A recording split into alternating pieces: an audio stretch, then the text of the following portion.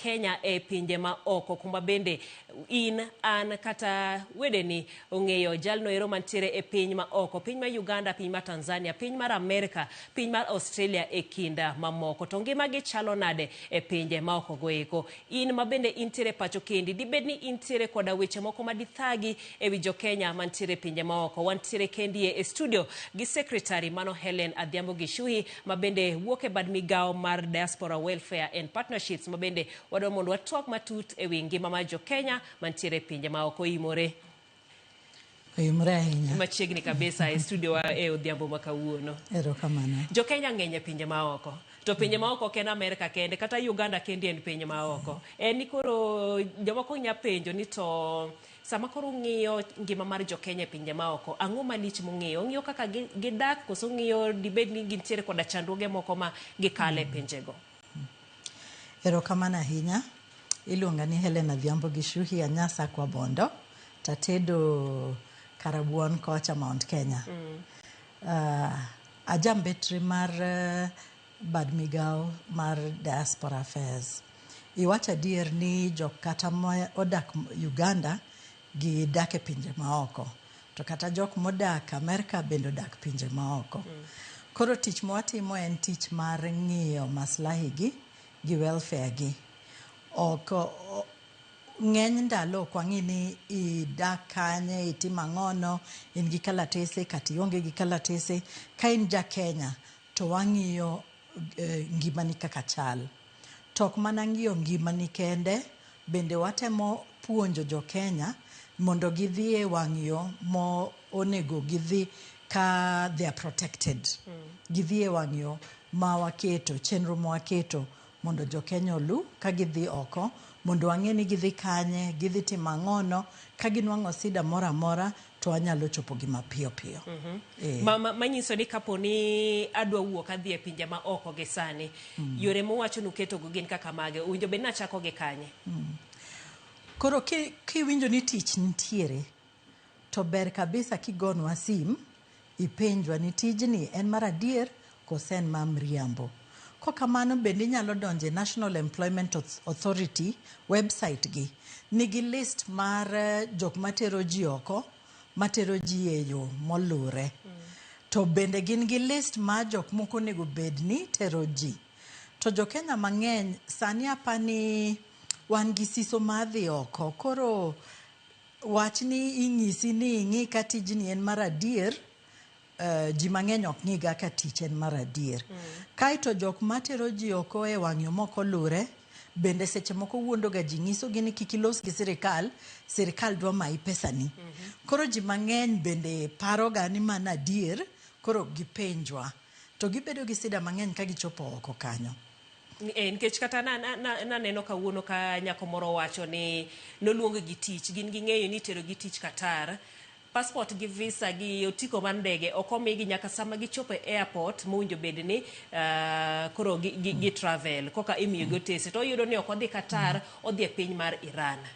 To nikech oboke ne joge nitiere godo, ng'ama kamano wang' oduogi otamre dhi e wuodhno ero nikech pesa ne bosechulo. Koro mano be ema wayudo ka thoth jo Kenya kale. Dibed ni magi kembe ma nuwacho ni nugo marufuku kembe maloyo 600. Magi moko kuom kembe matimo kamano. Koro nitiere gik moko mwatemo ng'iso jo Kenya. Oboke ni ok inyal miyo ng'ata. Ng'ato konego kawo oboke ni. Kendo ok inyal bet ni ina muofu ichopo e airport e kimiyo oboke gi tiket. Wan jok mosomo, wan jok molony. Kik wabed ni wana muofu ni ng'ato ng'isi ni miya oboke ni ma passport, abu loso ni. Olos ni yes, lakini nyaki passport to mari, it is your right. King'iyo katok passport, ondik ni mano gimoko ne gimi ng'ato. En mari. Ng'ama nyalo mai to sirikal kende manyalo mai passport.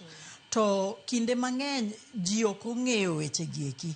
Koro gichiwo oboke gi, gichiwo information, to seche moko bende ng'iso gi ni kik ing'is kata jonyuol ni dhi. Mano kik ing'is ng'ata kumidhi. Kik ing'is ng'ata. To mano kata kipari ni wuon. Idhi piny ma oko. To ng'ato ng'isi ni kik ing'is ng'ato. Donge mano nyaka iparie matin. Ipenj swali 1, 2, 3 ere gimomiyo ing'isi ni kik ing'is ng'ato. Nyaka ing'is ji.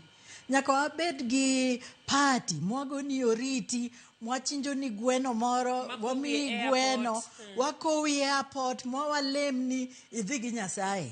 Idhi gi hap Nyasaye. To koro jok matero, kembe matero ji e wang'yo marach, giwuondo ga ji mang'eny. To akia gimomiyo jowa wasetemo wacho ni kik iyie oboke gi kik mi ng'ato. Ka ng'ato ng'isi ni kik ing'is ng'ato kik iyie, nyaka i-sign contract. Kalatas mimiyi ni sign cha, nyaka obed gi dhok ming'eyo. Kik mi contract gi dho, for example, Kihindi, to i-sign, ining'e Kihindi, ikia Kihindi. Ikia nondika ang'o kanyo. Kendo nyaka ing'e ni miyi pesa di. Nyaka ing'e ni tich itiyo sa adi nyaka sa adi, to en tich mane. Rusa, in gi rusa marom nadi. To kitieko higa achiel, inyiewo ni otiko duogo dala, koso bubet nadi. Mago gik manyaka bede contract. To wasebedo gi pinje mang'eny wabet piny kodgi, wawacho ni kamae kaka wadwa ni jo-Kenya obed protected, kamae kaka wadwa ni giti, kamae, these are the hours, 8 hours, pesa ok nyal kalo marom kamae kadhi piny, marom kamae kadhi malo to wayie, kendo nyaka gibed gi seche mag yweyo. Jok moko bende wawinjo ni gionge gi yweyo, gitiyo nyaka sa 8, sa 10 gisechiewo. Mano ok onego bed ni kamano. Chiemo ok giyud makare. Lakini kuom nyako ma owacho ni ne en gi oboke ma Qatar, to chopo Iran. Jo Iran ok onega mon ng'iyo rombe. Inene. Mano koro ok apare ni en adier kabisa. Lakini pod wachungulia.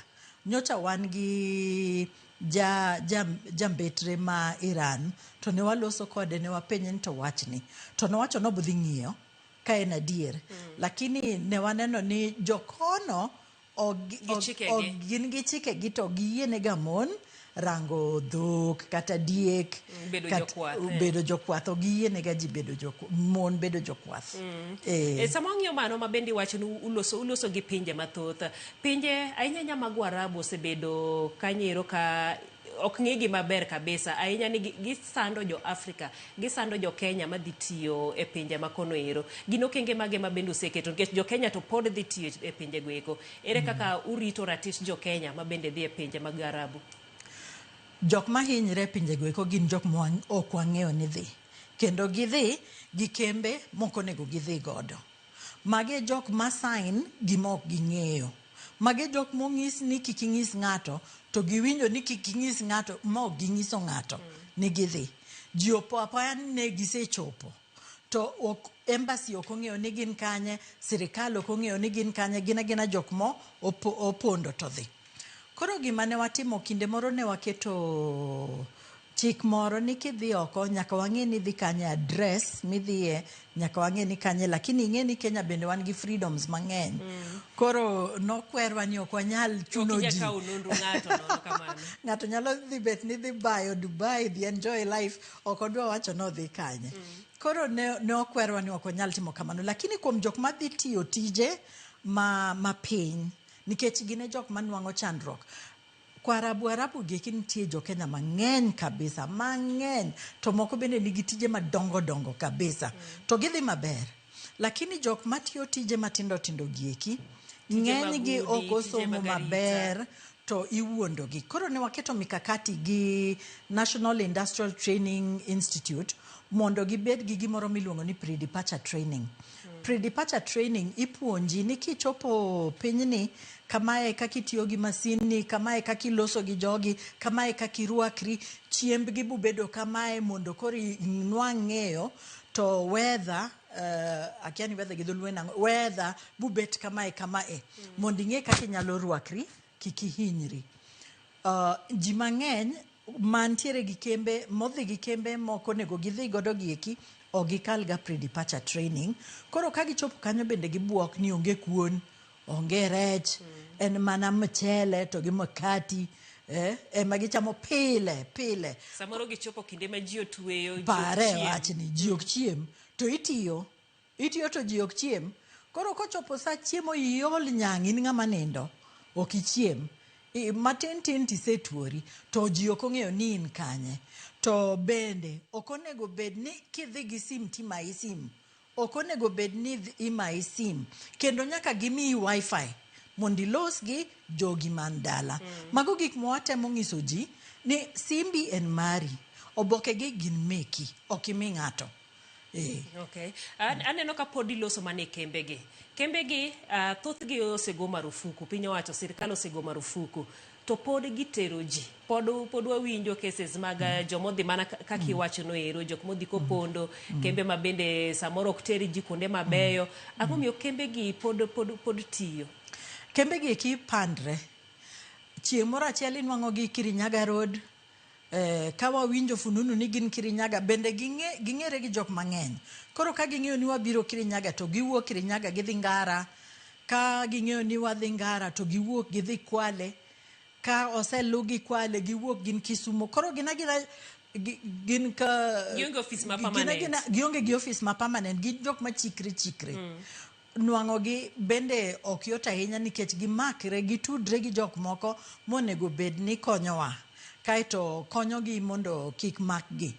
Koro sirikal osetemo lawogi, kendo sani wanwang'o ka namba madhi oko gi kembe gi eki odok piny, lakini pok orumo. E gimomiyo wakwayo ji, kidhi oko gochnwa, nyiswa ni kambi machal kamae ong'isowa ni tich machal kamae nitiere pinyni, to msara en kamae, working hours en kamae, simb ng'ama dhi tiyone en kamae, tijni en mar adier, to wang'iyo ni to wang'isi ka en mar adier. Okay, ng'ato be nyalo ng'iyo kende, mana kaka iwacho ni nitiere tudruok museketo gi pinje mopogore opogore.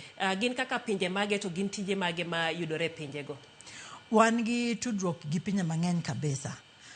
Sirikal osebedo higni 60 wase winjre gi pinje mang'eny, lakini machiegni manyocha wa revise nikech ing'e ni kuyiere chon kabisa gik moko bende lokre, koro nyaka iket chenro manyien mang'iyo jou maber. Koro kata Germany waseketo chenro kodgi. Chandruok mwan go en ni ji mang'eny ok ong'eyo German. Koro kidhi pinyno to dayo moro ng'isi ni tap ni chwer to king'e Germany. Kare ubuloso nadi ka in plama. Gimomiyo wawacho ni ka in ng'ama nitie gi tich mar lwedo, nyaka ipuonjri dhok moro achiel ariyo. Puonjri Kifaransa, puonjri Germany, puonjri kata Arabic, kata Chinese, Mandarin, gik machal kamago, mondo koro kinwang'o tich to onge shida moro ni kore ka ikawo higa achiel ipuonjri dhok no ero. Sami puonjri tijno, puonjri dhok moro, nikech ing'eyo sani ni tije ng'eny kabisa Germany. Kwanza mag lwedo gi eki ng'eny kabisa, plumbers, painters, jogedo, nurses, doctors, engineers, tije gi eki nitiere, lakini nyaka ing'e dhogno. Nikech nyaka ulos.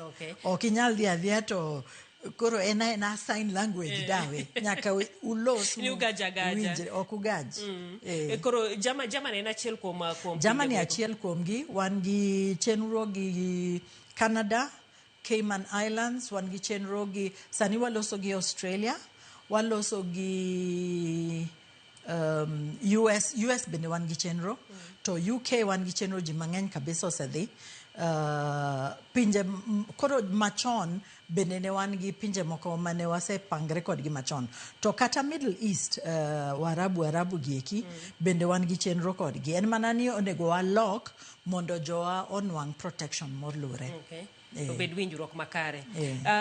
Ka owe weche mag tije, jo Kenya bende dhi e yore mamoko, bed ni keny kata oloko dak, ka piny Amerika giyudo green card, kata gik makamago eko.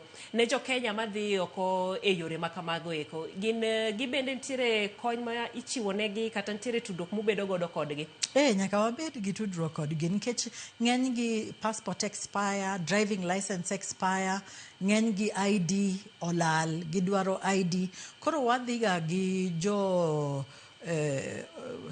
other departments mag government, wadhi kod gi jo birth certificate, nikech ing'e ni kinwang'ri gi odiero moro to ukendre, unwang'o nyithindo. Constitution mar Kenya wacho ni nyithindo go eko gin jo Kenya. Koro kudwaro birth certificates wakelonu, kudwaro renew documents wakelonu. To bende wan gi jok moko ma ogwenyre gi sirikende ma kuma gidake no ginwang're kama rach matin koro gine jela. Gibende wadhi ga limogi mondo wamigi teko ni pod gin jowa. Walos kodgi ka seche moko bende wakonyogi ka gidwaro gik moko matindo tindo maybe yath ang'ono wakonyogi gi gik machal kamano. To ka gisetieko bende wakonyogi duogo dala mondo gibed jok ma nigi dalagi. Gin jowa. Sama iwacho ni ikonyo gi non nikech aparo ka bende wasetudre kodi nitiere jo Kenya moko ma ywak ni ng'ata omoko kata diponi ng'at gi otho kata e piny maoko to gidwaro kony mondo kelgi. Waneno ga kata kende ko wacho ni wakoyo mondo sirikal okonywa. Kony mage mochwalo ne joma kamagi. Kony mochalo ng'eny. First and foremost, ji duto tete monindo wakonyogi ga gi kalatese mondo del oduog dala. Lakini seche moko inwang'o ni jok moko ni ok ginyal kelo ng'at gi dala. Koro wakonyogi ga lakini nitiere chenro kaka wakonyo ji te. Ka in laktar to ok wanyal ketre ni duoki dala nikech it is assumed ni laktar en ng'ama nigi mwando moro matin ma inyalo tigodo duoki. Lakini wanwang'o ka nitiere jok moko mok nyal atol koro wakonyogi ga duogo. To bende wakonyogi ng'eyo jok ma nigi uwezo, wakonyogi nwang'o better options ma kelo jogi dala. Mano koro itudruok gi sirikande mag pinje maoko. Aya, sawa. Kapod bende pod wadhi nyime aneno ka ote moko bende donjo kendi e penjo ma ka kod kacha e wi jo Kenya mantiere pinje maoko. Ng'ato penjo ni ka antiere piny Amerika, ID kadwaro ni mondo a change kata yud ID mara olal, atimo nang'o? Utero huduma mashinani kocha? Kusani kori luonge ni huduma diaspora. Kositimo nang'o? Waluonge gani mobile consular service. To en kaka huduma center matin. Koro wadhi gi jo registration of births, jo immigration, jo Central Bureau. Wadhi gi ji mang'eny, jo driving license. To wadhi different places. Ingeni America duong. Koro kwa dhi to wadhi kata Baltimore, wanyalo dhi kata Minnesota, wamiyo gi services gi. Lakini embassy wa mantie Washington, wantiere gi these services constantly. En manani ji ng'eny. Lakini ntiere services go kanyo, wan gi services gi ekibende New York, nikech wan gi mission kanyo, to wan gi services bende Los Angeles, nikech wan gi mission kanyo. These are continuous, lakini mauduma gi ekito wadhi kata wika chiel kende, to waduogo. Maulando negi kuro gibedo ka ging'eyo. Ka ji ng'eny, nikech bende nyaka ji bed mang'eny, ok onyal dhi ni ji ariyo, nikech pesa mwatiyogo nyaka bed commensurate gi jok ma waserve. Ka ji ng'eny to wadhi.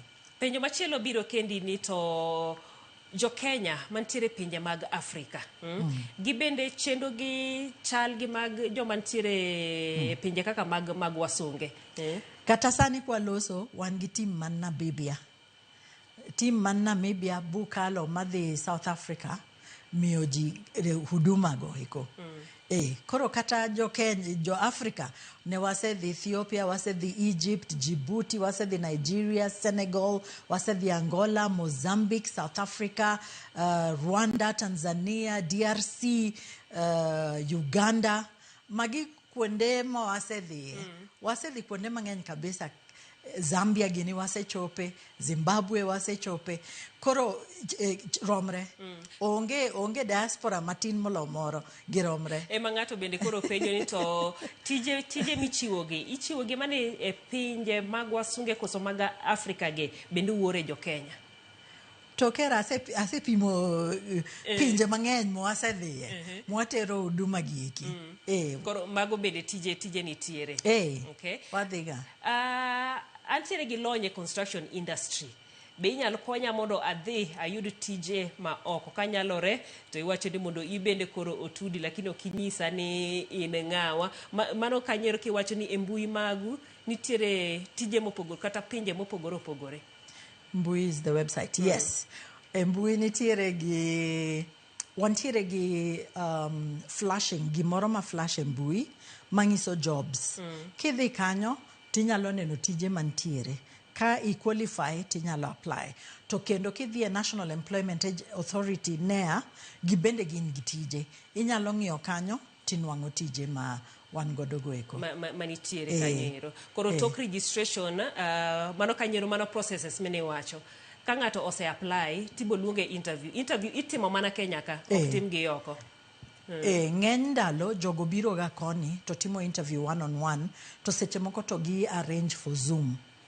Seche moko gi arrange to gitimo gi Zoom lakini gin jok mwang'eyo ng'eny gi gin jok mwang'eyo.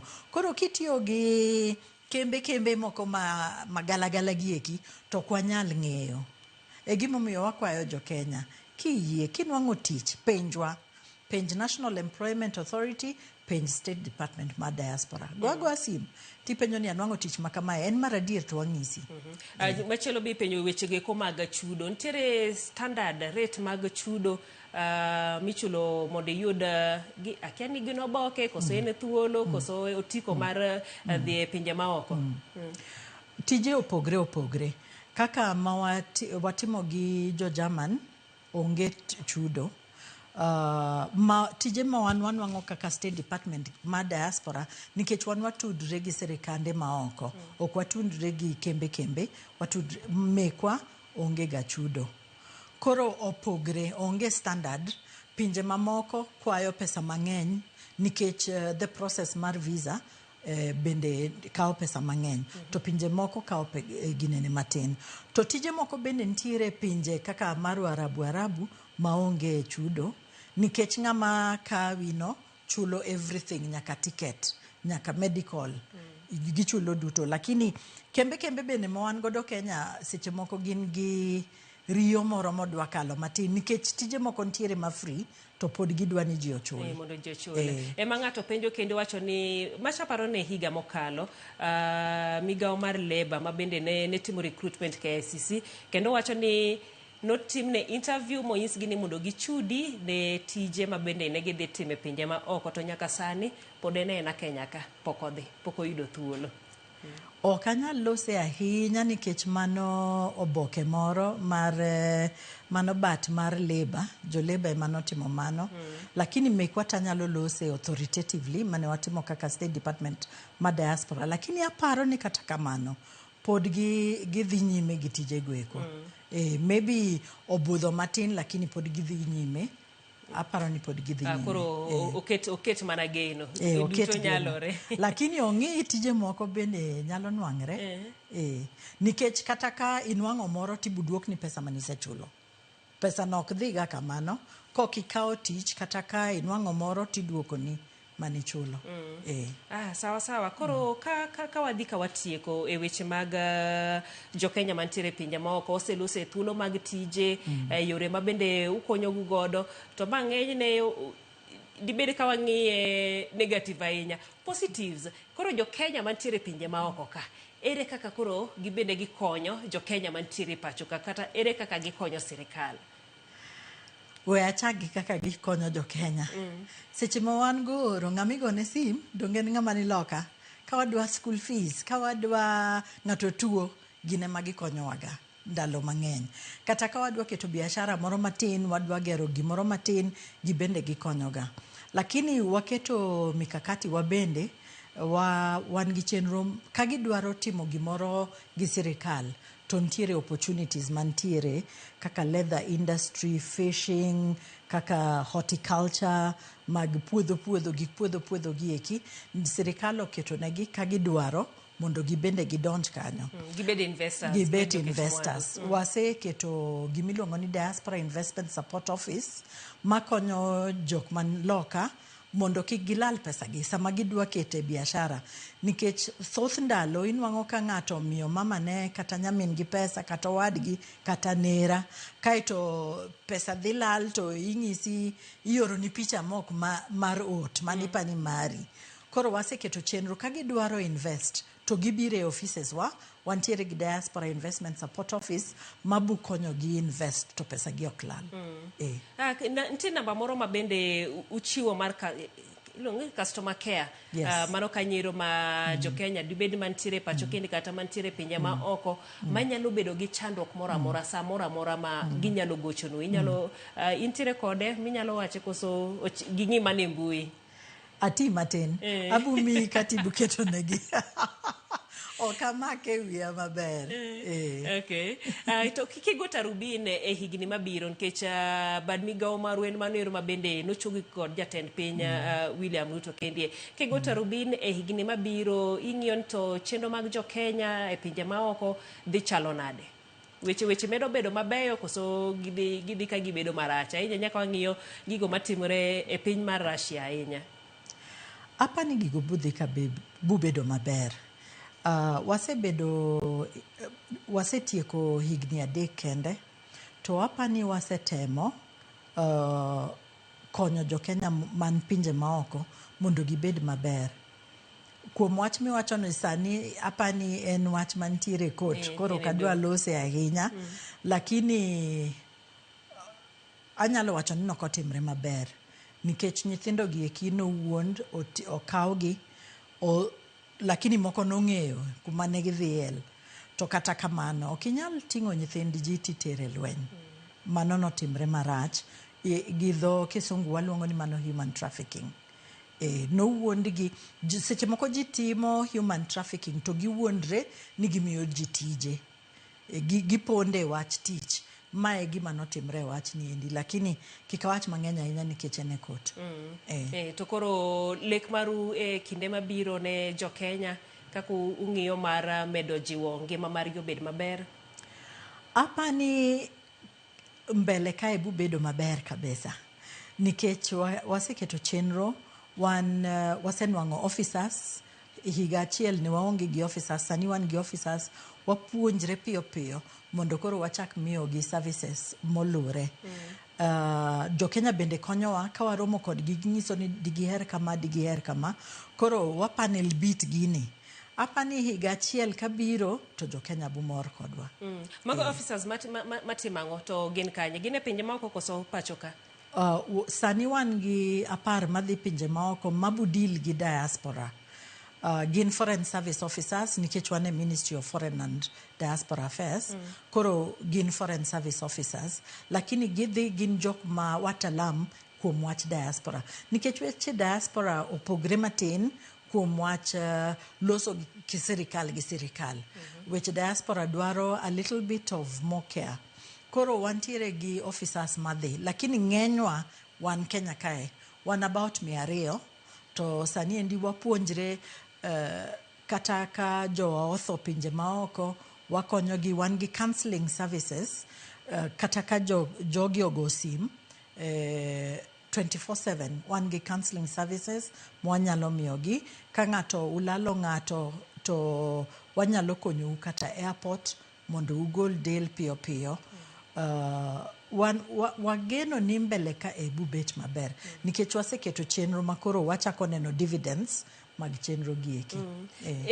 E kelo ringre go mano oting'o ntiere nikech ntiere jomoko ma ywak kanyero ni ntiere bill mar osiptal modong' kochacha, koro ok ena kelo ringre pacho kendie. Ukonyo nyaka e chulo bills go koso kony ere kuma koro ugo kiewo ni konyo maru chako gi ka to rumo gi ka?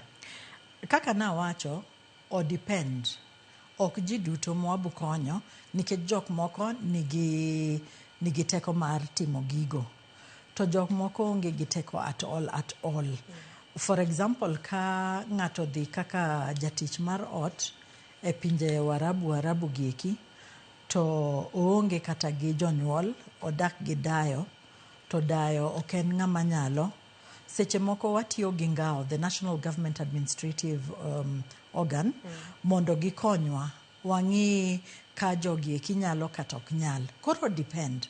Ka ntiere hospital fees to en ng'ama ok nyal, to nyaka wa request. Komiwa to kendo nyaka wa justify. Ok ni watimatima bar mach. Nyaka wawach ni en kama watim justification, wadwa timo kama chief oseng'isowa kama Mano koro uno wuonu ma koro utimo nonro maru ne familia machalo kamano. Koso familia ema koro kwayo. Familia kose kwayowa to nyaka watimo on wangi wa hakikisha ni jogi ki wachadier koro watiyo gi other government arms mondo wane ka gin jok monego wakony koso gin jok mawuondo engeni jok mawuondo ji beng'eny koro nyaka wa hakikisha ni jogi gin jok ma ok nyal familia ni kapo ni kuom ranyisi entire Kanyadhiang to report owinjo bed ni ogono ochop nyaka Nairobi koso nyabedo ni untiere gi bedeu moko waonge gi bedewa e Kenya kae waonge gi bedewa lakini wan gi sim mane wacho chande ikawe nikech nitie ji mang'eny wantiere gi about 12 lines gi namba achielno koro at any one time ntiere jok mabumako simno koro ka gigo sim to gimiyowa report kaeto wakwayo gigani gi bed gi nwang'a mong'eyo tiyo gi email nikech ing'eni sirikal nyaka wabed gi records koro ka nitie ng'ama nyalo oro ujumbe ni gi emails to oronwaga gi emails to wachako tiyo gi emails ok ochuno ni nyaka ng'ato bi nyaka Nairobi to kata ka gin gi wedegi Nairobi wedegi bende nyalo biro mondo miwa repodno. Ero kamano ahinya sawa inyiswa ni koro sawa orumo kendo omayowa inyalo miwa wach mogik kitieko kaluwore koda ratiro mara kata rito ngima jo Kenya manie pinje maoko. Ero kamano ahinya kuom luongowa kendo mondo wabi Ramogi to kaka asekwayo kendo ng'ato kik dhi oko kokong'eyo kumodhiye kik odhi oko koonge gi contract kik odhi oko ka jonyuol kata jo dala okong'eyo nodhi kanye kendo kik odhi oko kapok ohakikisha ni tich modhiye ni en tich mantiere. Ero kamano ahinya mano kanyero jabetre Hellen Adhiambo Gishu mabende watwak godo e odhiambo makawuono ni endi ka walose wachno ero mano mar rito ngima jo Kenya ma odak e pinje maoko. Geno ni ikaw achiel ariyo adek moko mabende biro konyi kata konyo watni kata osiepni moro mano kanyero ka warito jo Kenya goeko kata wan mabende wantiere pacho kendi. Mane kuma watieko godo bed kod otieno maber. Nyinga Jailieta jaloko marwa osebedo Liz Otieno.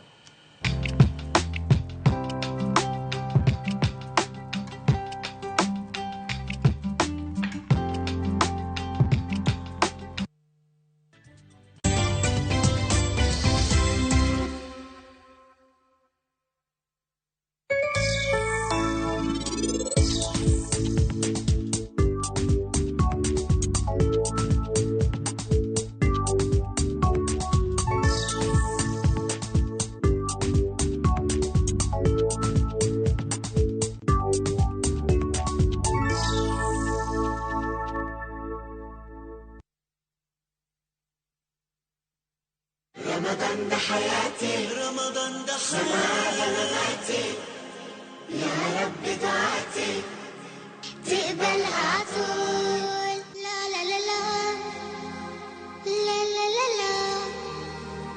لا لا لا لا لا لا رمضان ده رحمة من ربنا.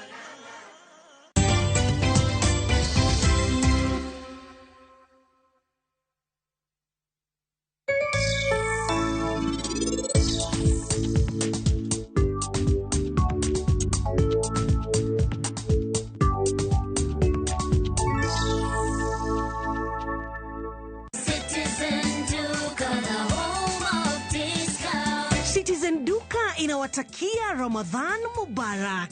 Tumia muda mchache sokoni na muda mwingi kwa mambo yenye umuhimu zaidi. Bidhaa muhimu na halisi tena za kuaminika kwa bei nafuu zikiletwa hadi mlangoni mwako. Fanya oda sasa kupitia Citizen Duka app ama kwenye tovuti ya citizenduka.com au tuma agizo lako kwa WhatsApp kupitia nambari 0710 487 487. Citizen Duka, the home of discount.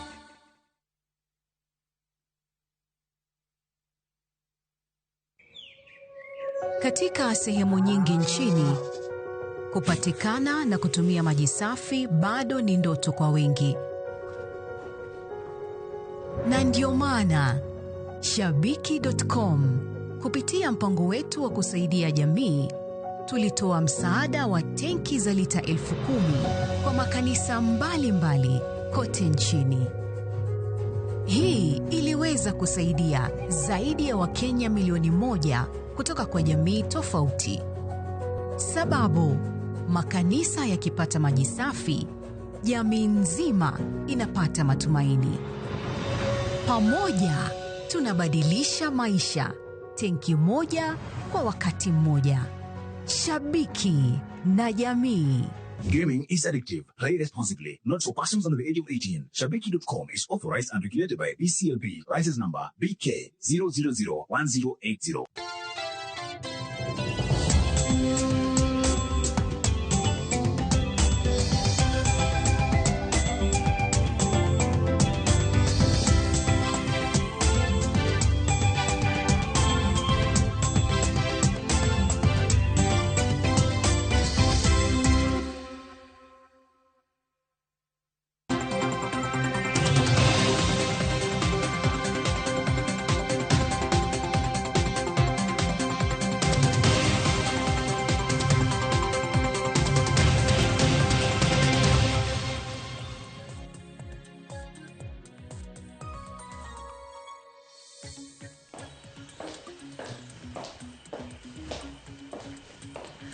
Oyaore nyakora Mugejuang kamora mora maintiere en okinyi machielo majaber mar chieng' tich abich.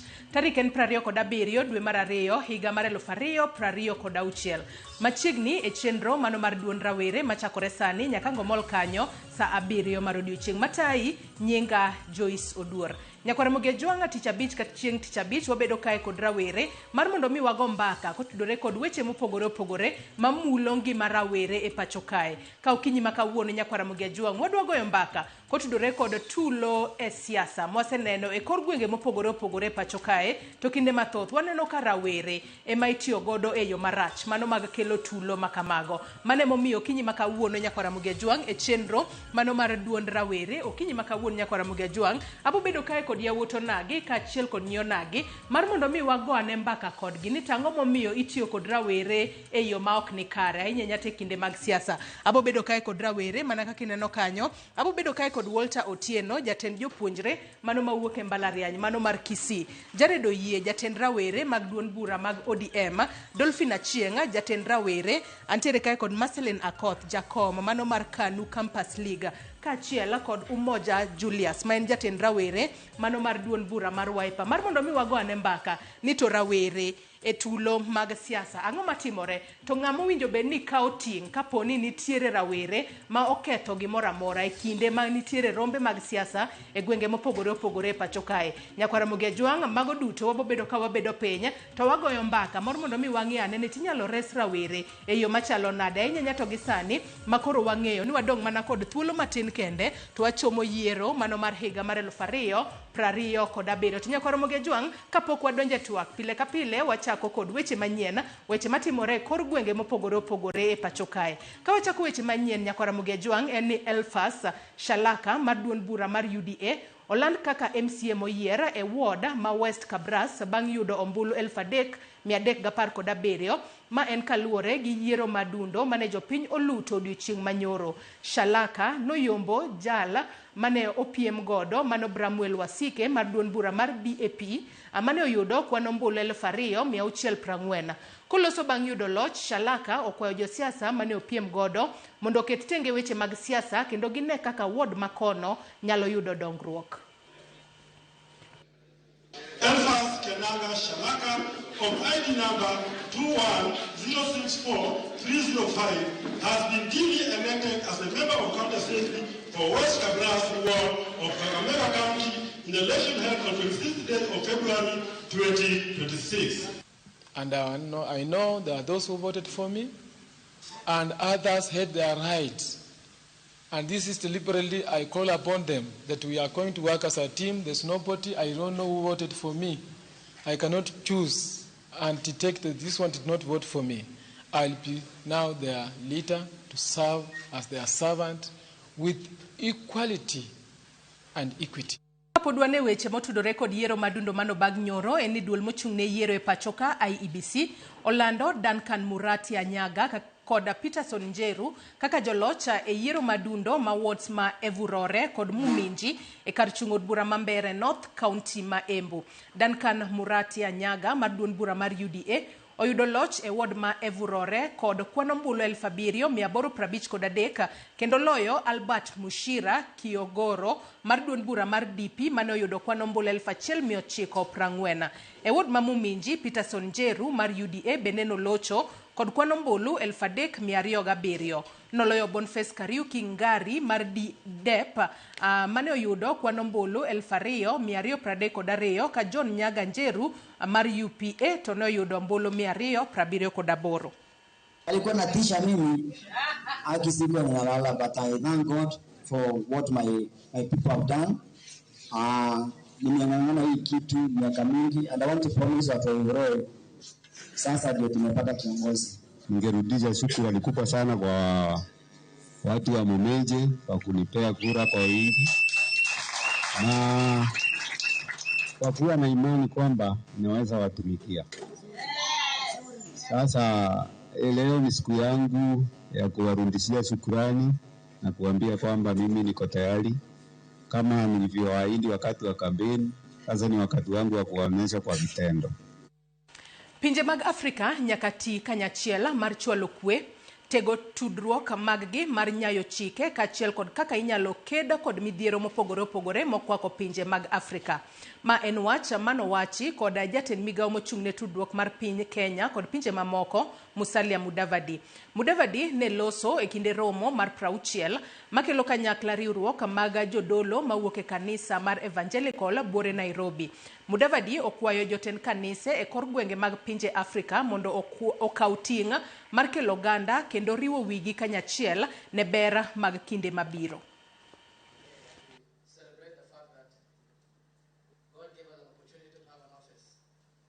We are celebrating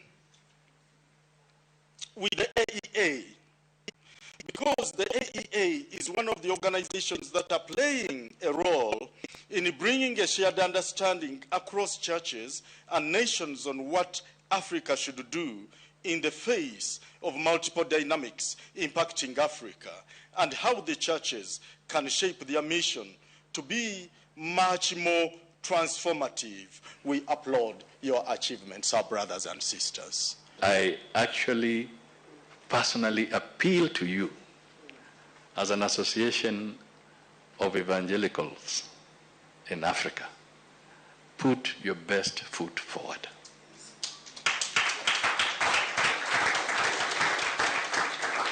We have to talk to our citizens, young and mature and aged, all of them, in equal measure. We have to talk to them. We have to talk to institutions. We have to talk to governments. We have to talk to the leadership at all levels, because there is a crisis. Riwruok mar lakteche KMPDU koro dwaro mondo tenda sirikand kaunti ma Meru oyud duoko ne achiedh nade ma lakteche kaloe e kaunti no kapok ochopo tarik 6 dwe manyien. Ka kamano to lakteche go biro ng'anyo dhi e tich. Ka giloso e kaunti ma Meru kotelnegi kod jagoro maduong' mar KMPDU Davji Atela, lakteche go okwedo tend kaunti ma Meru magiwacho ni oketo lwasi marach mar tich ka osach lakteche leo ok medgi rang'iny mar tich kendo lakteche onge thuolo mar medore e lony. Davji onyiso counties ma ok chiw lwasi makare ne lakteche mondo kaw okang' mar rieyo yoregi mapiyo, ka kamano to lakteche biro jwang'o tijegi. These are issues that the doctors have been bearing for quite a long time, the matters of promotions. We have doctors in Meru County who have not seen any promotion for a long time. They were saying they will hope that the promotions will come with Mama. It did not come. Now they were hoping that Baba will do the promotion. They have not seen those promotions, and instead the board and the managements have been taking them in theatrics of circles. Our call is that the governor and the county management and the team must act expeditiously, because when you give a notice of 14 days, it means that we don't want to go on strike.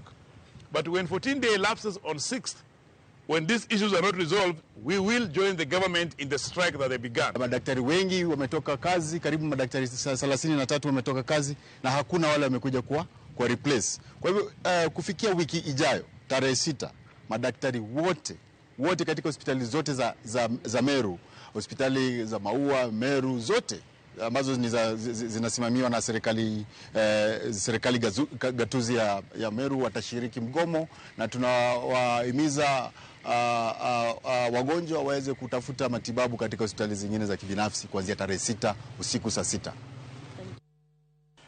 Jopure kaunti ma Wajir okwayo sirikal mamalo mondo nyiew chiemo magi keyo ei kaunti no kaka gino ma inyalo kedgodo kod oro. Kaluwore gi lipot mane ochwal kod jopurgo, gikwayo mar mondo mi ochiw chik machiko dwaro mag chiemo te mar kedo kod chandruok mar oro. Kwayo mar mondo ong'iew mokwongo chiemo ir jopur makanyo ma opuodhi. Negiwacho ni ng'iew lum kowuok oko ka manitiere Kenya to pok ousi en gino mathiro uchumi ma kaunti no.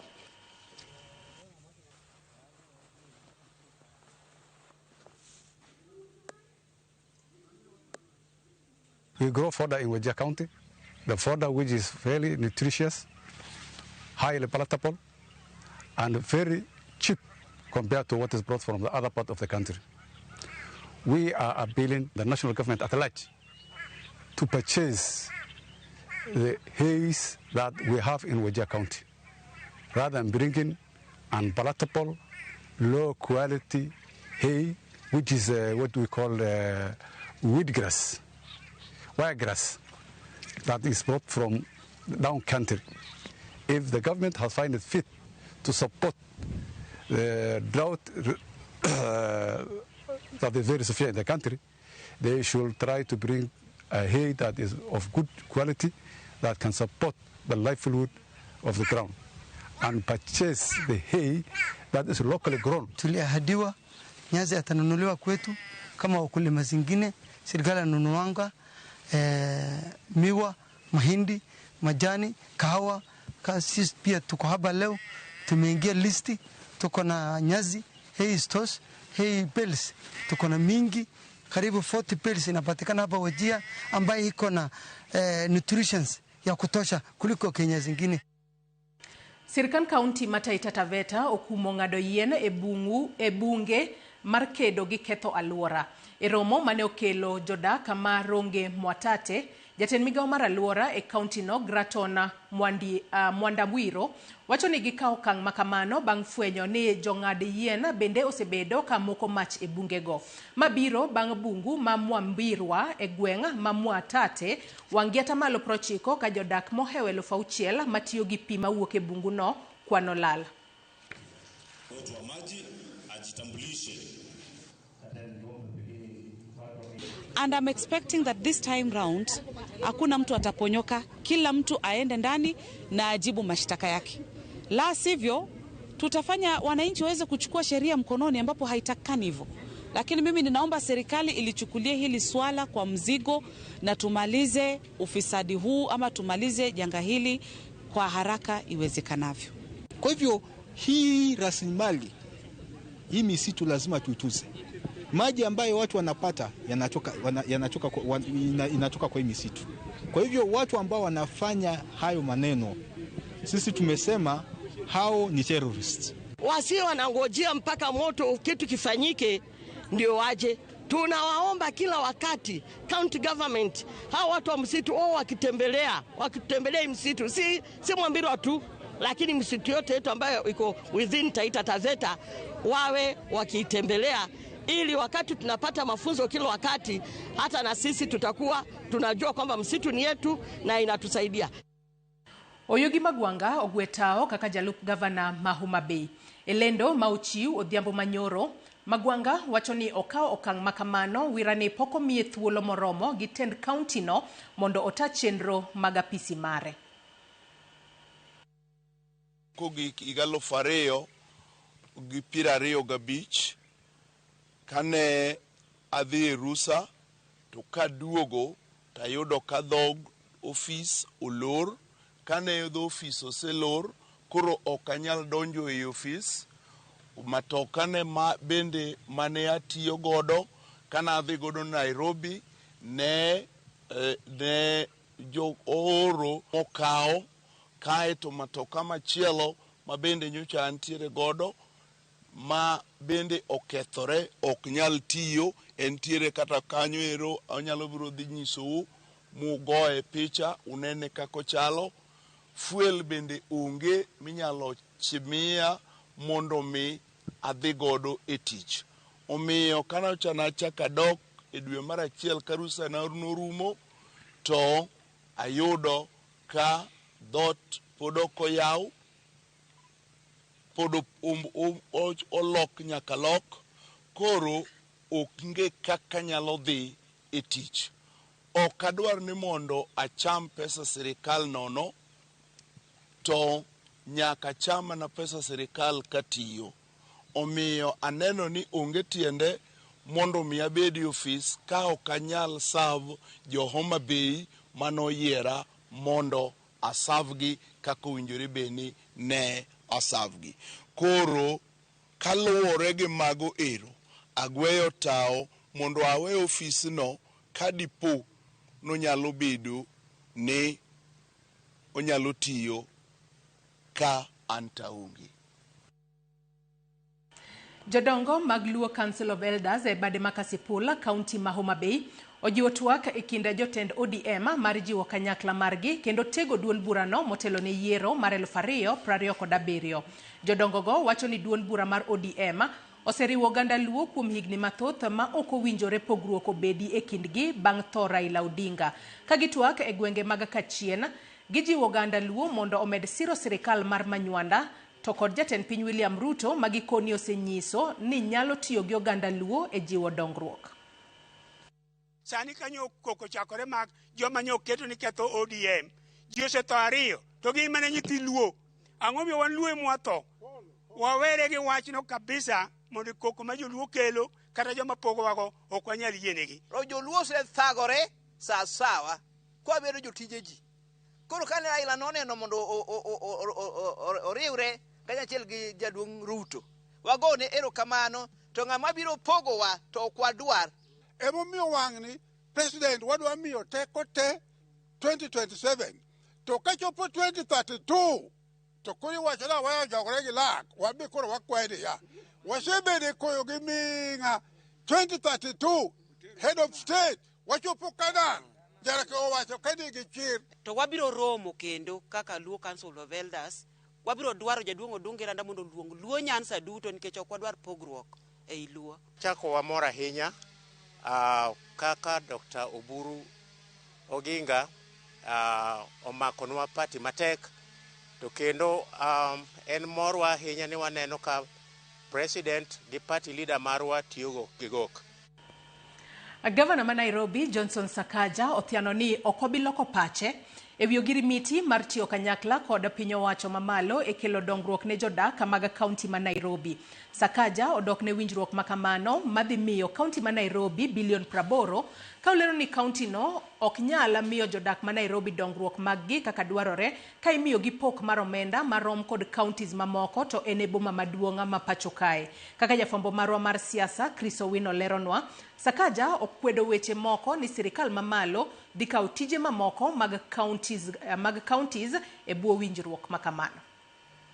Yuaro kewi ogirimiti mar kaunti ma Nairobi kod sirikal mamalo kawuono ochopo e nyim komiti mar od bura mar Senate mochung' ne telo mag gwenge. Ka odwoko penjo e nyim komiti no, Gavana ma Nairobi Arthur Johnson Sakaja omoyie piny ni onge gima biro miyo lok pache ewi ogirimiti makamano ka owacho ni oikore mar dhi dala ka ochuno ni nyaka owuok e winjruok makamano. So we want the Paris lifestyle, but with a Nairobi, the people say you have champagne taste on a beer budget. We must also do our part as the people of Nairobi. I am willing to take the bull by the horns. This is a very bold agreement. I have not transferred any function. I will never transfer functions, but we will work with the national government so that Singapore becomes real starting from Nairobi. Sakaja onyonore ni okende matieko midhiero mose kwako kaunti ma Nairobi en ni kaunti no pok mar omenda mogundho gino manyalore mana ka odonjo e winjruok kod sirikal mamalo. Paris Pesi Tobiko, my good friend, is very right. I am ready to stake my career on this because I am so sure if we implement this as we should, and I'll make sure it is. I am chairing that implementation committee. Everyone will just say tutor because it will be so clear things will have changed. There is no other solution. There is no shortcut for Nairobi. There is no, I don't know, professor you'll put there or in... Kata odo koni winjruok makamano seyudo seyo mathoth kuom dhi ataro kod chike matayo telo mag gwenge. Sakaja orianore ni onge chik moro amora ma winjruok makamano ne oketho, omiyo obiro dhi nyime kata tek kata yot. The only thing we are provided for, because we are the capital city, is additional focus allocation, additional allocation of resources, and a coordination on how things are being run. A coordination, you know. Sakaja bende okwedo weche moko mosebedo ka fungore ni sirikal mamalo dhi kawo moko kuom tije mag sirikal mag county e bwo winjruok makamano. But if I'm to have paralysis of analysis and stay trapped in the headlights like an antelope, this city would not move. This city would not change. So as a governor who has that constitutional mandate to do the best to transform this city, I feel that this is a great milestone that we will refine, we will look at, but we have to make it work. In fact, I can't wait for those 14 days so that we have the first meeting. You see, the president himself has said in public, he is not interested in running Nairobi. He does not want those powers. They have said they have not given. Now, if the president is saying he doesn't want it, and I'm saying I'm not transferred, who is this other person with another interpretation that there's been a transfer? The receiving entity does not want, the issuing entity has not given.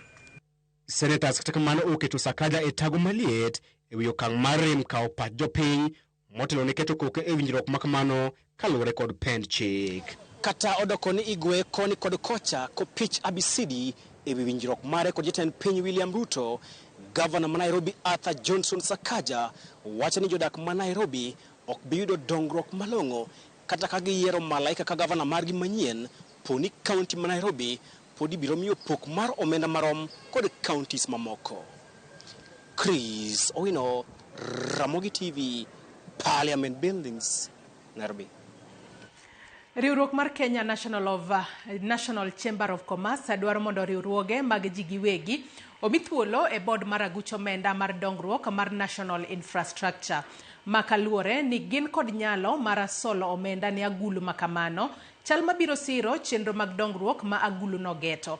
Efinyakidi miyo waler.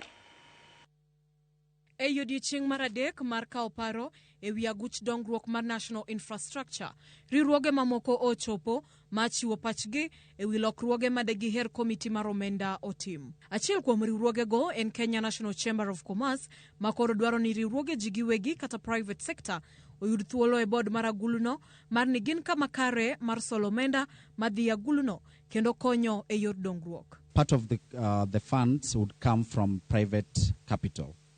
And for the private sector to have trust in the prudent management of that of their resources, I think a seat, just one seat, would not be too much of a ask, because the private sector has a very good network, not just nationally but even internationally. So the participation of the private sector through a seat in the board would also give our international and foreign the foreign investors that trust to put their funds into this particular fund. Kopogore gi KNCCI, riwruok mar okowa uchumi wacho ni giyie kod paro mar chuga guluno, makmana ni ochiwo thuolo mathoth ne jatend migawo mar omenda mohingo board e yor chuogo chike mabiro tayo chenro ma guluno geto. This provision provides that the CS can prescribe investment policy by regulation.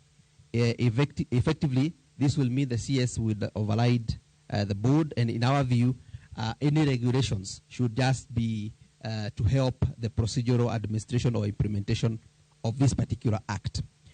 Therefore, we should limit what should go into the regulations to make the powers restricted to be procedural and administrative matters. For amendments to clause 37, this is a very serious fund. The regulations require not just to be known to Parliament, but to be approved by Parliament. And this thing about investment policy, to me is also very serious among other issues. Riwruok machielo ne mar Wikea ma owacho ni achiel kuom jokanyo mag board mar Aguch National Infrastructure owinjore bed jal manigi lony e tiyo gi rawere. Ma kaluwore ni chenro mopogore opogore ma oguluno geto biro chiwo thuolo mag tich e gwenge mopogore opogore pachuka. I think the government should try and also be very intentional about the how to engage young people, because young people are willing to engage, only that you have to offer them a very safe space on how to engage. There's also an opportunity for partnership with a youth organization like ourselves. We are offering ourselves now in that matter. We simplify the information from government or from this committee, for example, of course with an arrangement, with an agreement. That helps pass information. Chenro makama kinyne dhi nyime e kar bagoro ma KICC kama oganda biro yudo thuolo machiwo pachgi bende. Efinya Kidi, Ramogi TV, Nairobi. Nyakora Mugia Joangi report mar Efinya Kidi emochopo gode giko mar weche manyien okinyi makawuono. Kata kamano ang'isi no okinyi makawuono Nyakora Mugia Joang wantiere kae kod chenro mano mar duonda rawere. Antiere kae kod yawuto nagi kachiel kod nyaro nagi mosechopo e studio ka. Ang'isi no okinyi makawuono Nyakora Mugia Joang watwako tudore kod rawere e tulo mag siasa. Tulo mag siasa waseneno ka nitiere e pachoka nyate kinde manitiere rallies kata rombe mag siasa e gwenge mopogore opogore. Rawere yawuto nagi kachiel kod nyo nagi ema itiyo godo marach. Ang'o momiyo mae timore? Mana kaka ineno kae antiere kae kod yawuto nagi, antiere kae kod Jaredo Yie oyawre ichiwo nade? Achiwo maber Sharon, Nairobi Mist kod chwe. Machig network okinyi makawuono. Bende antiere kae kod Umoja Julius. Umoja Julius ang'eni mae mari mokwongo mar chopo Ramogi TV. Inyalo mana pakrinwa ichiwo nade? Achiwo maber. Waneno Nairobi ber koyo ng'ich lakini wadhi nyime gi ngima. Kamano. Machiegni kachiel kod nyadendi mabende osechopo e studio kae mano Marcelina Koth. Marcelina oyawre ichiwo nade? Achiwo maber Joyce, hope ichiwo maber. Amba chiwo makare. Machiegni network. Nyakora Mugia Joang welo mamoko mano moriwo kanyo wantiere kod Walter Otieno kachiel kod Dolphin Achieng. Gibo bedo ka giriwore kodwa e kinde mwadhi mbele kod twak marwa. Med chwalo ote magi kokale yore waduto te mago mag tudruok mago kinyi makawuono moriwo namba mano mar ote machuok 3-6-00. Facebook ibiro yudo wachiel kachiel Ramogi TV X @Ramogi TV. YouTube bende nyalo luwo weche makamagi achiel kachiel Ramogi TV Kenya. An bende inyalo tudri koda e Facebook page mara ibiro yuda Joyce Oduor, mbui mara mar X ibiro yuda @JoyceOduor_. Wakaw mana yueyo madundo gi sani Nyakora Mugia Joang ka waduogo to kora bobedo ka bedo piny mar mondo mi wago mbaka kod rawere. Ang'o momiyo giyieno ti kod gi marach kod josiasa. Josiasa bende jali maslahi mag rawere kose dwaro mag gikende e mag giketo mbele. Kik idhi mabor.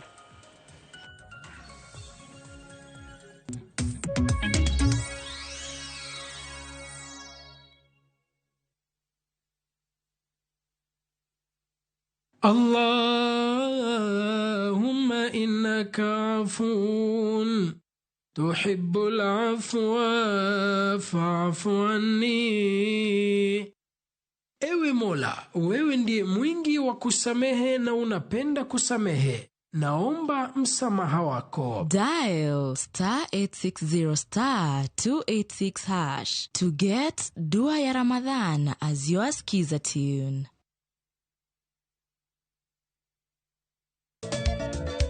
Machiegni Nyakora Mugia Joang chenro mar Goma Owake. Wuok tich akelo ni mix bokwe. Kaito kichario. Reggae Owake, yani tunaongea na Majar Rastafara. Alafu ticha dek Nyakora Mugia Joang akelo ni mana yani ngeni mpaka kiwasani. Ticha Ngoena is kama nene, yani kitambo zama za kale.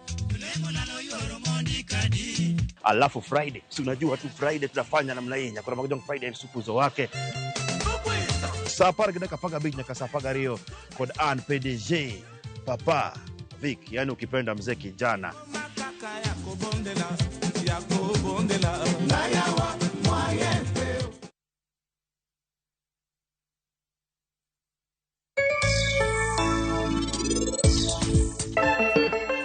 Penj laktar kokale Ramogi TV kawa wacho ni ngima en mwandu. Nyinge Ruth Otieno. Menwa akuni adier en wacha nyuola okawuondi anyuole morie bade.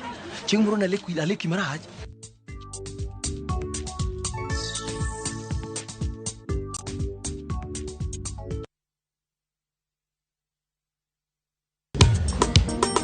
ka tich abich kochakore saa 4 otieno nyaka saa 6. Lakini ni mixes maliet kabisa mag Luo rumba, Luo benga kaachiel koda jawa maliet. Kowuok e ondamo 107.1 FM kar chuny Jaluo. Kapela na koni ni wang' ne ka wadok kocha. Nyaka wang' jowi mari mar Ramogi TV. Luonga ni Boy Handsome Mandawea Roji Bed and Breakfast. Luonga ni DJ Kolokolo Instrumental. Toko Dan Solomon Atito Kafaya Gudi. Kawacho ni ma en Ramogi Night Disco. Kete manaka. Erika kaero jawar mamana.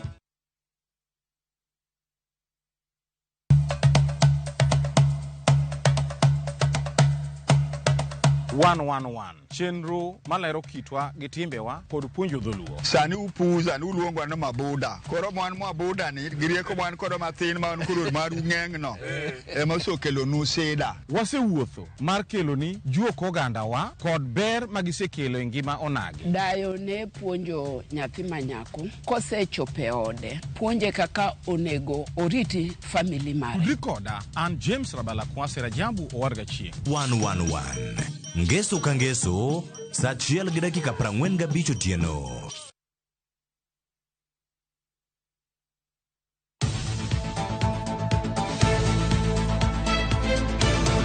Nyakora Mogi, tok tich matek, en kinde mag midhiambo. Kendo isechopo pacho kidwaro ng'eyo mago motimore pacho ka, to kod pinje maoko.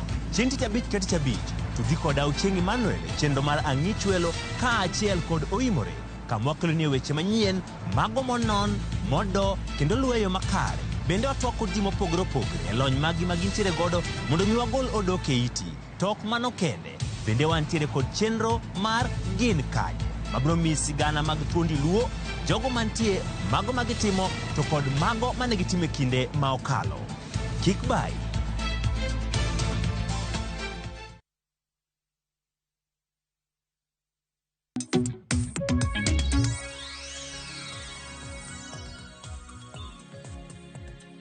Nyakora Mugia Joanga singo nini wakaw mana yweyo madundo kae tabo bedo ka bedo pinya mar mondo mi wago mbaka kod rawere e duond rawere chenro mar duond rawere odiochieng' ma kawuono antiere kae kod yawuoto nagi kaachiel kod nyiyo nagi wendwa machielo mano Dolphin Achieng'a ng'isi no bobedo kotudore kodwa e kinde mwadhi mbele kod twak marwa. Kata kamano gi thuolo ni nitiere rawera machielo mano Walter Otieno ma en jatend jopuonjre kowuok e mbalariany ma Kisii ma oseriwore kodwa e studio kaachiel mar mondo mi wago mbaka. Ang'o momiyo rawere itiyo godo marach ahinya nyate kinde mag romo mag siasa. Waneno ka nitiere rawere moko ma ichulo kata imiyo mith bilie moro matin, to bende inyalo bedo ni chulogi kose gine makoro giwuok awuoka oko, to koro giwacho ni wan kaka rawere wadwa konyo jasiasa makama. Parni e jumane jatend migawo mochung' ne wechego mago mag arita e pacho kae mano Kipchumba Murkomen nowacho ni nitiere kweth mag rawere makoro itiyo godo kata nitiere jogo ma itiyo godo kaka guns. Moko kuomgi nitiere nyaka kod lewni mago moyiedhi makoro itiyo godo mano mar mondo mi giketh romo mag siasa. Ang'o momiyo magi timore? To rawere kodonje weche makamagi, ere kaka magi nyalo ketho ngima rawere mambele? To wang'eyo ni sani liet mar siasa osechako bede pachoka ahinya nyato motelo ne yiero mar higa mar 2027. To ka gisani emwaneno ka nitiere kweth mopogore opogore, tulo mopogore opogore mag siasa ma waneno gisani, mago katimore mano nyalo hinyo nade kata nyalo rocho nade yiero mar higa mar 2027. Yiena mar mondo mi koro wadonje twako kinyi makawuono. Adana chak kodi Walter Otieno oyawre ichio nade kendo machigne twak marwa. Chiwo maber mokwongo yakaw thuolo ni mokwongo mondo miya agoyo erokamano ne Nyasaye kuom taya kawuok Kisii nyaka Nairobi ka. Kendo agoyo erokamano ne jo Ramogi kuom kelo nyasi machalo kama ne rawere matindo kaka wan kama. Ne nitie jogo mang'eny mowinjo bed ni biro, lakini abedo achiel kuom jogo mochopo ka odiochieng' ma kawuono. Agoyo erokamano kendo ne nyithindo tema watch gini from Kisii. Morni wamed kete Ramogi kai. Machiegni to Walter ine madwa na chak kodi in kaka achiel kuom jatenda jopuonjre manitiere e mbalariany mano ma Kisii. Yano neno romo mopogore opogore ma bende yando bedo nyaka kaunti mano ma Kisii mane giko dira mokal. Ang'o momiyo gisani mwaneno ka kinde mathoth itiyo kod rawere matindo iwacho ni youth ahinya nyato e ketho romo mopogore opogore mag siasa kata gine makoro gibedo hired goods mar mondo miyo keth romo mag siasa manyalo bedo ni jasiasa moro bire gweng to nitiere jasiasa moro ma seche moko wuok e gweng no mok dwa ni josiasa go bi kanyo. Koro itemo mar mondo miyo many rawere oketh romo makamago. Walter. Okay, kaduoge topic gimomiyo rawere mang'eny kawuono itiyo go e weche mag ketho siasa kata ma kizungu luongo ni youth antagonism. Iyudo ka rawere mang'eny oko kae ing'eni thoth ji okoso tich. Koro shida namba achiel wuok e high rate of unemployment. Iyudo ka rawere mang'eny okoso tich oko kacha, moko graduate lakini onge kun magigoye lam. Koro iyudo ka josiasa gi ng'eny gi be kawo advantage mar rawere makamagi. Imiyi samoro mit bilie matin kata mar 300 ineno ni kar nindo kech to yang adhiya e gima jasiasa ni wacho mondo mi adhi atimre nade atim dwachgi kata adhi akos okel shida e nini makamago. Mar ariyo iyudo ka chik rawere mang'eny tinde ok luw chik constitution nikech kano oseti kod gi jasiasa ni to josiasa gi gin sirikal.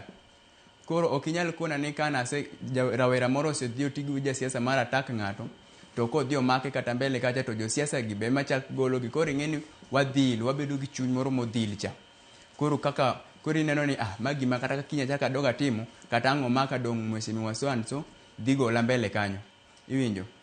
Moro be wuok e chandruok mar rawere mang'eny iyudo ka nyathi moro samoro wuok e familia ma ok nyal to tich bionge go ngima be ni malo. Koro wacho ni yaw for example kuom rangisi kaka kora na wuok e students kucha to samoro in comrade in magi siling 17 e mpesa tineno kidhi nindo kech to jasiasa iwinya ni idwaro ji kuma kama to isego kwano ni siling 17 ni to kinya tera bang' wik achiel tadie to 300 moro bondo mano kuri wuoye angoch comrade matere ni temo wacho ni comrades odenyo mar comrades ma seche moko orogi kuonde makamago. Ok ni ero margi jomoko nyalo wacho ni yato jombalarieny marieka gi ang'o matero gi kuon machalo kamago but ok en ero margi. Seche moko iyudo ka samoro nyathi ogo kata simu dala kucho to samoro gimoro boko oyudore kacha. Koro josiasa kawo advantage mar mae nikech kan ng'ani oneno ni adhi yudo 300 kata kamoro samoro 200 moro to wacha ni osetimore wawe adhiyo to koro gima watimogo marach ni koro watiyo kod wacheche moko maricho. Kech idhi attack ng'ato mondo mi iyud ang'o iyud pesa to ok en gima ber wan kaka joma yude. Pesa to ok rach nikech kiwacho ni mano pesa gi kata ang' ikon comrade ni ng'ama deal go tek ni yawo wewe udhi e choko machalo kamagi to ang' ni winy ni mago osuru mano mwachulo koro wewe wakawgi kuom mondo ni josiasa okawgi oketgi e udi. Koro an mane kaka nene. Aneno ke iloso tanno ka jariede bende ng'i tanno ka Marceline bende puonjo bathi kanyo. Adena chako di Marceline in kur ka kori pa nango matimore. Ang'o momiyo waneno ka rawere e masche moko imiyo gik moro matin nikech iwinjo kanyo ka Walter wacho no be seche moko ken kata pesa mang'eny ahinya. Seche moko en kata gimoro 300 kende to koro osemi to in koro isema na wuok ni aya we koro wadhi wakethi. To ng'eni weche makamago seche moko kela jema nikech yudo ni seche moko tulo makamago kowuoke waneno ka kuom hawi marach nitiere jomoko mayudo hinyruok jomoko bende seche moko tho e wuoke. Marceline. Erokamano Joyce. Adwa support gima Walter wacho. Owacho ni seche moko iyudo ka students onge gi pesa to owacho ni gini ng'eni en mana gir nono to en mana sa matin but mano ok onyiso ni onego bed ni ikawo pesa no kata kionge godo. Ok onego bed ni ikawo pesa mondo idhi in godo nyawadu. Koro gimomiyo afil ni ati joma tindo dhi donje gigi nikech josiasa gi onge ng'ama nosekawo negi hatua mowacho ni nikech gigi bedo triggered gi josiasa. Onge kamora mora maneno kata ka ogol policy moro mawacho ni ati jasiasa mora mora moyud ko enemo omiyo jok matindo dhi golo dhaw kamoro kendo ketho gige jowetegi ibro kawo negi hatua. Onge. Koro igwacho ni at the end of the day, dong mheshimiwa dhi gola. Dong ene manotera kanyo. Pesa ni bene na pesa moro ma ang'e ni adhi yude to aonge gi pesa. Koro enena frustration from unemployment. Waonge gi tich. Nitiere nikech thoth jogo endo gin jok modhi skul. Jomoko bedo ka gin jok masomo. Gionge gi kaka gi sustain themselves. Koro the only way en ni gikaw advantage. Nikech josiasa bisani ong'eyo ni jogiende onge gi tich. Gin jok mosomo to gidwaro pesa. Koro the only way ma koro ginyalo tiyo kod gi joma tindo en kawo gi mondo gitimre nade dhi ketgi gibed guns kamoro. To mano ing'e ni en wach marach. Koro gini apart from jasiasa ni kawo ne atua, jok matindo onego ong'e difference, onego bed ni gin jok ma differentiate ni to pesa ni there is a price to pay. Koro pesa ma kawo ma 1,000 miya tia ago ng'ato ni. Jok mosemaki, joma tindo moyude e gigo momakga ok gibed bailed ga gi josiasa gi. En koro akang' osemaki to dhi manyo ng'at machielo. Kosemak Walter, owere gi Walter, odhi iro hii. Ok gikonyiga. Koro enena desperation from unemployment ema keto jok matindo dhi gik bilagi. Wanyalo wacho ka winjo gino miwacho ka achiel kod gino ma Walter wacho, wanyalo wacho ni josiasa osebedo ka exploit joma tindo mago ma onge tich. Jared, yena mar mondo mi arwaki e twak. Ang'o momiyo josiasa tiyo kod wanyalo wacho ni koso tich en midhiero. Nikech iyudo ni ma en rawera matin ma osedhi e tiegruok, seche moko tieko kata mbalariany mare, kata osetieko tiegore, kata timo kos manotime mbalariany kacha, to mana kuom hawi marach pok oyudo tich, matiende ni pod otamak. Ang'o momiyo josiasa ohero exploit mago rawere ma onge tije gi sani, ma koro gikawo mar mondo mi obed achiel kuom jogo manyalo koro konyogi e ketho kata rombe mag siasa mwaseneno. Nikech adira kana winjo kata kaka jatend migawo mar arita mano Murkomen ne loso, nowacho ni jonjore makamagi kata guns makamagi 100% maggi gin funded kata gin associated kod josiasa moko e pacho kae. Jared. Erokamano Joyce. Mokwongo awinjo ka wetena gi owacho gi nyamera ni gin owacho pesa mar 300 nyamera wacho 1,000. Anyi manyiso ni gin joma chalo gima gintie e mnada. Koro luore gi kito gi ratir. Koro ng'ato 300, ng'ato 1,000. I think mokwongo gimosemiyo ma timore, nyaka wang'e wapog kind security, jarita mag josiasa, to kod jomiluongo ni sangwenya gi dho josiasa. Pogruok ni man kae. Pogruok, security gin joma obedo trained. Gikelo arita mar kwe sama wan e siasa. Sama jogi wuok oko dhi romo gi jopiny, giromo oganda mang'eny mopogore opogore. Mamoko bende gi paro mopogore ka giromo gi josiasa kata jotendgi. Mar ariyo, nyaka wapog ni sangwenya to en ng'a. Sangwenya en ng'ama wuok makia gima notere kacha to dhi manyo kata okelo koko kuma nokoluonge. Kata yudo ka samoro bende nyaka wapog bende kind jasiasa to gi jatelo. Nitie telo gi siasa, to nitie jasiasa to nitie jatelo. Jatelo nyalo bedo jasiasa, to jasiasa nyalo koso bedo jatelo maber. Koro jowa ma josiasa ma koso bedo jatelo maber ema thoth nitie gi jowa kata ogandawa matindo mar kelo koko kuma nokoluonge gie. To mae bende timore ne joma wawachoga gi dho ombugu ni joma unpopular e ground, joma onge go teku malach e piny gi oganda. Koro gikelo ketho romo mantie. Ipenja penjo ni ang'o momiyo thoth ne josiasa tiyo gi joma tindo mar kelo koko kata ketho romo mar kwe molos maybe gi opponent kata ng'ama gipiem godo e ground. Ma timore kaluwore ni yudo ka nitie josiasa mowuok oko mawacho ni gionge values, gionge gimiluongo ni kodhi gi kido maber matelo n'oganda. Koro gin joma tiyo gi shortcut, gin joma kawo yo machiek mondo mi gichop kuma gidwa chope. To ma osebet ka hinyowa. Sama ng'ani osekawi omiyi 1,000 kaka Maslin ne wacho, ng'ano go kodi ohala, kodonjo the first thing modhi manyo pesa 1,000 manomiyi cha no to oduoge nang'o. To mae bende medo keto jowa mathindo kaka wadwa ne wacho dhier, medo nyare. To mae bende medo keto jowa mathindo thoth ne ok yud tich. Ng'ani kosemiyi tich ni koro idwa ketho siasa, kadwa ketho koko, idwa kelo koko kuma kwe nitie, ok obi yie mondo ibed gi tich, ibed ng'ama sustainable. Makiny ok nyal miyi 1,000, makiny ok nyal miyi 300 mane giwacho cha. Mae jogi timo gin intentionally. Awuok e party mar ODM. To in most cases yudo ka party mar ODM en party man gi ji mang'eny. kendo ji bendo hero. Omiyo nawacho ni wan kaka party wan joma ni security ma en security ma kore lach obor sana.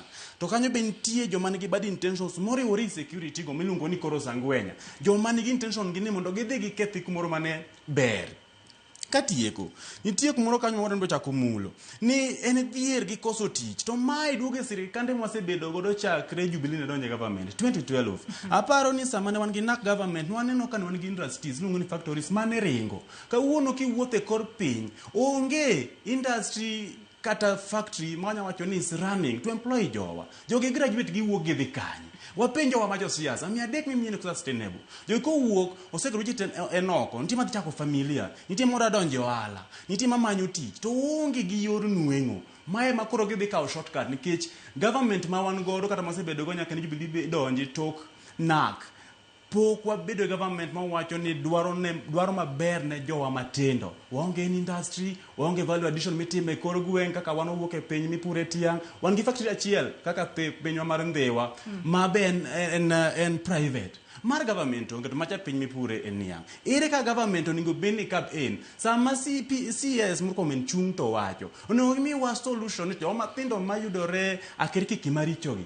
ere ka koda konyogi ni jogi nyaka bed engaged jo matindo need to get engaged mondo mi gibed productive ne Kenya ne ekonomi marwa kendo ne pinywa mar piny luo. Umoja Julius Sawe mar mondo mi in bende arwaki e twak in pachi en mane ang'o momiyo rawere makamagi gine makoro itiyo kodgi e kelo tulo mag siasa in kaka jatend rawere mago mag Wiper to nyalo bedo ni jo siasa e makoro tiyo kod rawere marach kalore ni ging'eyo ni mar rawera maonge tich kanga miye gimoro matin to nyalo timo na gimoro amora mano madwaro.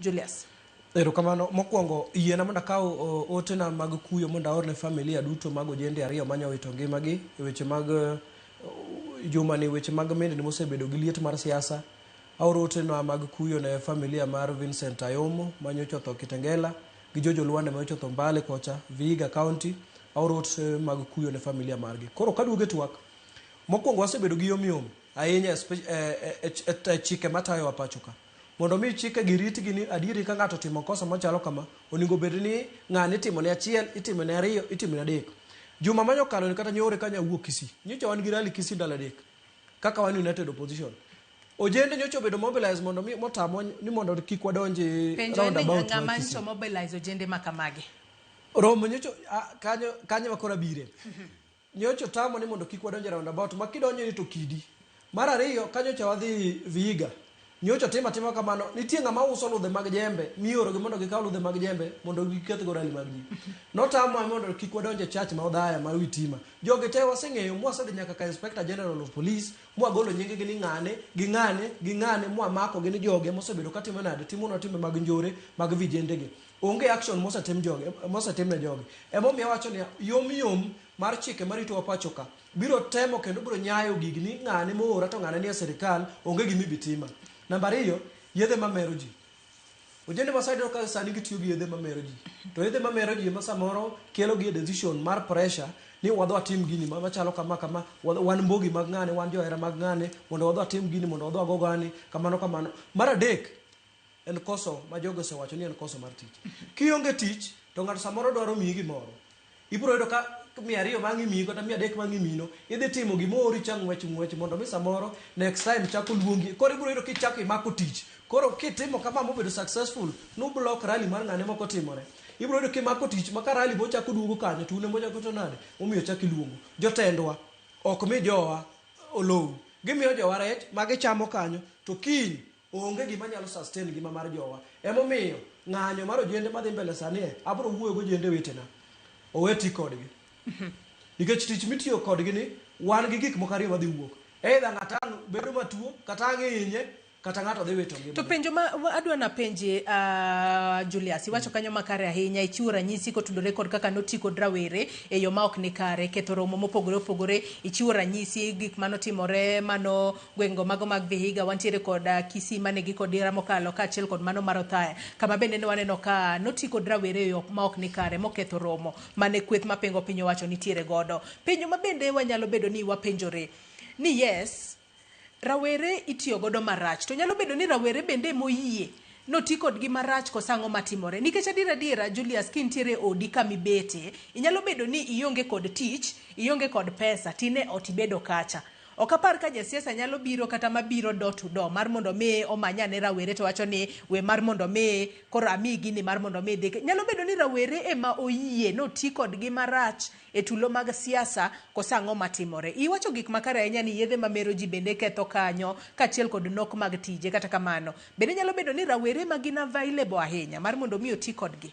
Rawere magin available ahinya nikech availability ni ikelo nikech ravele gin desperate tich onge kama gidhi onge nikech ka ng'ato onge tich onge pesa ng'ama dhi ng'iewo ne ludh jembe cha to dong ng'ani koro en ema available nikech yore kacha cha dhi e duka cha ikaw ludh jembe cha ang'o nikech rally gi teme sero kotimore tulo gi te wuok akiata kama ludh jembe ai ini popa ludh jembe wi sunroof ni bup koro ka ng'ato onge pesa ogolo ludh jembe kanye modhi ng'iewo ludh jembe maseling 250 mondo mi ogogo jika ojende gine magin tu available nikech gima kelo ma en onge tich koro jotendwa kar miyo empower ojende gi mondo miyo nikech degree ng'eny oko ka diplomas ng'eny oko ka certificates ng'eny oko ka kata ojende mancha timo gige kiluonga achiel kuom gi mondo ipenya ang'o matim ne wan kacha cha no miyo mana pesa machalo kama mondo ombo tim ojende ma to available to solution nitie gi jotendwa mondo migi empower ojende wagi mondo migi achiel gitim achiel ari adek ma jogo nyalo yudo yuto to ka onge gini pod bro timore higa manyien higa machielo sirikal ni bi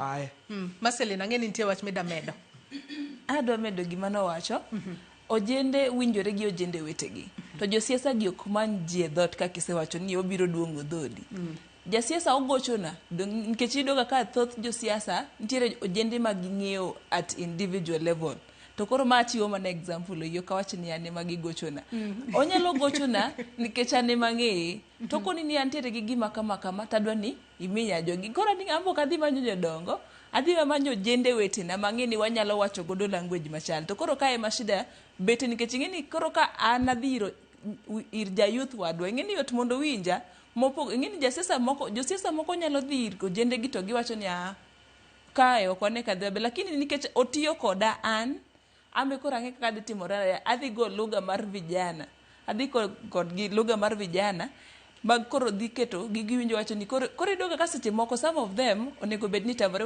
emomiyo seche ka chako ka wacho ni jogi ok chun gitimo gigi en gima inyalo tamore inyalo bet ni onge gi pesa adier lakini ok apar ka ok inyal tho ahinya nikech koro ng'acha noko miyi 200 moro nikech naneno ga nitiere ginene documentary moro mana watch ga mar NTV about Gunism tido kaka ng'ama tin o confess kendo wacho ni en jasiasa ema noluonge to koro nikech en gi familia en ng'ama tin man gi familia odwa ni odhi omi nyithinde chiemo embo odwa ni nyithinde gi odhi school oluonge omiye 1500 oyiene penjore gimomiyo wacho ni 1000 nikech to wacho ni seche moko imiyi 1000 koro yudo ka nyathini pok no dhi school dhako be obete ot kacha riti koro ing'e gima idwaro wawe ka 1000 ni as long as ni joka nyalo timore nade nyalo yudo to embe koro ka samoro nyisi ni dwaro kata ji adi ji 4-5 dong koro awacho ni we adhiro ng'eno yien jayuth wadwa we agem koro yudo ga kaka joyuth gi matindo gi ema kelo machielo giendi koro gidoga ka en mana youth gi mitiyogo nikech josiasa gi ng'e maber ni youth gin jok ma very strong to ging'e ni youth gi gin jok ma united nikech kodhi owuoyo koda ong'e maber na dhi yomo ne jomoko kamoro koro gin magi ging'e koro they intentionally deny you something important kinyalo koyo ng'ato inyalo koyo jasiasa tich onyisi ni tich pod onge lakini kiwinjo ni keni ero wadadhi kamoro ka wadwaro jok ma to pesa nitie pesa koro nitiere mar dhi miyi dhi godo nyawadu lakini pesa to onge ma ginyalo miyi ichak go kata biashara kata wach kana ni kia nyota ang'o amano kel recently ni gini obedo limited to specific people ido ka jo form 4 kende manyalo yudo to ido ka thoth jok gin jo form 4 nyiso ni koro jok moko mano setieko universities gi colleges gi tertiary courses ma onge gi tich gin koro gidhi gi yud tich kanye dong gini yawe kare ne jite giwacho ni nikech 50000 tiere ng'ama nyalo tiyo godo maber mo yaw go gimoro matin manyalo sustain koro ng'ato yie mi 1000 ma ema miyo koro ng'ato kawo siling 1000 it's just a day wacho ni wawe adhi akel tulo kamoro ting'eni koro gini koriwore gi njaga mineno wacho cha seche moko awanyalo koni nitiere jok matindo ma ok tigo kod josiasa en mane morne kose kawa njaga to odwa kuma ogoye kuku. Seche moko oterore atera kacha kende. Koro iyudo ka moko ok bed funded gi josiasa. Moko be koro iyudo ka inena substance ma gitiyo godo gi wacho ni an ing'eni an ok ng'ani to ng'ani nie mabiro. Koro kawuono ayudo chance. Mane gima timore. Jared. Ayie kode lakini njaga mwacho noneno ka gimadho njaga kanye. Yedhe mamero ji ng'eny. Ok en njaga kende. Wach yedhe mamero ji gipogore. Koro nitie gima owadwa ni omulo to kotieke. Nago ni mulo tieke wacho nago gi Kisii to konyiso joma nogogi. Mondo mi wathiedh chandruok nyaka wagni chandruok en kanye to jomage manyayo chandruogni. Embe jatend mar president mar rawere chama mar Wiper. Ma en gi ngufu onyiso ni wanto kana wan Kisii joge mano ogowa. Koro wang'iyo ni chandruok wuogi kar kanye. Mano mokwongo. Mar ariyo gima osebet ka hinyowa ok apar ka kuma wantie kani an kaka ukepati mar ODM nitie mise mochung motegno. Sani wang'iyo iluongo miluongo ni ODM Youth League. Mondo wabed gi mise mopogore ka wasebet kwatimo gik moko achien kachacha. Ere ka joma matindo nyalo bedo absorbed to gibed used, not misused, a political parties, rallies, operations mag chama kata sasa mwacho mo 2027. Kuma wachunge kono wachung kumarach. Nikech adier mantie, wangi miluongo ni generational conversation and change. Nitie joma matindo masani be kendo ukoro wuok. Wacho ni wadwaro lokruok e telo. To joma matindo gi bende biro wacho ni sani e sawa. Jogo biro ka giwacho ni masagi e sagi to gionge gi mise ma gichunge motegno. Kanyo kwa chandruok yae. Kuma bende wachaka yie kod ka giwacho ni joma matindo biro in the space mar siasa. Nitie ng'ama chopa ni kichochopo. Ok gini ochopo nango, ok gi modwaro, en ochopo ni kichochopo. There's a chance and opportunity. To mama mosebet ka yenyo kaka jotelo man kagi magi jo miwacho ka gitema gi jo tendrowere. Samon kan gibini wabiro ka to amiyo jowa gitelo mwawuok gi parties ma wantie gi jowa matelo negi. Ni mais the solution kwa kwani gimkoni gobeni timo. Kwa complain kendo embele gi to dino ka gima karo kwaro mar telo negi gi bende. Sama wantie kani wan gi governors man gadir kanyo nyagin Kisii governor ma Kisii sanungo beni ne nigi yore mag miyo rowere ma Kisii telo. Sama koro nyocha gini United Opposition kaka giwacho gini United no. Ka gichopo kucho gido ka youths are not available. Gionge gin dech gine tijegi. Joyce wan gi youth tieng dingwen ki yinata wachi. Wan gi youth mantie dala. Youth mandala ka thoth ne ka gidich. Nitie mantie jua kali, nitie matie puothegi, nitie matimo tije mopogore opogore. Wan gi youth modake e cities gi boma gi towns mantie Kenya ka. Gimbe gitimo gik mopogore opogore. Wan gi youth modake kuonde ma miluongo ni slums. Imi timo tije mopogore opogore. Kaso wan gi youth man student. Embo timo gik mopogore opogore. Jogi onego bedni kaka political parties ma wawuoke gi government ma wantie mar Kenya Kwanza onego bedni gibet gi yo. Nitere gi dhi engage youth mandala. Odwaro ni kaber ko dhi puothe ko puro dumbe to mi gimiluongo ni subsidized inputs mag agriculture. Molo mi yelo dhi jembe. Kimi jembe mochom gi jembe baso dhi opur. We mi yelo jembe no dhi gonya wadgi. Mar ariyo gimoning beni kaka watimo Julius bet ka wuotho e kor Kenya kae anenega. Sama wawuok wadhi romo gi jowa san be wayudo thul maru gi jowa kae. Wanyiso gi ni sama jojo biro iri wapuonjre ntango miyo wago siasa. Ang'o me wadhi e siasa. Mokwongo odhi e siasa kumo luongie. To kaka kopon ng'ama no biro no ken ng'ama no kin support. Ng'ama no ken ng'ama nyalo miyo iti mondo winje. Wuogi dhi tim giri moro. Ok ochuno ni bed kanyo. Kit bebet gi marach kaka wadwa ni notuomo. Ni chopo kucho nitie gik moko adek. To malit moloyo ni dhi kucho tinegi idok iwe samoro kin gi dhako matin, iwe nyathi matin. Samoro kata kin gi dhako to in tegemeyo e family mari. Itho iwe ngimani mane samo pon gi span malache wang piny kae. Koro avoid ok nyaka idhi kokoluongi. Kelo koko. Samini koro ang'e wadwa Julius ang'e Marcelin. Karumo kod yago gi nango to en ng'ama ng'eyo. Mak parano gi kanyingi sani wakaw yo madundo kwaduogo wabubedo ka wadhi e county mano ma Kisumu mar mondo mi wawinja ne pach jo Kisumu ni to rawere tulo mag siasa ang'o mitiyo kod rawere marach ahinya nyate kinde mag siasa wakaw yo madundo nyakwara Mogia Jong waduogo kik idhi mabor.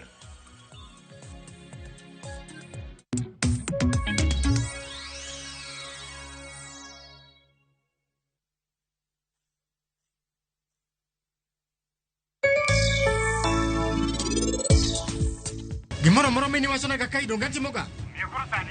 Gimoro moro mini biro wacho. Okabiluo kata matin. Intim gimoro moro midwaro. Ha? Richi baba. Ero vijana. Hey. Refisha ushinde.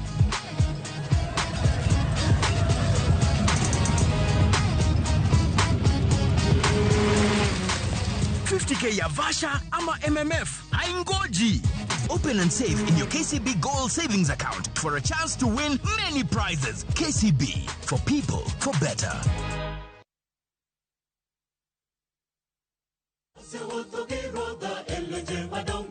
Ma en injili ngima. Injili makelo ngima.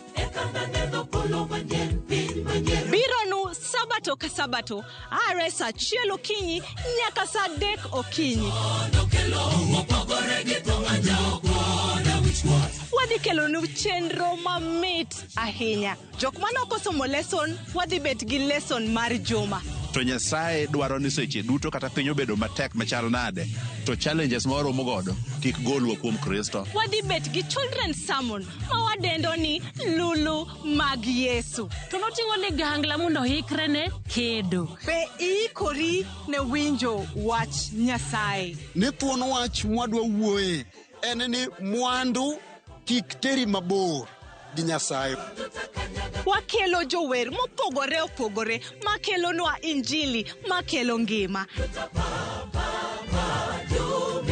Okidwa koso injili ngima kitayou kod an Lorina Chieng. Happy Sabbath.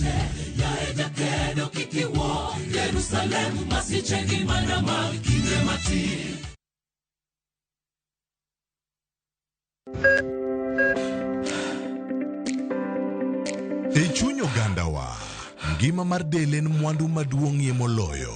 Mondo tekruok mar dende obed maber, ok gin ga gik matek. Gin gik miluongo ni lifestyle.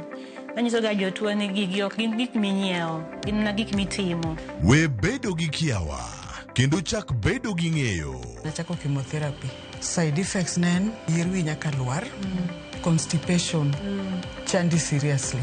Warwaki e penj laktar, ma en tudruok gi lakteche molony. Isamidhir jahocho cha, nyaka ibed ni iseng'eyo ni mae shida ma an godo, to adwa kony. Chakre weche thieth kod chiemo mar mine mayach, nyaka e weche thieth mag tuoche masiko.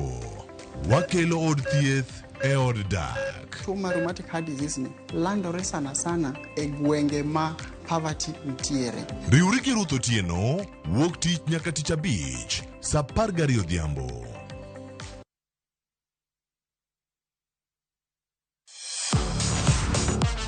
Ne thuolo mar yudo weche tuke duto nyaka mopondo. Mbaka makende mag jotugo kendo mag jomolony weche tuke. Can you believe it? Magite yudore chenro mar paw tuke. The 4.84 kilometers. Nonro matut kod gigo matimre manyien mag tuke duto mawuok e piny mangima. Tudri kodwa ngeso ka ngeso Ramogi TV. Kochakore saa 8 odiechieng' ka wami gik motimore paw tuke.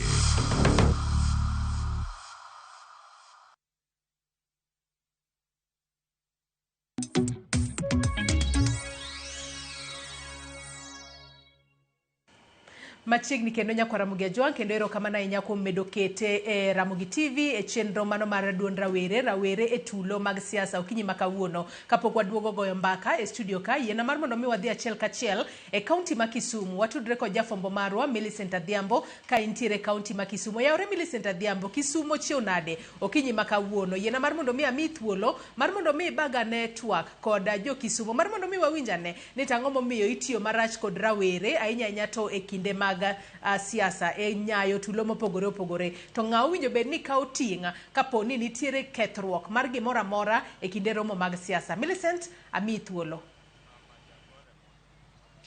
Ero kamana inya Joyce, achiel kachiel kwa oke county ma Kisumu kaendi kotenore kod thor wach ma wan gode twakwa mar chenro mar rowere okinyi makawuono. An kod moko kuom rowere ma Kisumu mondo ginyiswa ni to ginto kotenore kod kaka josiasa osebedo katiyo marach kod rowere kanyayo tulo e kind josiasa mopogore opogore. Gin ginyalo wacho ang'o to ng'ama giparo ni winjo kaw ting' sama gimoro marach de wuogi kata rawera moro hinyore kata wito ngimango e kinde ma tulo makamago muoch. Abro chako kodi mana machiegni, nyisa nyingi ti nyisa ni iniparo nade rowere tulo mag siasa ang'o miyo itiyo gi rowere marach to be winjo ti kod gi marach kamano nyayo tulo to ng'ama winjo kaw ting' sama gi marach owuok ngi kamera kata Mokwongo rowere inyogo tiyo marach e yore mag siasa kaluwore ni en yor koso tije momiyo kijende tiyogo marach. Iyudo ka vijana ma are jobless owuok oko kendo dhi kawo pes moko matindo tindo e yor dhi kendo ketho rombe mag siasa kaluwore ni gikoso gik ma ginyalo timo. Nyinga en Joseph Owuoro Kech. Koro iparo ni ng'ama owinjo kaw ting' sama gima rach owuok e kinde mar rowere oseti kodo ma odhi onyayo tulo, wawach ni ng'ato achiel kuom gi otho kata ng'ato ohinyore kata omak ng'atgi, ng'ama owinjo kaw ting' machalo kama? Mokwongo ne vijende, kijana mwenyewe onego bed ni kaw ting' ma mare owuon. Ok onego bed ni itiyo kodi e yor dhi nyayo tulo kata ketho chenro mar ng'ato mopango kata e yor siasa. Ahinya machiegni in inyalo wacho ang'o rowere tulo mag siasa pachi chalo nade, ang'o miparo ni tiyo kodgi e nyayo tulo mopogore opogore kinde rombe mag siasa kata jo siasa tiyo kodgi, to ng'ama owinjo kaw ting' sama gima rach nyalo bedo ni owuok? Mokwongo nyinga iluonga ni Solras Omondi, awuok Kisumu kae. To kalore kaka vijende itiyogo marach, vijende onego bed ni gikwongo ng'iyo kende ne wuon medo kawe ni dhi ti kode marach ni, ong'iyo ni background ne chalo nade to family ne chalo nade momiyo idhi ti kode marach. Seche ma koro osewuok ni dhi ti kode marach ni, ong'iyo ni seche ma koro idhi ti kode marach, idhi tiyo kode marach e yo mane, to ong'iyo gi kako kumo background moa e mondi eko dhiye.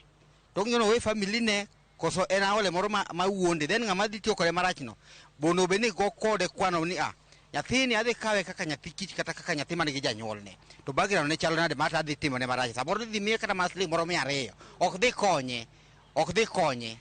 Mane gima ana support vijende. Kila mtu akae na kazi yake, ufanye kazi yako, uangalie vile maisha yako inaendelea. Wachana hizo pesa ndogo ndogo unapewa, hizi timu ne ng'ato gimoro marach. Mane gima nyalo wacho ne vijende wetena. Kamana ahinya machiegni. An gi nyinga iluonga ni John Owino. An kawuoyo kuhusu kijende, an kaka ng'ama pod kijana. Anyalo mna advice kijende kaka an kaka ng'ama kijana. Wane power politics ni wasebede ka gi Raila Amolo Odinga. To siasa masani aneno ka kijende goyo, en siasa mane Raila ok dwa. Siasa mar handout, mano siasa mane Raila nosekwedoga. To wan wanyamna advice kijende. Seche migori kaka kijana, to ngimani makiny, kata kapok inyuol, tibendi dwa mondo milos ngimani mondo kiny ibed gi nyithindo. To nyithindi gi dhiran. Nikech in ni kijana, tikia gima kiny. Kidenego ng'ato, to in po ibo ting'o ga ilweti isenego ga ng'ato. An kaka an kijana pok anego ng'ato. Koro kata kadak e ngima ka, tang'eyo na pok anego ng'ato, pok atong'o ng'ato motho, pok achuo ng'ato gi pala motho. An kanyo, ginyane na ng'ama rach, lakini gichunya wuon tang'eyo pok anego ng'ato. Lakini king'ama kijana, titiyo kodi, tidhi tong'o ng'ato, to ng'ami tong'o ni bende jamtani, to kiny kendo uchakura dog ng'ani e paw siasa ni, to ng'ami thone ni bende. Ng'ani be ok jadalau, ng'ani bende mana ng'ama chielo. Thone, to idwa thone nyaka karang'o, nikech kiny to idwa mondo idag e ngima machielo. Koro gimwanyamo na wacho vijana, ni bwana waheshimu maisha ma jopiny, to siasa kiny borumo, to wan e mta, to ng'ama mi pesa kawuono ni omiga pesa ni mondo mi kawuono to kiny to weyi. Koro nego bed ni gimiu tich mondo wati uru kaka kazi kwa vijana mama ne galuga imtacha to uol cha. Koro ok ni tiyo kodu ni ng'ato mi ndom, to mi kong'o, to mi tap, to udhi goji, to ikiduoge mtati sota, pesa cha beni chamo rumo. Koro ananyamna advice unu bwana mavijana, kaeni rada. Ok nwa pingo ng'ato, wacho mna ni kaeni rada, wanwang'iyo maisha ma vijana wa, kechana an guma vijana. To ka ng'ato bo kawo vijana natiyogo kamano, ok abi winjo maber. Koro bende ang'iso mana wazazi. Wazazi ok winj maber. So please, ng'ama miyo ma vijana pesa. Mi vijana pesa, ni vijana dhugona kura. To ok ni ma vijana dhutong' ji. Mana rach. Ng'ama winjo kaw ting' sama gima rach owuok? Ng'ama winjo kaw ting' en government. To government bende kosenindo go ma vijana e bed, to duogo we ma vijana kanyo, to vijana bende chako duogo hinyore. Government nyaka bed gi government matiyo. Ok wadwa government mapimo wi jopiny. Mikawo jopiny tiketo takataka, tiwegi kanyo, to ng'ato gero building, to japiny to dong' kamano. Gige sirikal kethore. Koro wan wakwamo na sirikal niya, gitini jopiny. Kamano. Aya machiegni ni parang'o rowere tulo mag siasa. ang'o inyayo ti kodgi e kinde ketho rombe, kelo tulo e rombe mag siasa, to ting' sama ng'ato tho kata ohinyore kinde tulo ma kamagi, ng'ama winjo ka? Ginyinga iluonga no Koth, ajadak ma Kisumu kata ni youth. Adagi gino kabisa. Ka in ng'ama youth, itiyo kodi, idhi ketho rally mar ng'at machielo. Sama itiyo kodi ni, ibiro miyi 2,000. Kidhi hinyori kuro kata tho, en baden maduong' ne family mari. Koro gima nyalo kwayo the government, nikech to siasa gi emotamo e tije, emomiyo inyiewo yudhe mar dhi timo ang'o, mar dhi vuruga rallies mamoko. Nikech sama omiyi tichno, okang' noyudi mondo chuli mar dhi ketho rally machielo. Koro akwayo youth masani ma winjowa, yudhe te Kenya mzima, ok Kisumu ka kende. Wati gimoro achiel mondo wawachi moro moro, wang'i uru ndo ere kaka wanyalo progress gi ngimawa kaka yudhe, wanyalo bedo employed nang'o. Wawe bedo ni and every time we are being used ni ka siasa oromo to wadhi wavuruga rallies mag ji machielo. En gima rach. Ne jo siasa ma bende tiyo gi yudhe. Kauru patik mar kata ka iluo Nyanza ka ugere factories moko manyalo employ youths mondo kik ubi unyiew waga each and every time mar dhi ketho rallies mag jok moko kata dhi timo siasa moko maricho mar tongruok gi negruok go. Sani kineno ka yudhe wa moko osehinyore, moko bende otho e gini. Sana sana ne wan joluo. Joluo wasetho e gini all along. Kine rally motim kata e piny Okuyu, jaluo emotho. Kine rally motim kata Western, jaluo emotho. Kotim rally Kisumu ka, jaluo emotho. To wan yudhe wabiro tho nyaka karang'o. Ok wawe uru rally moko mag dhawo gi, to wang'i uru kaka wanyalo progress gi life marwa mondo wane kaka ngima mar jo yudhe nyalo dhi mbele. Kapok itieko, aneno ka nitie tulo moseneno e rombe mosebedo chien kaendi, to seche moko iyudo ka iduogo iomo rowere mamak gi magogi kata fwaye. Seche ma otimore, ng'ama owinjo kaw ting' ni seche ma oseti kod josiasa? Ing'e ni sama okawi ni insecurity mar ng'ato kata in oluongi rally moro amora, sama inyori kanyo no, it is not the government manoteri. Ng'ama oteri personally kanyo ne monego bed ni kawo ting' mari. Kano chuli gi jasiasa ni dhi e rally ne tim gima kama to sido maki kata inyori, koro nego bed ni ng'ama taw ting' ni en ng'ama nomiyi pesa kata ng'ama chuli mar mondo idhi tim gima itimono. Mane mochuli sama iyudo hinyruok. Machiegni, ini nyawacho nang'o? Kwa majina mimi naitwa Ismail Rashidi, mkaji wa Kisumu huku. Kwa sasa hivi unajua mimi Kijaluo sielewi vizuri. Sasa kwa sasa hivi mpaka hapa Kenya tumekuwa na ile kitu inaitwa combination politicians, ndio. So sahi hatutaki mambo ya mwanasiasa kutumia youth vibaya. Sahi mwanasiasa anafaa angalie environment yake mali aliyekwa, kama ni MCA, nini governor, nini amefanya hapo mzazi mwananchi anapata. So kama sahi mwananchi anatumika vibaya kwa siasa, kuchukuliwa kuenda kupiga rally, na kupiga rally unakuta huyu ana bibi na mtoto, ameacha mtoto amekufa huko. Gharama ni nini? Ya ule aliyokupeleka kule ndiye anafaa kugharamie. So ile kitu tunaomba wanasiasa tutaki mambo ya kugharamia mwananchi vibaya na kufanyia mwananchi chenye so tunataka mwanasiasa, ukipiga siasa yako tunajua tuko na upingamizi.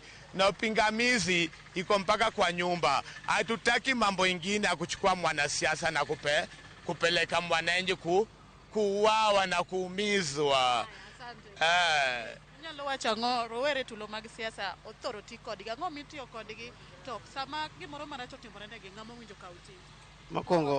Mokwongo iluonga ni Rico Dhiambo, aja tich ma Kisumu mariembo pikipiki. En adier ni sirikal oseweyo youths, because king'e adieri security mag youth ok osebed ki irango yo makare, because seche mikawa ni youth adhi tiyo ne jasiasa kasetho kudo, imiyo sirikal ting' to ng'ama otera kuro ok mi kum moro amora. Koro mokwongo ne sirikal miyo warit seche mwadhi e rally moro amora ma wadhi jasiasa, to anytime ma gimoro timre kama rally otimre ka tho timre, pono chula ni mondo adhi atine ng'ato mobedo confirm ni ochula ne ojienda kata ochula ne swan politician moro amora, onego bed ni ng'ano bed arrested odo kwanza gimomiyo ng'ani otho, because security ne bed ni government miyowa. To kosemiyo security tinde yudo ka wan youth wachako waluore to kot to wagore gi youth weche mwadak kod estate kuonde mwadak. Koro sirikal mokwongo osekoso miwa arita makare, osekoso miwa tije, emomiyo gigi timore. Ko iparo nang'o mithor ti kodu marach mondo unya tulo e weche mag siasa? Koso tije momiyo magi te timore. Yes.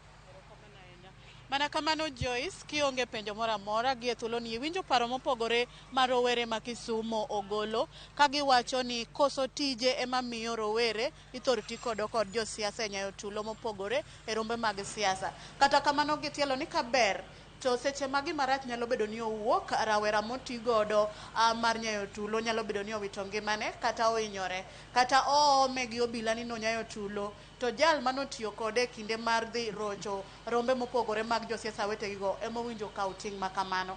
Kaw kamano, ageno ni mago weche ma bende dhi chopo e it jogo mosiko tiyo kod rowere e yore maricho mag nyayo tulo mondo gine ni kochakore sani kadhi nyime gidhi chako luwo yo mane kod rowere gi eki. Kaw kamano taduogo ni e studio mondo idhi nyime kod twak marwa e thor wach ma wan go mar rowere e tulo mag siasa. Joyce, an kuomi. Erokamano ahinya Millicent Adhiambo kowuok e kaunti ma Kisumo. Winjo kanyo paro maliw mopogore opogore ma jodak e kaunti ma Kisumo, rawere e kaunti ma Kisumo golo kotudore koda thuon wach mwatwak e studio kae, rowere tulo mag siasa. Kendo en gino makare ahinya, no winjo bed ni koro rawere koro bedo motang' mar mondo mi kik ti kodgi marach ahinya nyato gi sani ma koro wang'eyo ni liet mar siasa osechako chwakore ahinya e pacho ka. Erokamano ahinya Millicent, anga weyi mar mondo mi dhi lunwa weche mamoko mag odiochienga ma kawuono. Nyakwara Mogejwang, yiena mar mondo mi koro waduoge e studio kae mar mondo mi wadhi mbele kod goyo mbaka kod yawuoto nage kaachiel kod nyaro nage mantiere godo e studio ka okinyi ma kawuono, rawere e tulo mag siasa. Walter, antiere kuomi. Winjo kanyo paro mopogore opogore ma jodak e kaunti mano ma Kisumu bende ogolo kanyo ka gino maduonga ma bende rawere yuago en nok mago mag tije, ma koro giwacho ni nok mag tije ema koro onge, tije ema koro onge, mane momiyo rawere mok itiyo godo imiyo pesa moro matin to koro giketho gigi. To mana penjo mabende apenjo ni rawere gi gine ma koro gine ma giyie giwuok oko mar mondo mi oti kodgi kose ang'o matimore. Awacho ni onge ng'ama golo ng'ate ode, rawere ma wuok kendgi. To wang'eyo ni thoth rombe mag siasa gi timore ga mane giko dira. Nyalo bedo ni in achiel kuom jogo manitiere mbalariany, wang'eyo ni weekend seche moko onge lectures, jomoko seche moko weekends ok dhi e tich. Rawere ma bende koro ohero siasa emomiyo koro itiyo kodgi marach. Ere kaka mane nyalo loki e kinde mabiro gi? Okay, Joyce, mokwongo an gima neno ni rawere mang'eny okoso gimiluongo ni civic education e yore mag siasa, nikech iyudo ka ojende mang'eny okawo siasa ni kaka en yo moro mar tich, ma kowinjo awinja kata ni jasiasa moro biro kamoro to omiya ogone agona simu ni to neno ni mano opportunity mar yudo pesa mowuok kamoro. To mana kaka nasewacho ni rawere mang'eny okoso oya kuon be ma samoro lwedo ok romre, koro ok en yo marach mar dhi e kuonde siasa go. To an gima nakwayo rawere ni kata omiyi mana pesa ni dhi e rally mar ng'ato ok rach, lakini dhi kacha chak kidhi ng'iyo ni to dalau chalo nade, to idhi golo tulo e romo mar ng'ato kosi dhi dembori.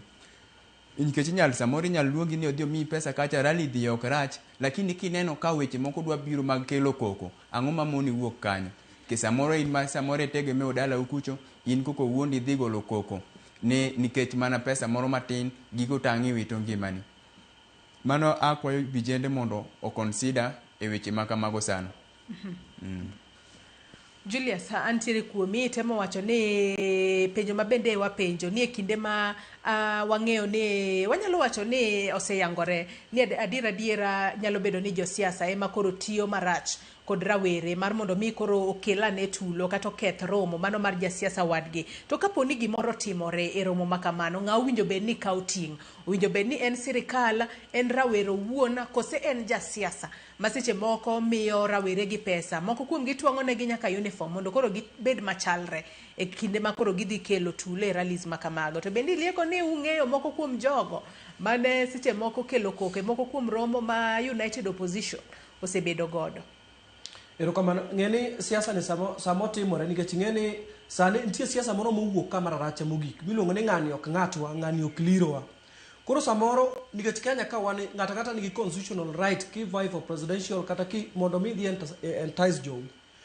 Wawuok Kalonzo nyalo dhi campaign Nyanza, ok otame. Gachagua nyalo dhi Nyanza, ok otame. Eugene Wamalwa wanyalo dhi go Nyanza ok otame, lakini gima keto ni ng'ani okuyu mosebedo ka wuondowa, jogi Wakamba mosebedo ka timo kachiel ariyo adek kama, koro ok gidhi nyono ka. To sama jogi odhi Migori, gidhi Homa Bay, gidhi Siaya, gidhi Kisumu, chieng'no tende te opong', dong jowa yudo ohala. Chieng'no dukni te yudo koyaw supermarkets nitie ohala dhi mana mbele. To ka jowa omelo dhi jembe mondo dhi ogeng' jogi from donjo ni ogidonj Migori, ogidonj Siaya, ogidonj Homa Bay. Idhuro ka ohala mochung' Migori, ohala mochung' Siaya, ohala mochung' Kisumu, to chieng'no yudo ginene county revenue ma chieng'no mar county no yudo kode ok piny. Jowa ji osedhi ng'anyo manyotimo sani kata mar Gen Z mineno ki iwang'o lam kumoro amora nokelo olemo no ng'ama gini mochame. Sama joma chamo olemo sani luongo ni experts. Mbadi chamo olemo no, Oparanya chamo olemo no, Joe chamo olemo no, Wandai chamo olemo no, to in mane dhi ndara cha jogo kei kata gi nyingi. Joge lagi miluongo ni civic education. Ginyalo mana yudo civic education ka gibiro belong to miluongo ni political party. Kibire political parties biro bedo ka puonji ni siasa onego bed ni timo kama, onego bed ni timo kama, onego bed ni ringo kama, nikech joge te angi bedo go biambo, jogo ni Kilimani ka, jogo ni Karen ka, angi madho chae, jok mane samoro timo nade igori negi ka. Liet mar siasa samoro sewuok sani. Wan gi jo ODM, awinjo ni jo ODM mana kia, oyie ja ODM, ang'no nyiswa, ne gilara machunga, kia Sifuna ringo gi machunga, uburo dong gi lemon. Ang'no nyiswa, iyudo ka sechego ji tigori ne ng'ami kia, igori ne ng'ama anko gi kodhiambo, to gibedo piny to giwuoyo kaka joka ng'ato achiel. Ka ng'ato pokori gi ludh jembe, nyise ni okwongo chulni SHA. Jatelo chulna SHA mondo mi ka ng'a hinyora, to an ang'a dhi osiptal itimo nade, ithiedha nono. To koko chulo ni SHA, to komi pala, omi beti, kaw beti no, kuonge ler go ito tipenje kame kaka iora ni mondo adhi ago ng'ani, ni kamane kaka uri, rembo winjo lit ma ng'ano dhi winjo. Erokamano. Jared. Erokamano Sharon. Joyce, sorry. Mokwongo gima timore n'ogandawa sama jotendwa wuok odhi e kor piny go mbaka gi jopiny, weche bende mawuok e dho jotendwa wawacho ni insight jopiny. Awach kuom ranyisi ng'ato chopo gweng'wa dala kacha e piny Gor Mahia to chopo chak mayanyo chief, ipani vijende mag piny ni dhi bedo beda calling tiyanyo wanang'o. Koro jotendwa mokwongo bende gimiyowa wich kuot ka gidhi go siasa, gin magin insight jopiny, gin magin insight jowere gi seche moko ma very peaceful. Weche mawuok e dho jotelo mamoko kata josiasa moko malimo pinje mamoko osebet ka hinyowa, kendo mano gima nyaka wang'i matut. Ne ok inyal ringi idhi kaka nyocha wachi ni koro jomoko ringo dhi Kisii to gichako mana lota yan kuom jotelo mamoko. Ken picha maber, mano gikelo incitement man necessary. Mar ariyo ne vijende wetena, wan gi siasa miluongo ni siasa mar ohala. Siasa mar ohala mano ominwa ni otuomo ni omiyi pesa miade kawa ng'ano loko kodi. Sama osemiyi pesa ne o expect ni mondo oyud result, oyud gimiluongo ni profit, ohala e wiye. Samigo kodi ohala omiyi 300. Ohala mane ma jasiasa yudo kotiyo gi rawere yo ma ok ni kare. Kotiyo kodi onyiewi. Wacho ni nitie ng'ato moro miluongo ni Sankara mowuok e piny mar Burkina Faso. Wacho ni ng'ama pidhi ema chiki, ng'ama pidhi ema nyisi gimitimo. Sama omiyi pesa nokomiyi pesa nonono, omiyi ni expect ni nitie gimidhi timone. Ng'ato miyi pesa nonono, timone ang'o? Mano e penji kaka kijana. Omiyi 1,000, omiyi 2,000 kata 3,000. Ang'o mimiyi pesa ni? Penjri mokwongo. Ayiego wadoko wacho ni jowa dwarre mondo opuonjgi ok not civic education kawuono. Rowere dwaro mondo opuonj miluongo ni political education, mondo gi understand gimomiyo onego bed ni obedo e political party, e siasa, kaka onego bed ni obedo engaged bende. Ok ni robot ma koluongi to chalo kore iluongo ni the mode of trade, itiyo kodi kaka gir ohala. Mar ariyo, akaw blame ma tutadwa keto ne bad sirikal miluongo ni National Intelligence Service. Sama pok jogo dhi e kor piny go siasa, wan gi bad government, sirikal ma bende chulo gi pesa mar usuruwa ma wawacho ni chal kagima gin in the class. Sama jogi chop kucho ma ng'ato nyiewo ludh jembe ma mi jogi ma mobilize gi, to nisi ni to en kanye. Ang' ma mondo gitiyo gi ngufu ma gin godo mondo gikab mobilization mar jowa matindo michulogi. To ka gisekab gi bad sirikal mamoko ma bende nyal tigo mondo rowere gi kik yienegi kel koko. Kichan kadi ni kuma nitie ji 1,000, joma kelo koko gin ji 10. Ji 10 gi nyagol gi e kind ji 1,000, to dong' gi ji 900 gi 90 mondo tim peaceful rally. Koro nis bende bad sirikal ma marwa michulo gi pesa wa mar osuru. Onego bed ginyiso ni gitimo tich mane. Gichoponegi. To kapo ni ok chopnegi, manyiso ni we have a weakness network mantie in our governance. Mogik katieko en wach mar expert and ODM party. Okapar ka nitie kuma ma is related to the goons mwaneno kata koko mar mwaneno katimore siasa. I think mano is an issue kono kwa discuss mano kaka uono. To ko wacho ni ODM ngato ngo gima chunga to ngo dongi lemon. Weche mag ODM oloso jo ODM, okija ODM oja waipa. Oja waipa okoro rati mono nge ODM olo jo ODM uono. Wan gi kwe ODM, wan gi gen ODM en gimora chien. Koro man to wenwa wago mpaka kaka rowerewa kik donje weche maganjao makelo koko. Koko bar sirikal manis bende koro tim tich mondo bende gitim. Masili naneno kibuojo ng'awinjo bed ni kaoti kapo ni tulo mag siasa obedo to aneno ka rawera owuok kanyo kod inyo kata aneno ka mwandu mopogore opogore okethi kachiel kod wach manyalo bedo ni ne ili Masili kapok adwoko mano adwa nyiso yie niya ne wagolo example ni gimomiyo rowere dhawo kien nikech giwacho ni ng'ani ok ng'atwa to ng'ani ng'atwa. Koro golo example gi ODM nikech nitie ng'ama odong' gi machungwa to nitie ng'ama oringo go. Koro joka koro ng'ani en odhawo nikech oyiye gima koro nikech examples waseneno kata e rally mar Sifuna kane Sifuna odhi rally nitiere jok moko manobedo attack to gima nyalo koni adier ma kwang'iyo kochaka koro timo investigation midhi yudo idhi nikech koro ng'ani endi en nok odwa dhi side all of them are ODM members to nikech koro en ok en mar ng'ani nyaka dhi aketh mana mar ng'ani mane gima motemo wacho ka koro ido kaka rowero dhawo nikech owacho niya ng'ani endi ok en ng'atwa to ng'ani ng'ato nyalo yudo kata ka rally moro MCAs ma jogweng'u kanyo gidhawo koro ing'iwacho nikech an ok support ng'ani to ana support ng'ani koro yie kiki kawe marach en mana siasa. Nitiere ng'at moro owacho kama ber ni kiki yie mi njaga kiki yie mi substance kiki yie mi nikech at the end of the day kata ng'at ma ok ng'atwa ni at a point nitiere positive side gi the negative side. Koro positive side en niya ka wang'i inyori ng'ani endi be ang' no dhi ochul ni pesa osiptal ok odhi chuli pesa ni tingni en mari gi jonyuolni nikech ing'eni mae bi ng'eni miyo jonyuol garama nikech nitie jonyuol moko mok nyal we nyithindgi kata ka ang'o motimore ere ni setimo marach inyori lakini embe nyako chipi mani ng'eni ketho budget mar janyuol. Samoro pesa ni onego bed ni otero godo kata ng'ato skul otimo godo ohala moro pesa ni koro ing'eno kawo okelo kuomi in mani dhi tugo dhawo cha.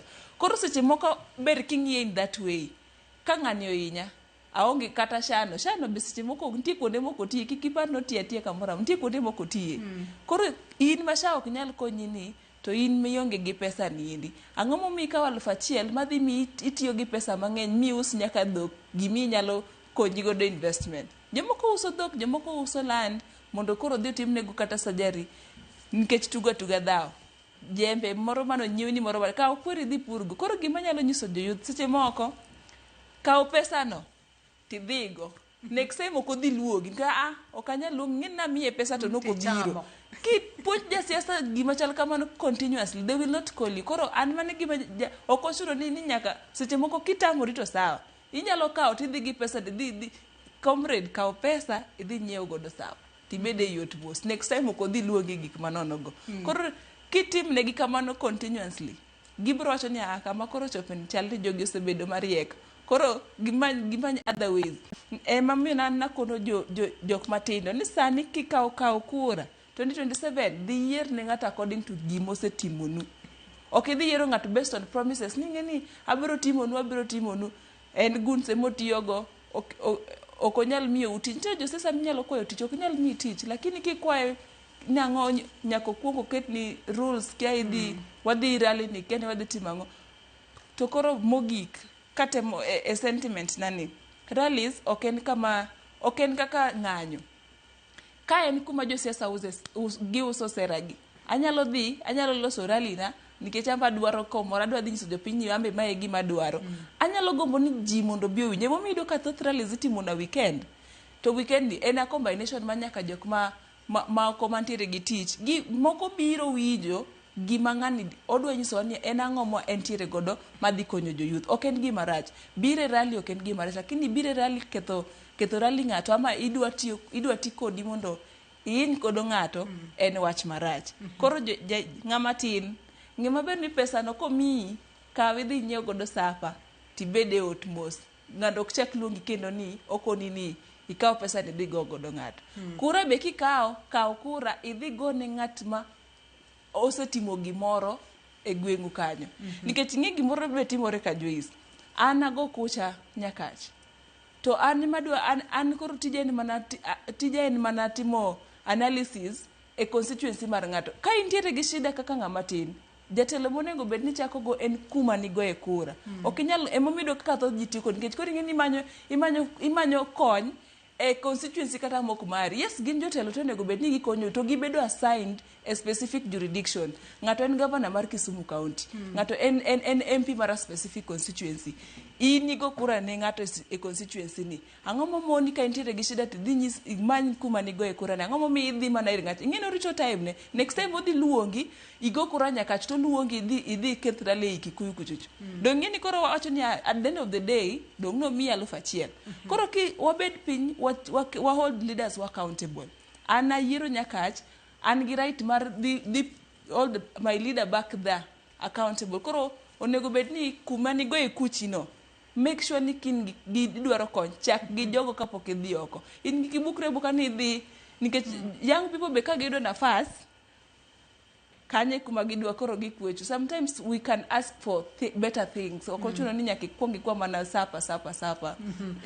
Adwa ni mag paro no gi kanyingi sani wadhi e yueyo madundo ka wawuok e yueyo makama pod wabo medo winjo paro mago mag jodak e counties mopogore opogore to penjo en ni bende useyuak no winjo bende iloko chike to bende ber ka ikawo chika kata winjo bende iloko chike mar mondo mi nikech wang'eyo ni adiera kata boma ma Nairobi ka wang'eyo ni nitiere kweth moro minyalo wach ni magi gin rawere mag ng'ane counties mopogore opogore bende inyalo wach ni magi rawere mag ng'ane kapo ni nitiere rawere ma itudo godo jasiasa to rawere ma kamago seche moko kata gidhi rally to nitiere tulo mowuok bende winjo ber ka iloko chike mar mondo mi jasiasa mobedo associated gi rawere ma kamago ema kori kawo negi chik kosango matimore. Adwano mak paro no gi kanyo Nyakwara Mugia Jong wakaw yueyo madundo gi sani kwa duogo wadhi mbele kik idhi mabor.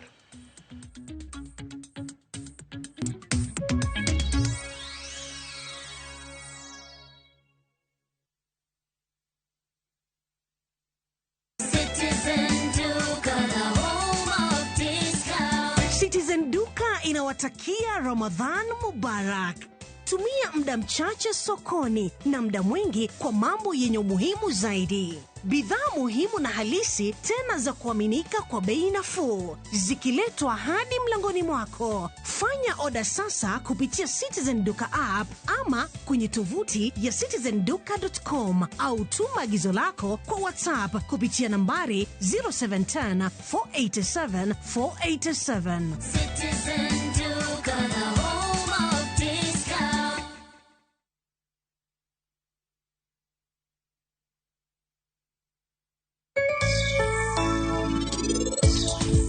Nehero lao thum kabisa kendo makata en mabor manade to nyaki dhi to pake tinge nade yawa mano e kama no kwanyie kiendi ushinde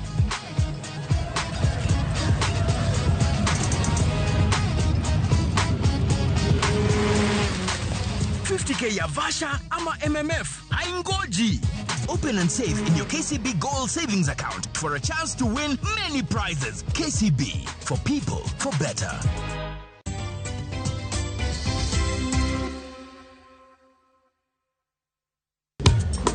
Teacher Beach kocha kore sangweno tieno nyaka sauchi lakini ni metes maliet kabisa magluo rumba luo benga kache kora jawa maliet Kuwo Kiondamo 107.1 FM kar chunje luo Kapela nako ni wangne kawada kocha Nyaka wang joy mari Ramogi TV Lungani ya boy handsome mandawea roji bed and breakfast Lungani DJ Kolokoli Instrumental Tokodan Solomon Atito Kafaya Gudi Kawa wachoni Ma en Ramogi Night Disco Kete Manaka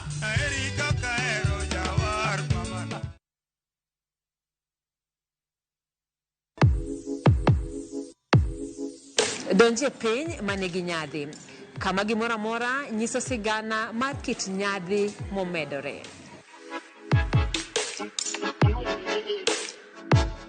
Kochakore kido kod tim oganda, wuodhe manyangafu materie kuonde moyiedhi e kind mamoko.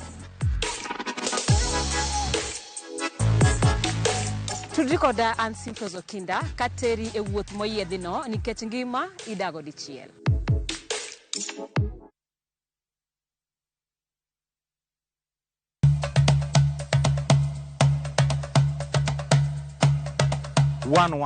Chenro malero kitwa gi timbewa kod puonjo dholuo. Sani upuza ni uluongwa na mabuda. Koro mwan mabuda ni girieko mwan koro mathin man kuro maru ng'eng'no. Ema sokelo nusida. Wasewuotho mar kelo ni juok ogandawa kod ber magisekelo e ngima onagi. Dayo ne puonjo nyathi manyako kosechope ode. Puonje kaka onego oriti family mare. Rikoda an James Rabala Kwase Rajabu owarga chieng. 111 Ngeso ka ngeso, saa 1:45 otieno.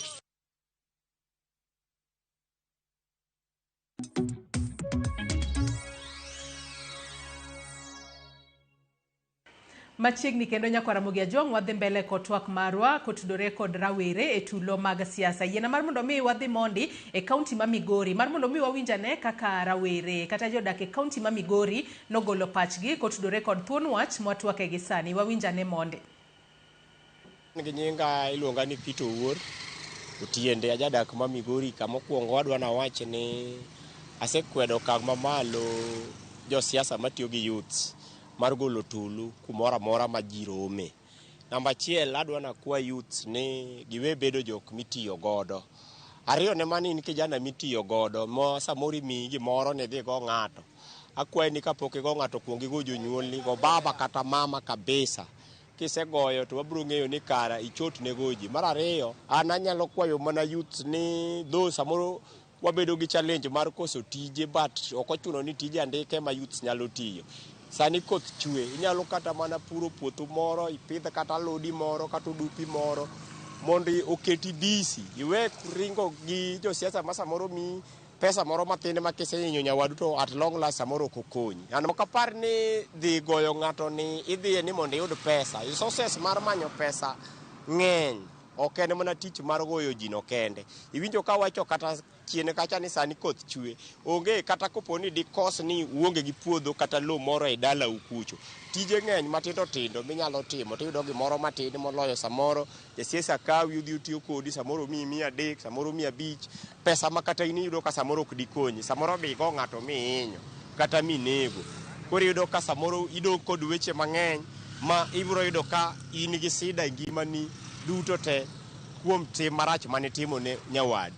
Yudhe samoro yudo ka jotelo gi bende lalne kabisa. Ko yiergi yudo ka sani wadong' higa achiel to wadhi e yiero.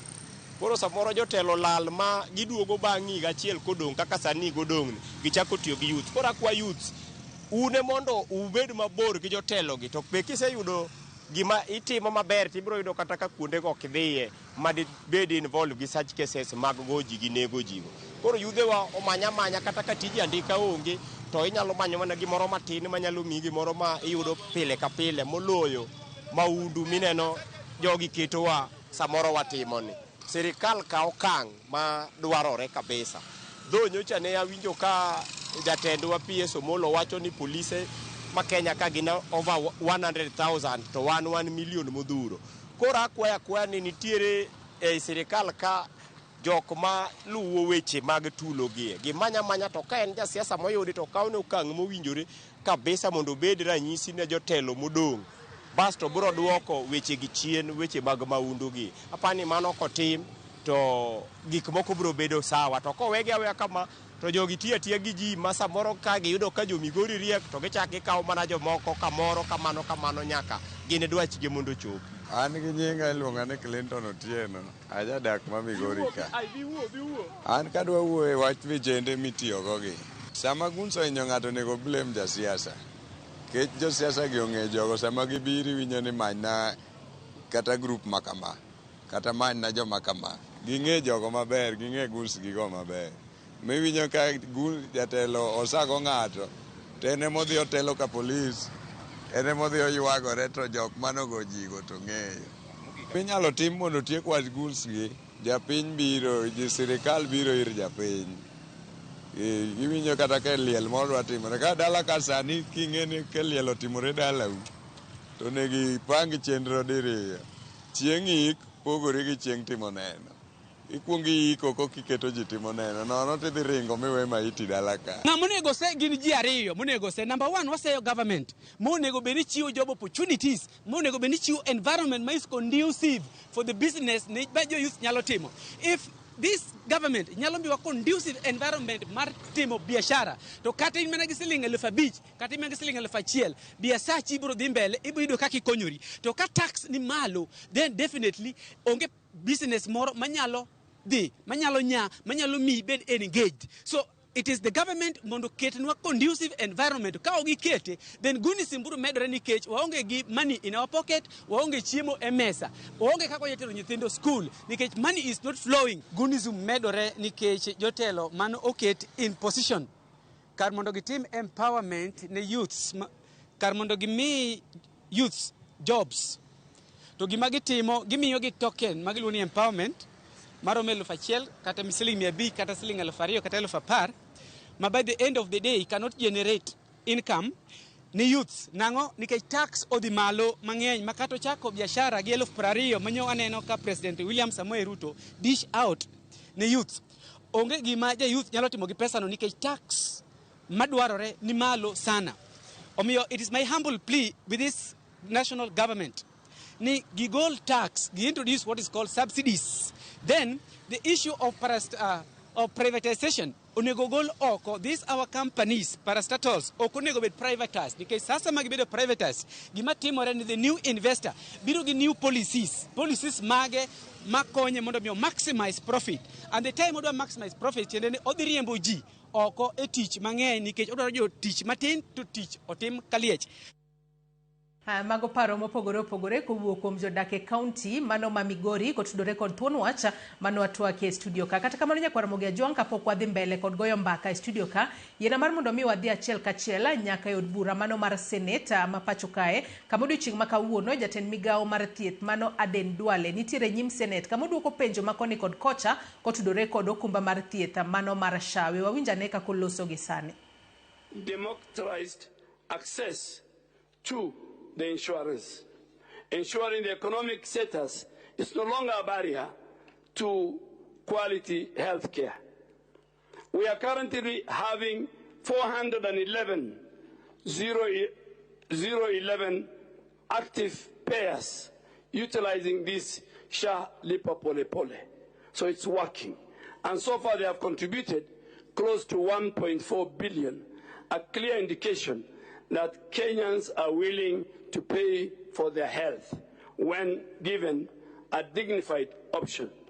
Honorable Speaker and Honorable Senators, we are also committing to ensuring that the most vulnerable among us are not left behind. The national government is currently sponsoring 558,000 indigent households under this chief.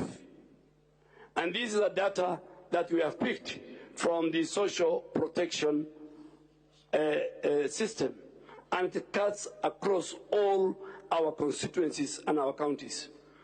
I must also commend Murang'a County, which has set a golden standard by fully meeting its statutory obligation, sponsoring 38,000 indigent households and remitting their full annual premium.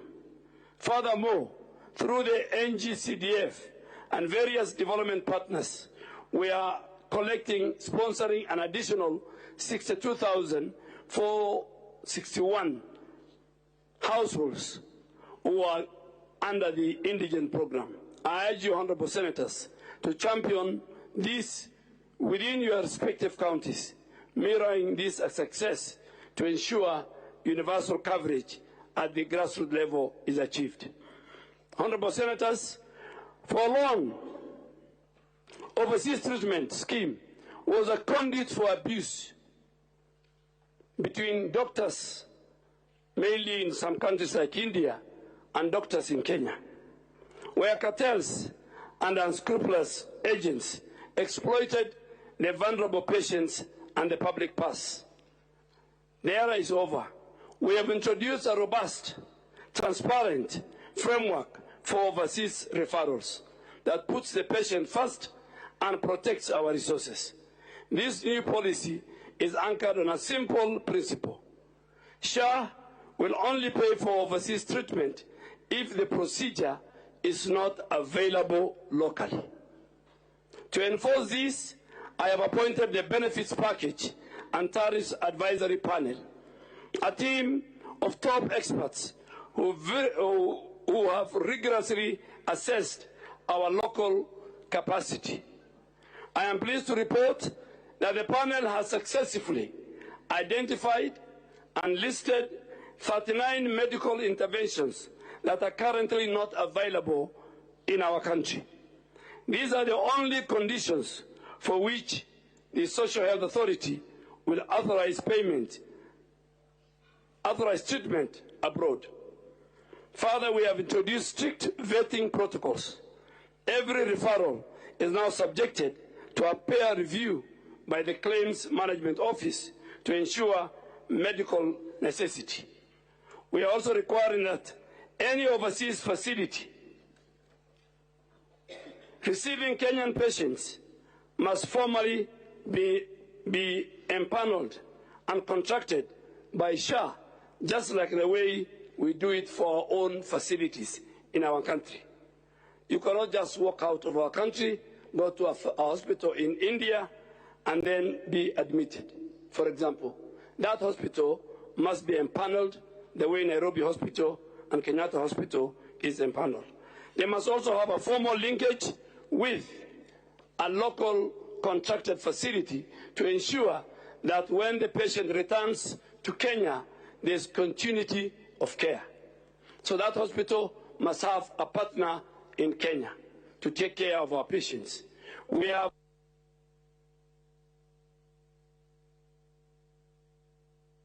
thousand Kenya shillings. This will ensure sustainability while granting access to life-saving. This new framework guarantees that we are not exporting our patients, honorable senators, and we are not exporting our money to support the health system of other nations. That I think we need to make it very clear. We will not export our patients and export our money to go and build the health system of other nations. Instead, we should be investing in our own capacity while providing a transparent safety net for the few complex cases that truly requires it. Honorable Senators, the transition from NHIF to SHA is not merely a change of logo. It's a fundamental restructuring of our national health insurer to ensure efficiency, integrity, and professionalism. We are building a new institution from the ground up, and this requires a fresh, competent workforce. I wish to be categorical that recruitment into SHA is strictly based on merit. There is no automatic transition. However, suitably qualified staff of the former defunct NHIF will be given priority in compliance with the law and the court order. The days of nepotism and incompetency are behind us. Only those who prove their worth will serve the people of Kenya. The second pillar, Honorable Speaker and Senators, is comprehensive healthcare information technology system. Honorable Senator, to ensure efficiency and integrity, we cannot manage what we cannot measure. Through the Digital Health Agency, we have successfully digitized and linked 10,277 health facilities with 4,149 public facilities, fully running on our Taifa Care system. We have delivered over 30,087 digital devices to facilitate across the country. But this system is more than just a digital record book. It's a fortress. We have deployed an advanced artificial intelligence and big data fraud engine. This engine records every transaction and detects anomalies, billing patterns, For example, upcoding, fabricated records, duplicate claims, impersonation in real time. It is instantly blocks suspicious claims for manual forensic review before a single shilling is paid. It's through the AI and the big data engine that we were able to detect the anomalies that led to the 12.7 billion shillings in rejected claims. Nyakwara Mugiajwang' mano jatend migao mar thieth Aden Duale ka intiere nyima Senate mano e pacho kae ka koro ochiwo lera kotudore kod okumba mar thieth mano mar SHA. Chenro ma kamano Nyakwara Mugiajwang' waluonu godo achiel kachiel kendo matut kotudore kod twak mare e nyima od bura mar Senate kochiwo chal mar thieth e pacho kae. Wabo bedo ka wamenyo ni e weche manyien mamoko mag odiochieng' ma kawuono. Nyakwara Mugiajwang' kapok wadhi mbele kod twak mar e studio ka yena mar mondo mi asoma ne moko kuom ote ma Nyakwara Mugiajwang' chwalonwa kokalo yore waduto te mago mag tudruok. Ote ma kamago wabo bedo kwasomogi achiel kachiel mar mondo mi bende wawinja ne paro mago mag joneno magwa manenowa kendo ma chwalo paro margi kokalo yore waduto te mago mag tudruok. Inyalo mana ketna moko kuom ote ma Nyakwara Mugiajwang' chwalonwa. Manongala Samuel wacho ni bedo ni ng'ato onge tich is not a guarantee mondo ineg ng'ato ni iyudo pesa matin. Onge gima rach kaka nego ng'ato. Jasiasa ok gol ng'ato gi thuona dalagi. Gordon Odundo bende wacho ka ni Joyce Oduor, the problem is unemployment but an atayo nyathi mbalariany mitiyogo kaka guna. Odhi mbele kawacho ni I don't understand how you pay 200k and you accept 300 bob to cause chaos late sana but en mana kaka Walter owacho kech emanego comrades. Bahati Africana wacho noyo makare ka entiere Masara Golden City Migori County. Ongeza ka ni Joyce en adiera ni e kinde mag siasa to josiasa moko manigi chuny marach jotiyoga gi rawere sana machuo mar kelo tulo e rombe mag siasa. Odhi mbele wacho ni ka okang' makama mano thiro dongruok mag rawere kendo kelo akweda e chenro mag dongruoge. Ponono ni jala mane siayo tulo oyombi e yiero makamano. Mar ariyo josiasa tiyo gi rawere e kelo tulo nikech rawere onge tije. Koro iyudo ni oyie chulogi nyaka pesa moko kama ka gidhi girocho chenro mag siasa ne ng'ato magilerogo. To tim makamagi kelo thoe mang'enya ne rawere mopogore opogore e kind oganda manyayo dongruok mag gwengewa. Omiyo an gi pacha aneno ni ber ka jotelo moyier loso ne rawere thuolo mang'enya mag tije mondo weche mag maundu kod kelo koko e rombe mag siasa mondo oruma. Kendo ne josiasa be nyaka bed joma oluoro ngima joma girito kendo magi tiyo negi mabiro geng'o timbe mag maundu kendo biro miyo rawere dongore. To ne rawere bende ma olap dhog gi ndong' ne kombe mag siasa mopogore opogore dahera mar jiwogi mondo gin be gigo siasa manigi kwe. To mogik wang'ni wan kaka rawere kik wayie mondo oti kodwa gi josiasa mar ketho mwandu jowetewa nikech weche siasa kata pogruok e paro. To onego wanen maliw kendo warit ngimawa makare nikech ndalo tinde tena to piny be idakie dichiel makata bed ni isomo okisomo kisetho to onge ohala ma joma odong' yudo kuomi. Omiyo siasa mabiro ni wadhiuru ka waseikore ni wang'ni tok ti kodwa e kelo tulo. Paro maliw ahinya. Abdalla wacho ni mano maratito wacho ni andaer ni vijana onge ni tich koro miyo itiyo vijana onge tich koro miyo itiyo kodgi marach. Jomatindo ema koro nyaka tang' nikech ngima en margi. Felix Ogutu Odhoch bende wacho ni amosi ni okwe ahinya ma en wacho ni en e chuny boma ma Kisii. Daher mar golo pacha ka wacho ni vijende itiyogo moso due to unemployment where ng'ato ok bi ling' e ot to tich onge. biro chune ni owuog oko mondo oyud kaka doyuti, hence itiyo kodwa.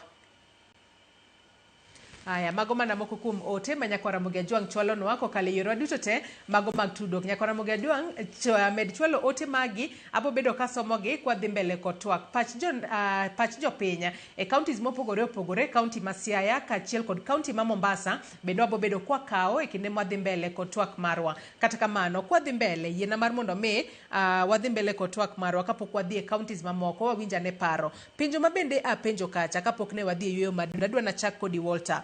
Bende iparo ni owinjo bed ni koro sani koro iloko chike ma pacho kae mar mondo mi jo siasa gi matiyo kod rawere bende okawnegi ondamo mager mar chik mar mondo mi tim ni orum, nikech sani koro koka wachomo weche mag siasa wang'e ni wadong' mana gi dweche matin to higa manyien wadhi e yiero. Wabo bedo kwaneno ka romo mopogore opogore mag siasa biro. Bende jo siasa gi bende winjo bed ni kaonegi chik kapo ni rawere mag gi ma kata motudore kuom gi oyudore ni gin goons kendo giketho romo mar jasiasa moro. Walter. En adier Joyce, an kuoma kaka nene en adier mondo mi oket ne jo siasa gi bende chik. Kech ki ng'iyo gi matut ahinya yudo ng'eny jo siasa tinde tiyo gi propaganda. Na sana kifuate yudo ka yude masani wan tinde wadipende gik moko mag social media gi. Ng'ato dhi e TikTok, en e Facebook oluwo bang' jasiasa to gimonono ka ng'ato ndiko cha oamini. To iluogi yudo ka jo siasa gi moko chak extend ma pesa kende mowinjo bed ni timo development kata mashinani kucho gikawo tinde gichulo bloggers ma skano sechulo nyathi ng'ato kama ni ang' dhi gona ng'ane e yo ma kama yudo ni ng'ane jasiasa moro ndiko nying wadgi marach lakini ang' godhiambo to gidhi nyiero ni neno kaka ataki, lakini wan to kiwananchi reserve kucho wasechako gore ni ini ng'ane nowacho kama jasiasa ma kama nowacho mane ng'ama wacho adier. To akwayo vijende wewe ufuatilia siasa ni waketero sana, gigi gin propaganda seche most of the time. Kechudu ka jogo keto propaganda to gidam gi e it youths ma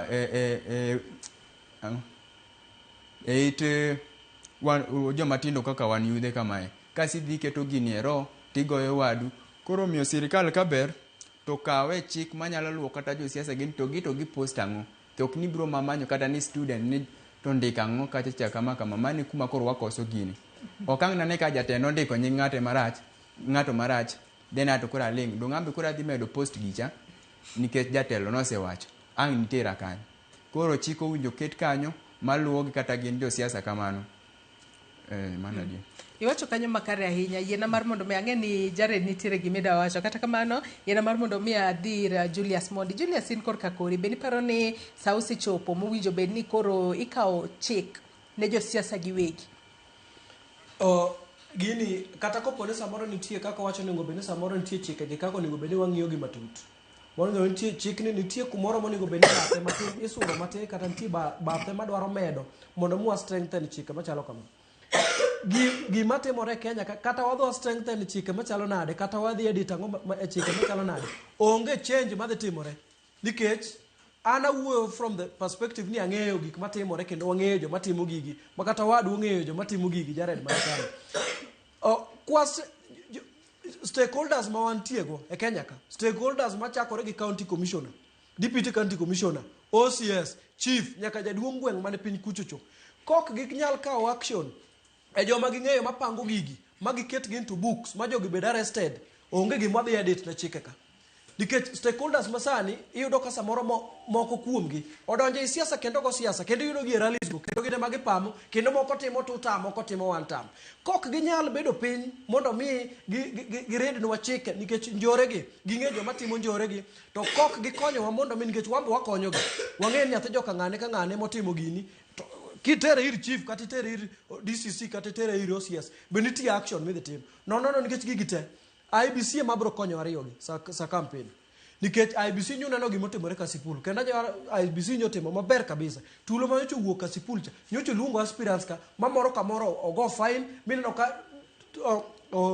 ma siasa mane liet mar siasa mane Kasipul cha nodok piny gima timore mogik nitie gik moko manyako wakwere screen ka nikech miriambo moko ok wanyal yie ma samoro wadwa Jared wacho ka. Gima timore sani en political instability. Political instability wan gi kuonde ariyo mantie gi political instabilities. Political instability wuok gi miluongo ni United Alternative Government. Gi sirikal miluongo ni broad ango. Bread based. O en iluongo ni broad based. Broad based no.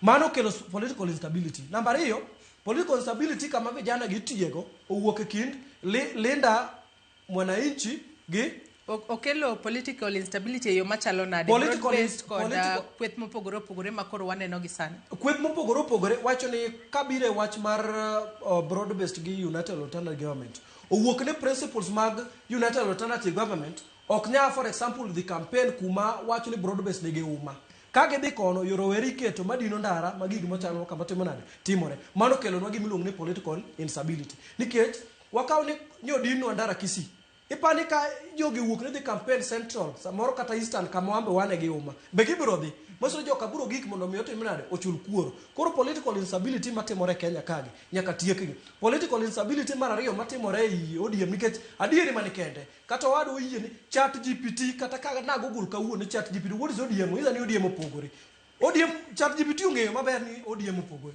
koro nyaka wabedi muamis ojende wagi adieri serikal boka otingne o empower jowa nikech gimonyo wuok kan nyota program macha nyoka program nikech nyoka program mathuol madhi kayowa next year wabedo machalo nade to nitiere rawere ma oseyudo pesa no kendo konyo gi nyayo chenro magi mag ohala matindo tindo tindalo kata donjo supermarket galufu abich ngiewa jomoko no dalufu 22 dhi ngiewa ngoma dhi empower onigo beni macho miye ginene omiye rech idwa ne serikal kata omiyo low no nego kelo ne kinyosi gige kinyosi mondo liedi onyalo samoro kendo fraya mondo dhi ogo chips okelo ne gige hotel mondo dhi ochak hotel mane kimpower ng'ato miluongo ni nyota program kiwan kaka wa united position macha nyoka program ma pod sani ok dhi konyowa mok dhi konyo jowa komando ang'e ni Marcelin kachiel kod Jared bende nitiere kod paro mopogore opogore kata kamano ing'isa ni wakaw yo madunde nyaka Ramogi Ajwang kwaduogo twadhi mbele kik idhi mabor.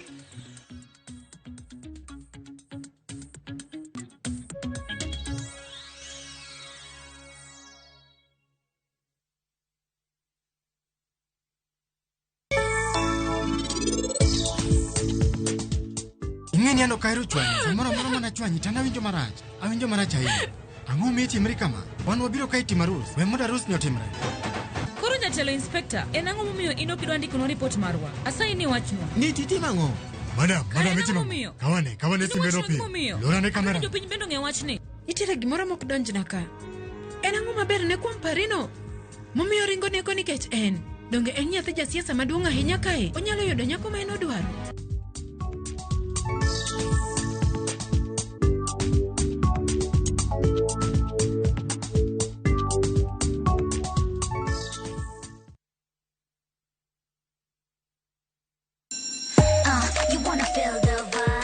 Ngeso ka ngeso wakelo ni gik mamit makelo mor. E rogo mar nyithindo kae wakelo ni talanta loso gi lwedo wapuonji tedo be gi moko mamit. Rogo mar nyithindo ngeso saa 3 mar okinyi mana e Ramogi TV. اللهم إنك عفو تحب العفو فاعف عني. Ewe Mola, wewe ndiye mwingi wa kusamehe na unapenda kusamehe. Naomba msamaha wako. Dial *860*286# to get Dua ya Ramadhan as your skiza tune.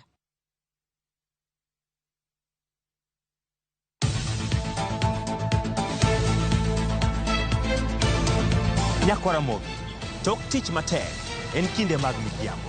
Kedisiopo pacho kidwaro ng'eyo mago motimore pacho ka to kod pinje maoko. Chieng' tich abich ka tich abich tudhi kod Auchieng' Emmanuel chenro mar Ang'ich Welo ka achiel kod Oimore kamwakelo ni weche manyien mago monon modo kendo luweyo makare. Bende watwako ji mopogore opogore lony magi magintiere godo mondo mi wagol odok e iti. Tok mano kende bende wantiere kod chenro mar gin kanye mabiro miyi sigana mag thuondi luo, jogo mantie, mago magitimo to kod mago manegitimo e kinde ma okalo. Kik bai.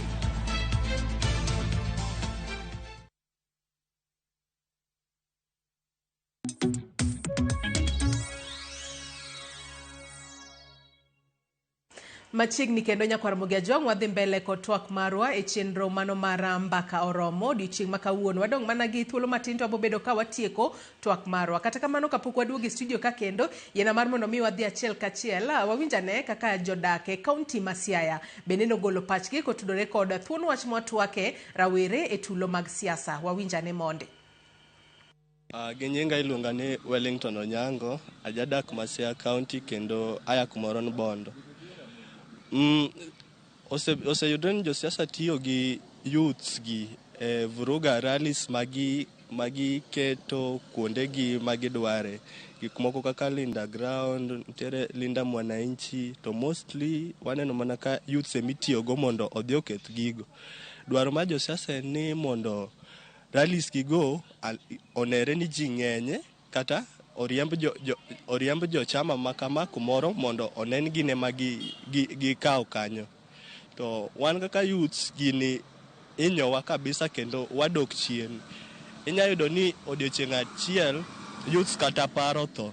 To kuma youths aparo osetho, mano piny Kenya nitiere kaka oselus gik moko, nikech kuma ji aparo tho to ka ji apargo didong buchieng' moro bedo gimoro, to ang'o ma ginyakonye piny kae. Koro wayudo ka wan kaka youths jogi tiyo kodwa mang'eny, to wabedak watamre nikech wane gi chuny moro magombo cha, wagombo nikech iyudo ka wasetieko skul, wan gi obokewa mege penj manyiso ni wakalo maber, to sirikal ok dwa ndikowa tich. Akia gimomiyo ng'ato kaka an iyudo nasetieko kata skul igni moko 4 mokalo, to an gotasena kendo nakalo penj maber, to ase duongo dhoudi karibu 10 ka kwa tich, to sirikal ok dwa ndikowa. Ang'o miyo mano timre? Sirikal ok ng'iye dwaro ma youths gi monde. Ka ginyami youth ka youth tich, to an awacho ka ng'eyo ni youths kendo kan chak tigo. To youths be adwa kwau ni jogi owe tiyo kodwa. Kata wan gi dwaro magombo cha, lakini jogi owe tiyo kodwa nikech wan mo end up nwa umia kendo ratich wakethre. To ka jogi osetiyo kodwa bwa umia, gino kan gidewa, gibodhi kuonde magidhiye nikech gin gik gi yore gi odhi maber kaka ne gidwaro. Gi nyinga en Charles Ojwang' Opondo, jadak ma Siaya, kamoro ni Agoro Yombe, Alego Usonga. Ponono ni nura rallies gi okelo ketho moko kumoro, okelo tho. I think ne politicians emoro bed accountable nwach gine magikelo midhiero go, nwach gine mamanyo guns magin youth mondo odhi e ndara, to youth ting'en ko osedhi e ndara gi denyo nyaka giketh gik moko, giker rochruok. Most of them are idle. Inwang'o kaka moko koro gisetieko skul, gidonjo e grupe moko mag koro gikwelo, gidonjo ginene addiction mag drugs, peer pressure. Serikal koro onego omany kata yude job opportunities. In Kenya kae wan gi job opportunities, youth mang'eny gisesomo to tiche mapod onge. Emomiyo koro gidonjo ginene violence makoro kata inyalo ti kode wa koro youths ibedo violence makata ka gineno ng'ato gi gimoro gigombo, to koro gikia kaka ng'ano noyudo gino. Nakoya kwa jo siasa mondo ginene giweg ti gi youths, nikech youths gin ga ginene peer pressure makoro ka gineno ng'ato kotimo gimoro kama kota bedo influence, kata ka ng'ato nyise mondo timuru gimoro kama wadhi miyo gimoro matin, mi koro kaka youth ok inyal tamre nikech kata ofuki ka ionge kata pesa, imanyo pesa makata inyalo konyrigo, nikech kata dala kucha kikwayo pesa ok inyal nwang'o yo mayot nikech idhi penjo maswali ma emomiyo idwaga pesa. Ma mondo mi rallies obed maber, ok onego bed ni watiyo gi youths e yo marwa mar mbi mar siasa. because mano inyo ngima youths giwegi to inyo politicians, oinyo both parties. Ngima youths oinyo seche ma kora wuok e ndara cha, maybe kata lwenyo wuok, kata lisas wuok, ka tho e ndara kanyo. Aweyo familia na, wadong kamano. To politician gimomiyo kethre en kamae. Sama koro isetiyo go goons enjao rallies moko mar other politicians, ionge mbi mar siasa. Mbi mar siasa orumoni. Koro konego beni tiyo kodwa kaka goons. Koro ajiwo youths mamoko. Okonego ben mondo take this one an account. Okonego beni tiyo kodwa. Onego beni youths mara mora mawuok, iwuok kakinya yudo tiji, kakinya tiyo tiji manya kelo ni gimoro e mesa. Nikech mano oke tich. Tiyo kodwa no mano oke tich.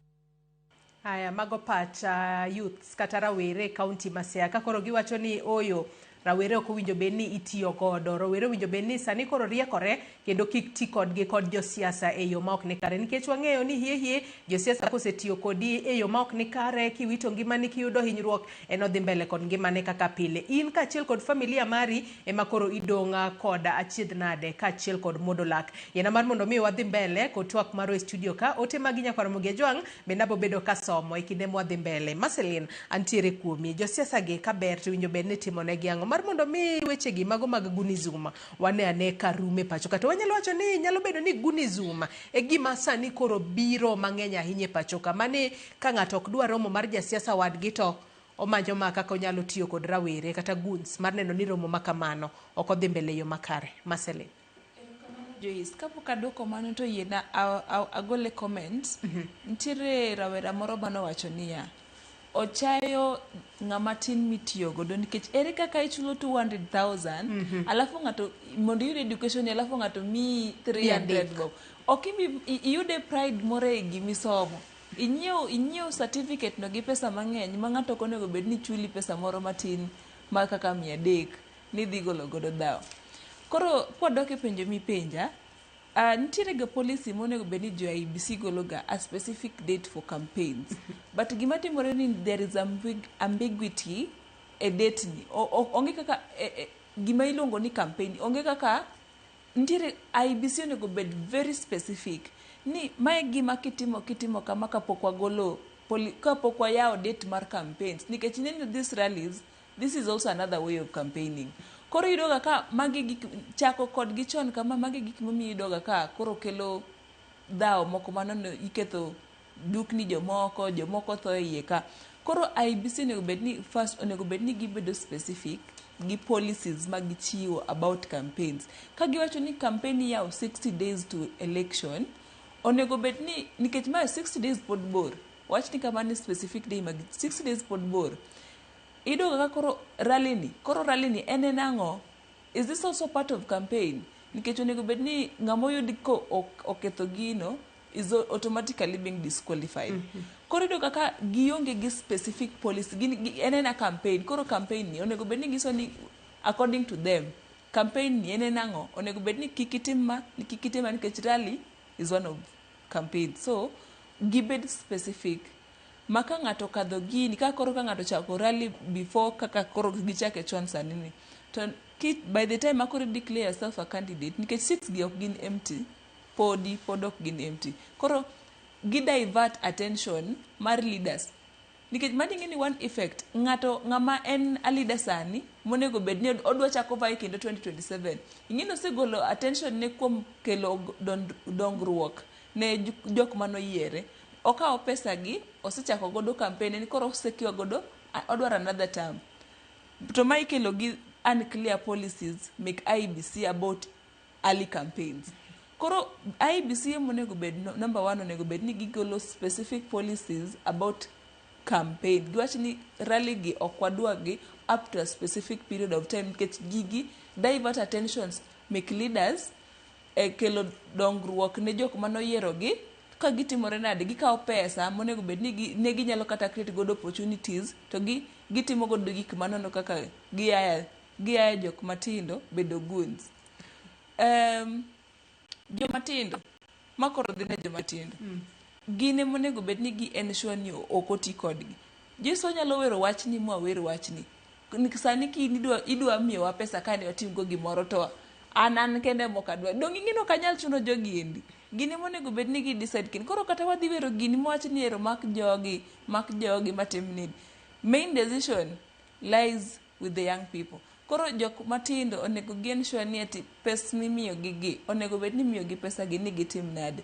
Ok imbi ng'iye nengo ni kaka ng'ama tin kisungre gi somi no matin ana somo mok inyal miya 300 ni adhi godo ng'ato kawe somi no kaka gimoro 4 years isandori malich alafu kisetieko to ng'ato 300 teri e jela koro nikech nitie jok madhi e jela 300 jomoko otho ng'ato obedo paralyzed for the rest of her life or his life nikech mana 300. Koro temi ing'e nengo ni kaka ng'ama tin ing'amo somo ing'amo dimbore beda mos kata kapo ni tich pod otamore 300 to kik ng'ato miyi ni dhi nego godo ng'ama tin kik ikaw pesa ni dhi nego godo nyawadu kata dhi timo ne godo nyawadu marach to kaka ne ng'ato sewacho ok ochuno ni nyaka ndiki eka mondo iyud gini inyalo dhi kawo in gi puodho moro matin dala ing'eni puodho puro tek inyalo puro makitieko to kata ionge kata gi nguvu mar dhi go ng'ato kendo koro idwa mana nindi manye gik machal kaka mago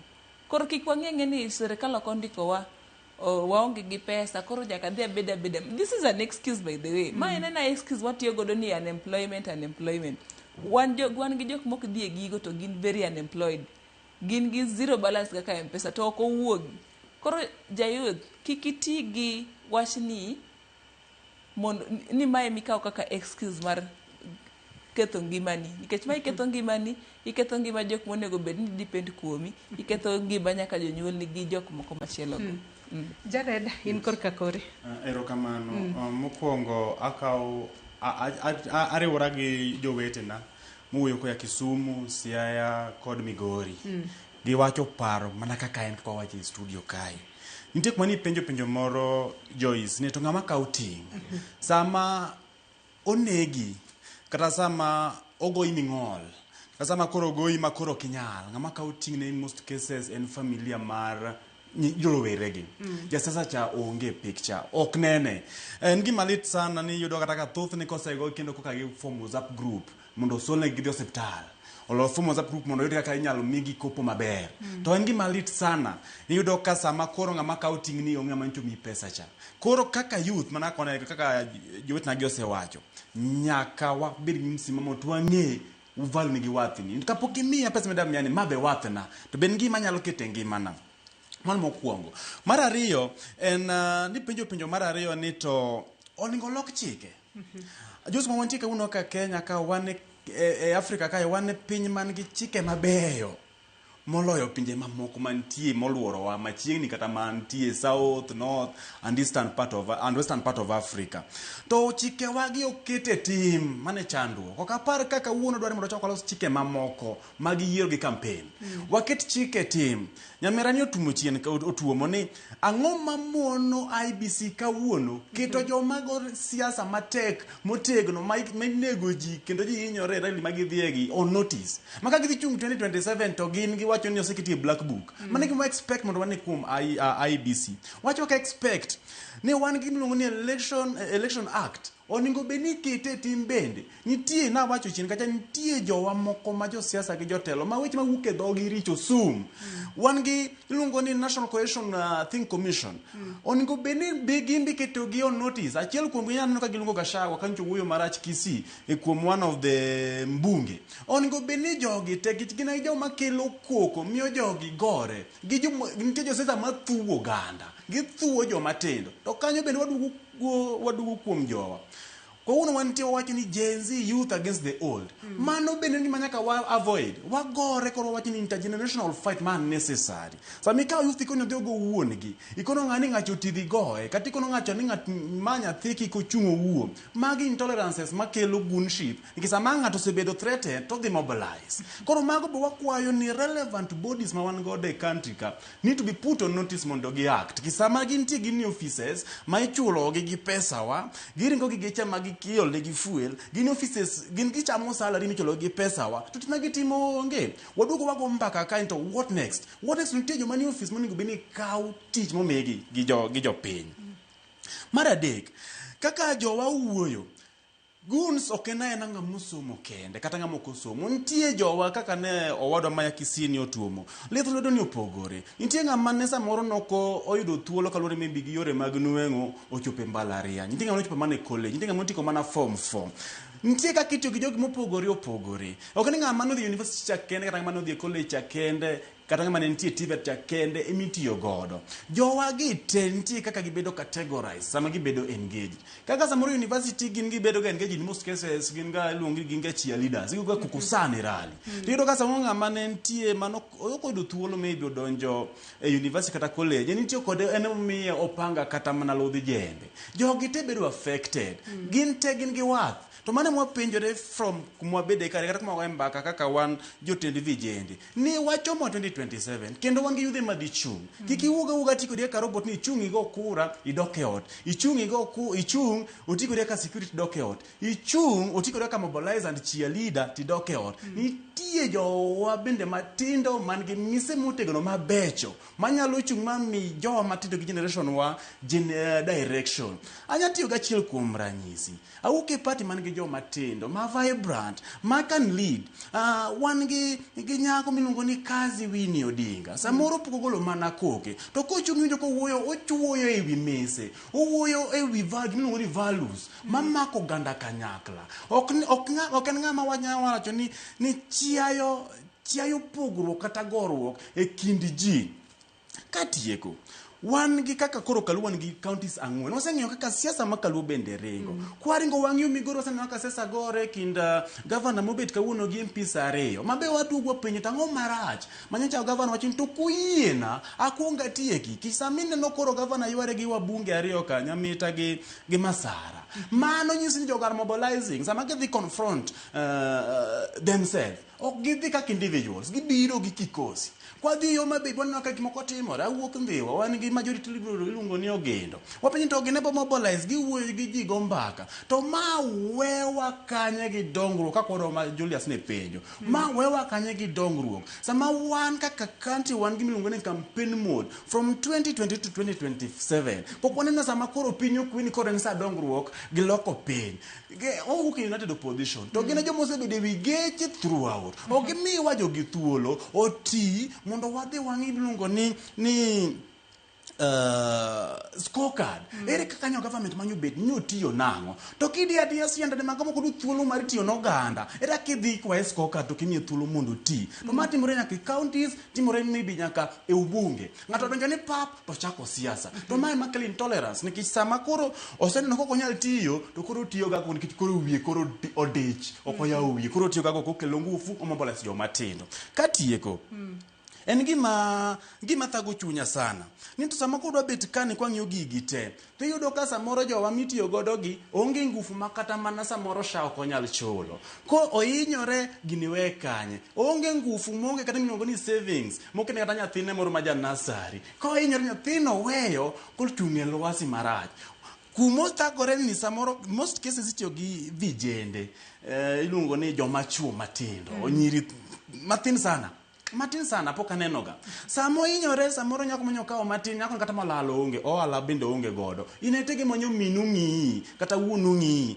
iweyo dala ka mane in hope mane ji ng'iyo ka koro bedo shattered wakwa jo matindo ni ng'eyo avalu ng'eyo wak sana joma wuok Kaluo ka ne ng'ato moranga king'yo mosedo ko wuod Luo king'yo joma masa mone ko sedo ko wuod Luo king'yo ng'ato monde Mbale yudo ko wuod Luo penjo nyowa penjo ni tang'o miyo jowe mantie front line to wan jowa manong'e ni magi joma ne joma wigi jere mane ka otiketo loso policies yudo ka policies bedo implemented ka wuono lokwa itiyo kodwa kaka front liners e lwenje mamoko seche moko kumagwa owadwa ni notumo weche moko e chama mar ODM sama wan kani sama osetimore didek anyalo chako ne waneno ka Kitengela kane ogo jowa ma jodi mana lit sana ang'o miyo sirikal go jowa ochao go jowa Kakamega ang'o miyo sirikal go jowa sani wach intolerance mantie ODM. I'm doubting ka ODM party leader nyalo mobilize mondo dhi go jowa ma old rally mar ODM joma gojo ODM en sirikal Kichi gine magin gi ministries to gin gi PSS gi jogo te wakwayo sirikal mondo gibed tolerant ka jowa go mbaka go ganda joodi mogore kendi nitie joma go wawuok gi oko mano bedo no bed maler ne jowa masomro winjowa to gi jowa mabet gede iye kae joma go we are not fighting on ourselves joma go wawuok oko joodi mogore kendi Julius nitie gimida mede donge ngene wacho ni samoro joma go giwuok oko to wuok oko e iye mar broad based Nikech oko ni to kora kia nikech broad based ani sirikal matiyo mano wawegi kanyo namba 2 nitie gik moko ma nyaka kwer kae wan jogi jogi pod wan gi Azimio koro sama giwacho ni wan waketo sirikal tese ma iso ni gisewuok e side mar opposition namba 3 gimene notimore sani waseneno gigi te ni unemployment is the gima koso tich emomiyo jende te nikech owache Mombasa owache Homa Bay owache Kisumu jite wacho the basic bottom line ya koso tich emamiyo jende wuok mano bende penjo koro ere solution ni tango ang'o ma sirikal owinjo bed ni timo mar mondo mi oweti kod rawere maonge tije e yo ma ok ni kare e kelo tulo mag siasa koro magi momeno adwa konyo gi adwa konyo jo broad based mondo mi koro gikaw gigi mondo mi gindik piny mondo gidhi gi implement apani oyiene ka bro kitero ne modong mokwongo wan gi gimiluongo ni affirmative action fund affirmative action fund ok nyal biro ne kijana kaka individual nyithindo vijende wetena form groups mondo bi yud pesa mar affirmative action fund namba 2 pesa mar samoro wuok mar nyotani ere wakaw ni ero ne entie anakia kata ne entie ka ne entie no wach ni ji mondo temenade mondo apply be ni apply mondo mi yude mar 3 nitie pesa ma samoro wuok special funds ma wuok e county government pesa ni ko wuok obire grube mag women obire grube mag youth ine group be se form group kaka kijana wadwa mondo mi ka pesa ni samoro biro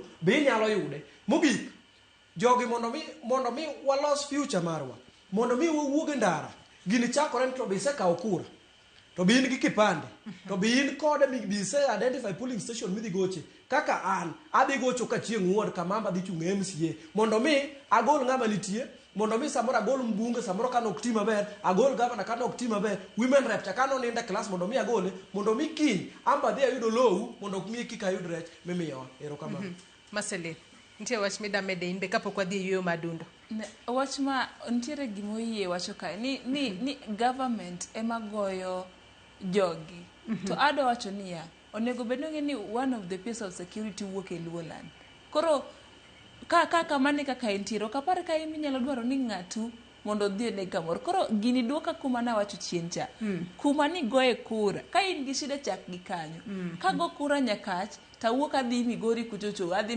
manyo MP mara a certain constituency kanyo akwaye pesa moro matin ngini kanye magi take advantage nikech an sure ni sani ni ka awuok adhi manyo MP na to penjo gimomi anyise ni an dongwane mane wayieri kaendi koro mane an gi every right mar kuai mondo ikonya ng'ano ok dhi tiyo kod nikech mano gimomiyo mane momiyo ne wayieri kanyo koro kidhi ir ng'ama no kiyiero ng'ama ok gine ok awach nang'o ok govern place ma intiere dong koro dhi chune ni nyako ti kodi koro mane momiyo gini endi kata koro pod wamanyo yore kaka onego bed ni konyo youth e yudo tich gimoro amora gini nyaka pod dog ne mana ng'ama tin no in kaka youth in ang'o mitime wachno inde kok inyalo yudo employment intiere gimoko ok onego bed ni ndiki gi sirikal inyalo timo gimoro mopogore to koro pesa gi campaign koka biro mana kionjo koko biro mbele kaendi koro Didi wacho ni bro di ponde yot. Seche moko ok inyal ponde yot. Wange ni motelo ne 2020 wange ni sani wadong mana gi dweche to wanyalo wacho ni yiero to en higa manyien. Matende ni weche mag siasa ema koka dwa bedo mathoth ahinya. Jare dange ni mak paro no gi kanyo kata kamano inya wuoyo daka seconds pradek. But mokwongo adwa to clarify clarity I think clear on the confusion mantie United Opposition Azimio and me now broad based ODM kaka party samo wuoyo kani pok no withdraw papers on from Azimio coalition and it's an agreement on papers we are in Azimio Someone can you in any other agreement on coalition gi party mora mora. Onge kuma sendi correct coalition mora mora. Omiyo ko nyucho ng'iyo wa se release party leader wa mondo odhi ogo mbaka gi jowa mamoko. Wanyalo tiyo godo. Gin bo wapenjo gi the same thing. Onge nya bedo United Opposition to ni Azimio. Chike mag Kenya. Okay ni party bede coalitions kara alliances ariyo. Inya bede achiel. Mara ariyo ni penja ken mananga duok kwa duok. Haya makparo no gikanyo Nyakwara Mugejuang wakayo madundo gisani wachiw thuolo ne weche manyiena mawamiyo peka odiochieng' makawuono kik idhi mabor.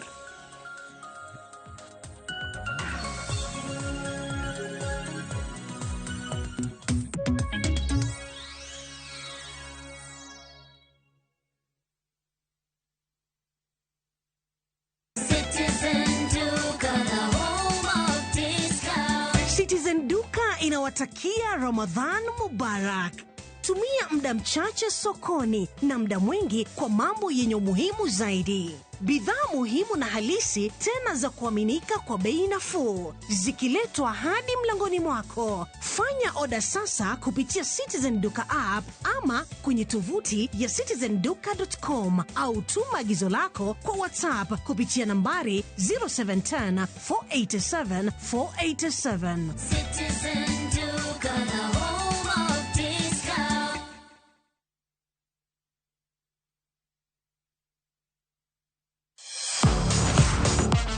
Ne thuolo mar yudo weche tuke duto nyaka mopondo. Mbaka makende mag jotugo kendo mag jomolony weche tuke. Can you believe it? Magite yudore chenro mar pau tuke. The 4.84 kilometers. Nonro matut kod gigo matimre manyien mag tuke duto mawuok e piny mangima. Tudri kodwa ngeso ka ngeso Ramogi TV. Kochakore saa 8 odiechieng' ka wami gik motimore pau tuke.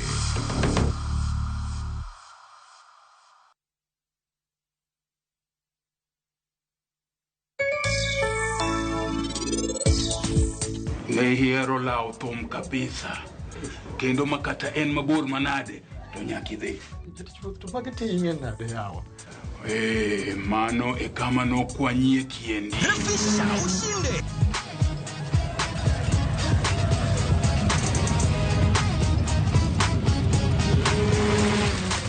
$50K ya Vasha ama MMF haingoji.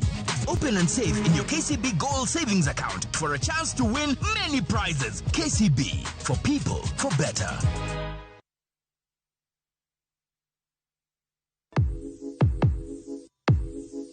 Donje piny manigi nyadhi. Kama gimora mora nyiso sigana mar kit nyadhi momedore. Kochakore kido kod tim oganda, wuodhe manyangafu materie kuonde moyiedhi e kind mamoko. Tudri koda Ansimtos Okinda kateri e wuoth moyiedhi no nikech ngima idago dichiel.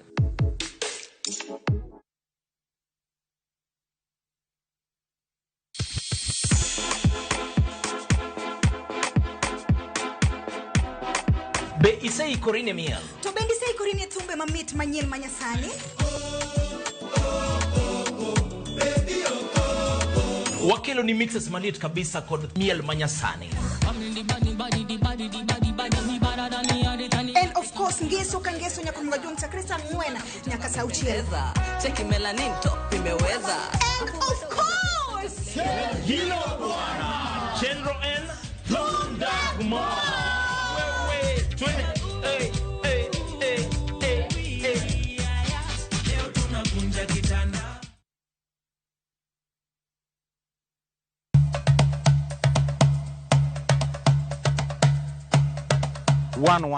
Chenro malero kitwa gi timbewa kod puonjo dholuo. Sani upuza ni uluongwa na mabuda. Koro mwan mabuda ni girieko mwan koro mathin ma koro maru ng'eng'no.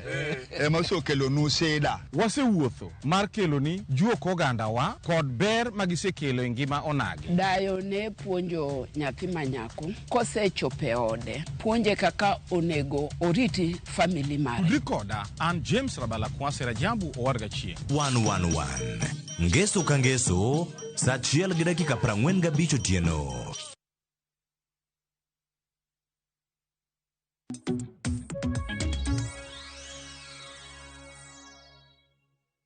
Nyakwara Mugiajwang' erokamano ahinya kuom medo bedo kodwa e twak marwa e chenro mar mbako romo odiochieng' ma kawuono wantiere tielo mogik. Kata kamano kapok watieko twak marwa okinyi ma kawuono ok wanyal tieko kapok wawinjo paro mago mag jodak e kaunti mano ma Mombasa kotudore kod thuon wach mano mar rawere e tulo mag siasa. Wawinjane kaka jo Mombasa noloso monde.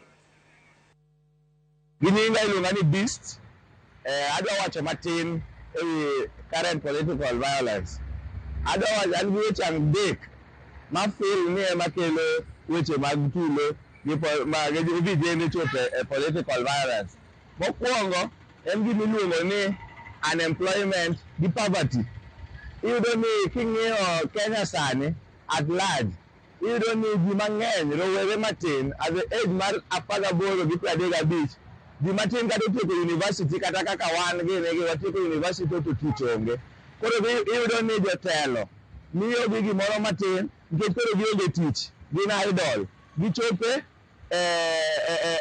event moro kata political rally moro, gigo koko, gikos violence, mano mokwongo makelo gini. Mar ariyo, iyudo ni kiseng'iyo kaunti sani, jotelo osetemo achiel manie offices mamalo, but iyudo ni I use mar substance abuse and drugs.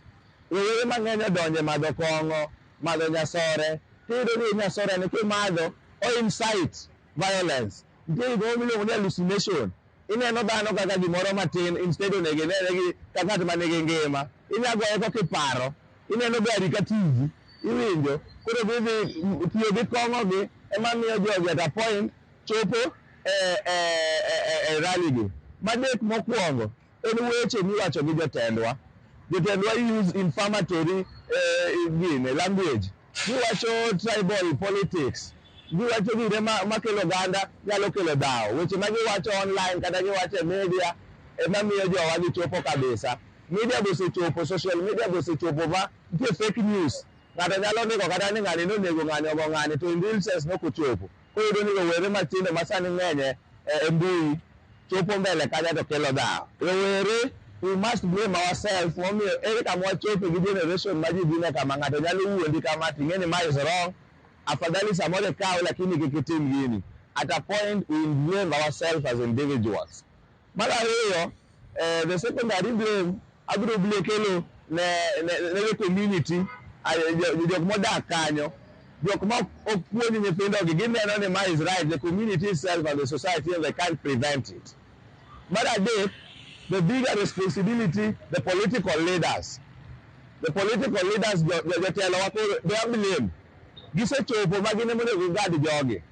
To gine ma blame, gine ma gi own the responsibility, gine ma gikawo, giwacho tribal thing, gine ma gichulo nyithindogi mondo gi ochop kacha. There is bigger blame. Nyinga iluonga ni Joseph Olo. And an japuonjre ma notelo ne nyithindo e Technical University of Mombasa. Gima nyalo wacho ni nitie kata tim mang'eny mwaneno kuonde mitime siasa. Ma kendo kwaneno gitimo gi kod ojende. En gima ok nenre maber. To en gima ijiwo kod weche mang'eny. Wach mokwongo wajiwo mutni mikelo go ojende namba achiel ni ojende onge tije. Ojende ni nono, ok gik ma gitimo. Koro samo jana obedo dak kanyo, onge pesa, onge tich motimo. Ka ng'ato miye kata siling 200 kata 100, tudo ko jana ni thuolo. Kendo yie mar wuok oko, mar timo gimoro amora mokone ni mondo tim. Koro ken gima nenore maber. Gima nyalo kwayo ojendewa, wawe dhawo. Kech sama wadawo, kiyudo kana jatelo, to nyawadwa bende jatelo to wan kanyo. Iyudo ko ojende madhawo to jotelo gi ok dhawo. To wan ojende, wan ema wahinyore gini biro kostwa. Onge tiende ng'ato wit kata ngimane nikech siling 200. Onge tiende in nyawadu nikech siling 200 kata siling 100 kata kong'o monyiew ni mondo imadhi. Kidwa ng'eyo gima timore, jotelo mathoth ji piewo hoka. Lakini iyudo kaka ng'ato achiel osewin, tiyudo ka jotelo gi luongore to giriwore lwedo to gitiyo kata kanyakla. Lakini in kaka ojando ne gipenjri ni sechego inuwe ikanye. Kinde ma seche mane ji go siasa, gigo jowadu, midhawo, iloso sigu gi jomoko nikech jotelo. Koro en gima onego wang'iyo mariek kaka ojende to wapar nyadiriyo. Waherere, kisapot ng'ato to usne mana sera, lakini yer nyawadu nikech ikia kaka kiny chalo. Blaming ka blame ji ariyo. Namba achiel, adwa blame ojende. Nikech onge jatelo manyalo force ni mondo itim gima chalo kamano. To kendo rakoni ni seche moko bende jotelo kor kata jogi. Seche moko jogi dhi mane dhawo gi thuon mondo mi jatelo ne ni adhawo ne.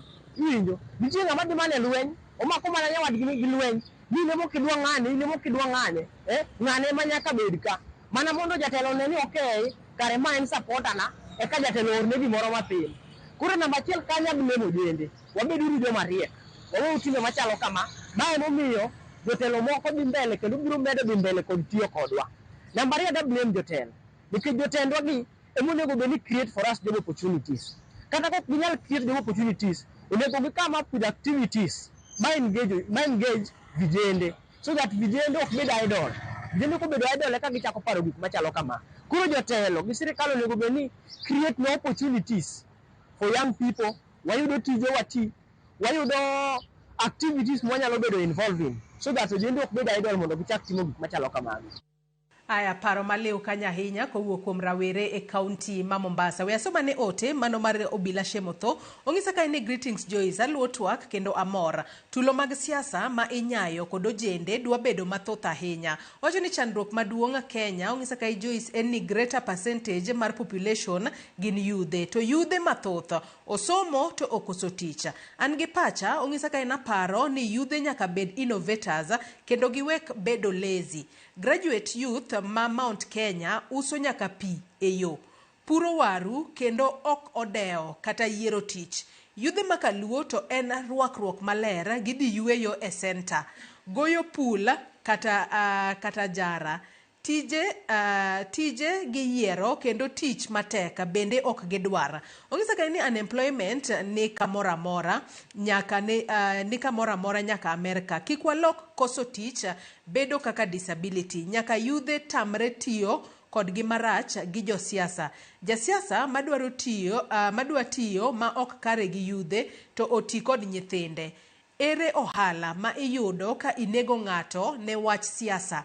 Ikelo chien kuomi kod nyithindi. Jela bende ochomi tira ne wach 50 bob mar jasiasa ma omiyi. Let's think beyond the box. We are all brothers. Mano paro malewa ahinya kanyo kowuok kuom Obila Shemotho. Yiena uru mar mondo mi akaw pacho mogik ka watieko twak mar okinyi makawuono. Paro maleo minyalo sumo ne rawere Walter ka watieko twak marwa. Nikech wang'eyo ni ahinya kindegi e kinde makoro wachomo siasa.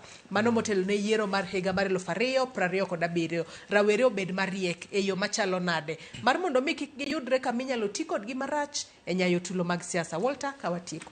Erokamano kendo Joyce, en adier kendo man kaka wadwa misomo message ne nowacho. Adier youths makaluo wasebedo kwasungo tije sana. Giwacho ni jaluo janyadhi. To nyadhi wani kuma dhi tero wae onge ga seche moko. Population mar youths kawuono ng'eny e Kenya ni sana, ma kata kichako ni dwa employ ji, ok di employ ng'ata mitiekte. Wan kowuok gi Kisikocha nitiere ga some CBOs mwasega loso kaka yudhe. Moro ni Baraka masani nigi almost ji malaw mana 200 kucha mondo ikony go other youths e magwenge kocha. To kiyudo ka idhi kata kuom josiasa mondo mi gimed e yore mag empower through these CBOs, to jasiasa yoro mana kamera mondo mi chop kuom jogi tek. Nitiere ng'ato ni PA mondo mi oyieni gane ni dhi chopo kuom jasiasa ok en gima yot. Mago be challenges mwa face kaka yudhe. Mar ariyo, an gima kwayo kata mana comrade to gi youth ma oko kanyo. Inyalo dhi kata mana e bank tikop kata pesa moro matin. Sani nitiere kata mana grube mag kungo gi hola gi. Inyalo kawo kata ma pesa moro matin tichak kata ma biashara moro mar uso tong' e bath dara kanyo. Iyudo ka kiny igo atwa moro bang' higa moko 2, samoro in kamoro inyalo kata employ jomoko, samoro ichako kata mana pidho gwen. To iyudo ka ibi mane kaka generation mari oidho malo gi yore mag tich. Mogik ka watieko. Mogik kwatieko kaka thuolo ni makende kuom moso jowatema wuochwa kochakore gi Nyang'iendo Indhiwa kuma yae kucha to gi comrades tema Kisii University agonu erokamano to gi jo Kenya mamoko mobedo kod wetruok ma kawuono ni an mana kaka ne ung'eyo ni an Walter Onyang' Otieno awuok e dala Mandhiwa.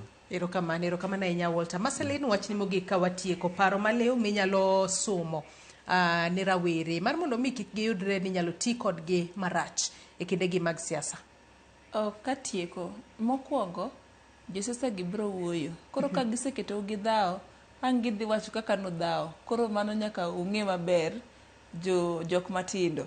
Mar ariyo, mana kaka osewacheno, onego kik irit ni ibedo employed. Seche moko employment ni ok nyal cover ji te. Kibedo lucky ibet employed, it's okay.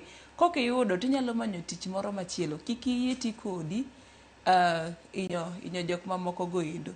Mogik, kaw kura kaka ng'ama tin. To make sure ni 2027 kabiro tiyiero ng'at ming'eyo ni inyalo goyo ne simu mikon ni an gi shida mako. Kwa kumigoye kura. Kwa kony kuma igoye kura. We wuok Homabay tidhi kwa kura e gine Murang'a. Kanyi makoro gikaw gitek ga opportunities. Chak gi kuma nigoye kura. Mane momiyo adwa ni make sure ni ok igoga kura ni kori wuok idhi go kura. Make sure ni kuchino kaka ikawe king'e ni ng'ama idhi gone kura en ng'ama inyalo access. To en ng'ama in mani yiere e constituency uno. Koro ma to mana koth Marceline Nyanyakach Jimo Onyuongo. Erokamano ahinya Marceline. Jared, wachni mogik watieko. Ago erokamano. Nitie penjo mani penjo ni to what should the government do with ombogu ni to sirikal onego bed ni timo mana mapiyo piyo wan gidaka ngwen kende. Sirikal mar Kenya ok en sirikal achiel, wan sirikal tiende ariyo. Wan sirikal mag county, sirikal mobedo devolved to national government. Wakwayo sirikal the solution kaka iwinjo kowuok Mombasa nyaka Siaya, Migori nyaka Kisumu. Kaji ywak ni tije maonge. Tich bedo mana ka economy bedo industrialized. Wako sirikal ma wantie go kawuono kata madhi biro ni kaber from the county governments. No, let us industrialize our economy. Wabede gi kampuni manyandiko jowa. Mar ariyo pinje waka piny makaluo wan ga agriculture. Agriculture en joma dhi, joma timo, joma luore, joma puro, joma timo gik makamago. Let us wakwayo jowa mondo gima dombo kwacho ni let us modernize our agricultural sector. Mondo jowa mathoth matindo donje agriculture. Mogik matieko ni mondo wangi kaka wa sensitize our labor. En gima lit sana ka nyithindwa itero Middle East kwa nyalo create labor at home ma is available. Mogik katieko en gima iluongo ni political education. Wakwayo political parties wa mondo mi jowa thuolo mondo understand the role mag joma tindo in these political parties. Jogi are not security kaka iketo gima koro gilokore guns. Jogi onego bed ni bed joma serve tea and snacks. Ok onego bed ni gitiyo kod giting'o boxes gi pouch e rally kata around jotelo. Mage joma thoth yodhi school kendo giriek, they can do something. Let them be part of the team maloso policies. Kati kumogi kabisa en mar ODM. To kitengo mar vijana ODM Youth League wan gi recruitment tieng didek. E party mar ODM wangi miluongo ni ODM Comrades Chapter ma recruit jowa mantie institutions of higher learning, jowa mantie colleges gi universities. Gikaw thuolo gidonje political party. Wan gi jowa manyiri mati miluongo ni young captains. Giru thuolo gidonje political party ODM. Kasto gikoro Youth League ma koro mene gite. Ma wawacho ni kanyo dhi miyo gi thuolo mondo gi understand the role and the purpose momiyo ni bini bede political party mondo kikiti kod gi marach. Kaka mosebet kitiyo kod. Erokamano ahinya Jared. Julius, wachni mogik. Erokamano anyiso ojende wetena ni ojende wetena sani kama siasa ni ogikene ojende wetena ogik kama koro liet mar siasa osechwakore. Jotelo biro iru ka gibiro gimi ludh jembe kongo chulisha mar thieth okuma mar thieth kosechulo ni penje ka wuode benie battalion mori go mondo dhega dawo to ka onge ka ludh jembe na mondo go maliti penje kama kaka idona dhi ago ngane to mogik ji duto temani go teku kauru mondo ndik jowa degree ni oko ka diploma ni oko ka certificate ni oko ka jowa onge tich to wande ludh jembe ni wane mwadhi tieke kaka United Opposition ni ko chodhi create a lot of jobs mondo mi wakonyo jendewa. Erokamano ahinya Umoja Julius mano jatend rawere Wiper. Erokamano ahinya Jareda oyie jatend rawere ODM Marceline Akoth mano jatend Jakom Kanu Campus League kachiel kod in Walter Otieno jatend rawere mbalariany ma Kisii kuom kaw thuolo maru mar bire studio wabed kod twak maket kod manya Kwaramogi Ajwang imbe ndagoni erokamano ahinya kuom bedo kodwa nyaka gi sani mwachopo e giko mar twak marwa e chenro mar mbako romo duond rawere odiochieng' ma kawuono mana kaka iwinjo in kaka rawera kik ti kodi maracha ne ni imanyo gino minyalo timo to maduong' mogik inyalo yudo tiegruok makoni kod kocha mar kaka inyalo donje kata inyalo riwori kod duond bura moro amora mar siasa mar mondo mi ibedane kod tiegruok kod lony mong'ith kaka inyalo bedo e kindegi mago mag siasa kata e kinde mwang'eyo ni weche mag siasa biro bedo mathoth ahinya e pachoka to maduong' mogik bende jo siasa we tiyo marach kod rawere e pachoka nikech kinde mathoth iwacho ni rawere e jotelo makiny gin e future leaders to koti kodgi marach donge jotelo bo bedo maonge Kwaramogi Ajwang e lojogo duto ma oneno ni chenro ni obiro ni e yo makare mano moriwo director marwa mar odiochieng' ma kawuono nantiere kae kod Stafford kaachiel kod Lindsay jomak picha wagono erokamano ahinya jogo manitiere TX kaachiel kod jogo manitiere graphics wagono erokamano ahinya ne jofwambo magwa reporters magwa mayudore e counties mopogore opogore county ma Siaya county ma Migori county ma Mombasa kaachiel kod county ma Kisumu wagono erokamano ahinya kuom neno ni Kwaramogi Ajwang oyudo chenro ni e yo makare bed kod odiochieng' maber oriti masani nyaka kendo warom tich abich machielo e twaka e chenro mar duond rawere oriti masani nyenga Joyce Oduor.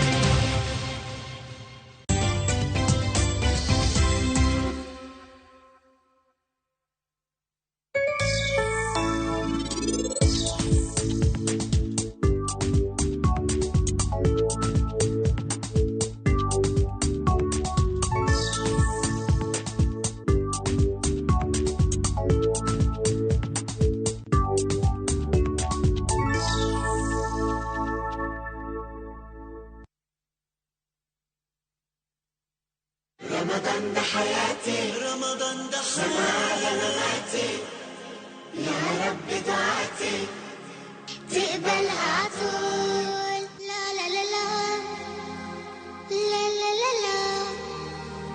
لا لا لا لا لا لا رمضان ده رحمة من ربنا الأعلى.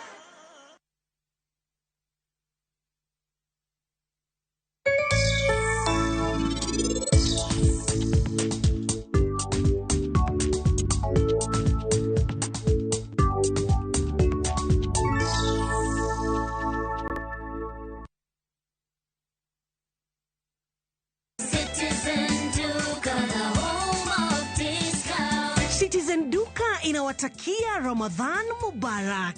Tumia muda mchache sokoni na muda mwingi kwa mambo yenye umuhimu zaidi. Bidhaa muhimu na halisi tena za kuaminika kwa bei nafuu zikiletwa hadi mlangoni mwako. Fanya oda sasa kupitia Citizen Duka app ama kwenye tovuti ya citizenduka.com au tuma agizo lako kwa WhatsApp kupitia nambari 0710 487 487. Citizen Duka, the home of discount.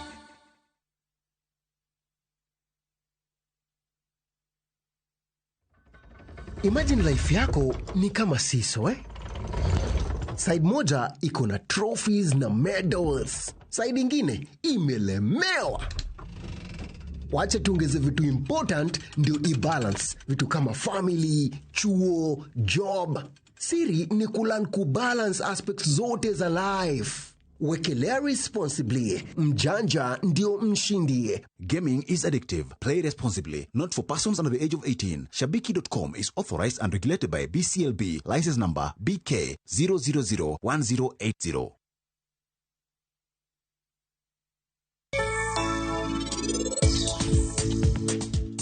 Ingeni ano kairo chwani. Samara mana chwani. Tana winjo marach. Awinjo marach ahinya. Ang'o miti imri kama? Wan wabiro ka itimo rules. We moda rules ni otimre. Koro jatelo inspector, en ang'o momiyo ino kidwa ndiko report marwa? Asayi ni wachno. Ni titimo ang'o? Madam itimo. Kawane timbe ropi. Lora ne kamera. Jo piny bendo ng'e wachni. Nitiere gimoro mok donjna ka. En ang'o maber ne kuom parino? Momiyo ringo neko nikech en. Donge en nyathi jasiasa maduong' ahinya kae? Onyalo yudo nyako ma en odwaro.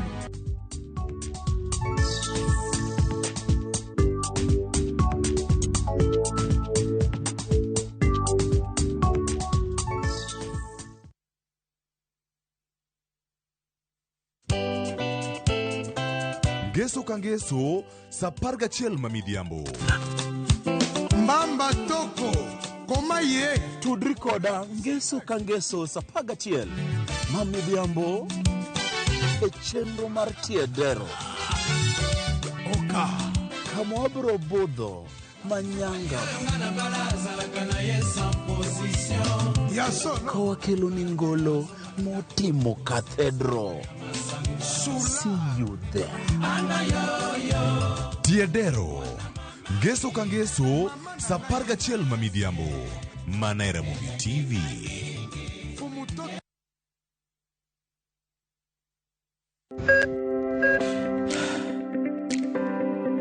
E chuny ogandawa, ngima mar del en mwandu maduong'ie moloyo. Mondo tekruok mar dend obed maber, ok gin ga gik matek. Gin gik miluongo ni lifestyle. Manyiso ga jotuo ni gigi ok gin gik minyiewo, gin gik mitimo. We bedo gi kiawa, kendo chak bedo gi ng'eyo. Nachako chemotherapy. Side effects nen, yier wi nyaka lwar, constipation, chandi seriously. Waruaki e penj laktar, ma en tudruok gi lakteche molony. Sama idhi ir jahocho cha, nyaka ibed ni iseng'eyo ni mae shida ma an godo, to adwa kony. Chakre weche thieth kod chiemo mar mine mayach, nyaka e weche thieth mag tuoche masiko. Wakelo od thieth e od dak. Tuo mar rheumatic heart disease ni landore sana e gwenge ma poverty ntiere. Riwri gi Ruth Otieno, wuok tich nyaka tich abich, sa 12 odhiambo.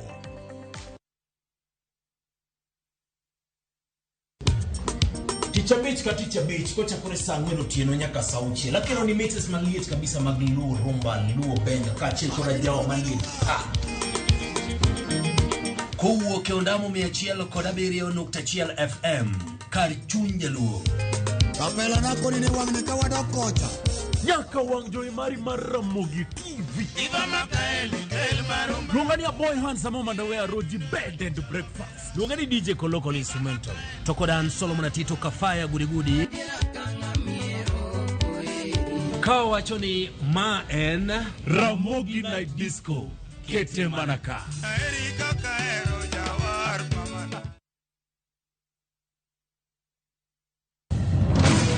Be ikori mar dok e pacho, kama sigendni ilero gi mor kod sunga mar luo.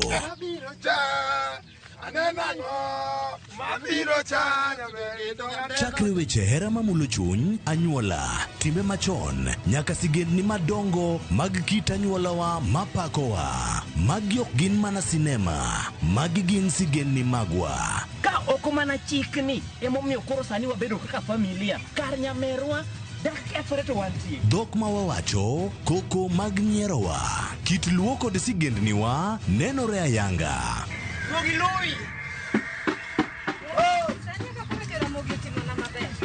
Winam Cinema, Jumapil ka Jumapil, saa 2 kod saa 4 mar otieno. Mana e Ramogi TV.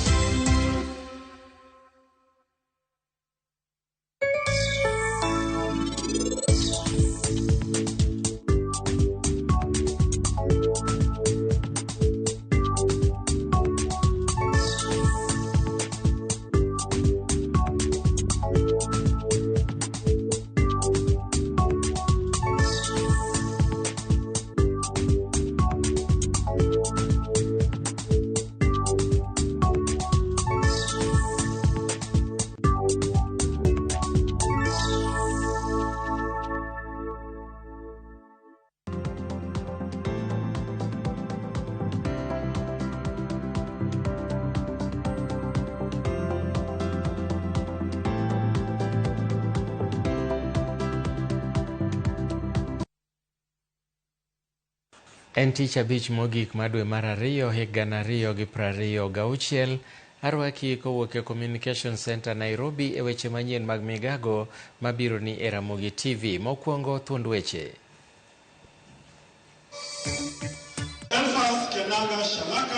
of ID number 21064-305 has been duly elected as a member of County Assembly for West Kabras Ward. Duond bura mar UDA oyudo kombe 4 duto mag yiero madundo manobagi e gwenge mopogore odiechieng' manyoro. Riwruok mar Kenya Red Cross kotudore kod riwruoge mamoko ochako chenro mar keyo chiemb kony e counties ma oro okwako. Koro dwaher ng'eyo ni to ang'o ma omiyo jariyogi ok nyal tiyo. Gimoro ka nitie to wuoyi maber wodogu bet piny e dala to waneno kaka waloso gini. Jodongo ma Siaya kwayo gai mar ODM ma Dr. Oburu Oginga kod Gavana James Orengo mondo obed gi twak ma tieko liet ma siasa e kaunti no.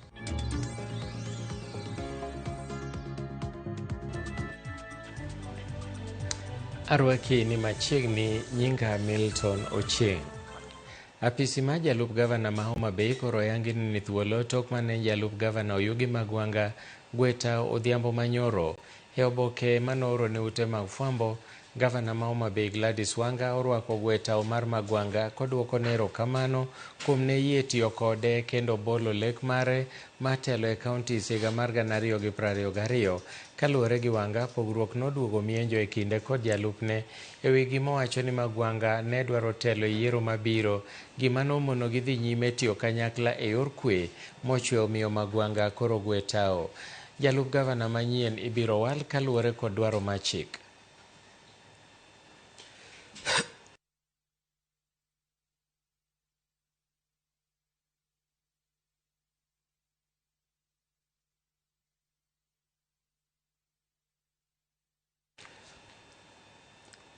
Elfas Shalaha ma duond bura mar UDA olandi kaka MCA moyier e ward ma West Kabras bang' yudo ombulu 3,317 kama en kaluwore gi yiero madundo manye jopiny oluto odiechieng' manyoro.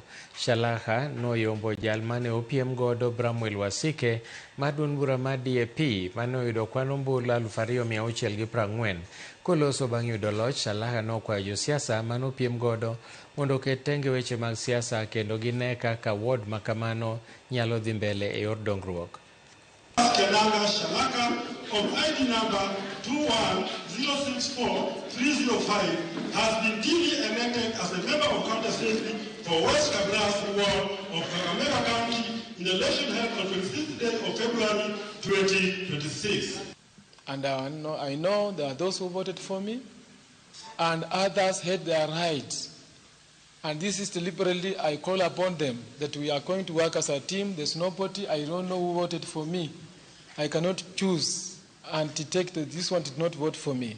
I'll be now their leader to serve as their servant with equality and equity.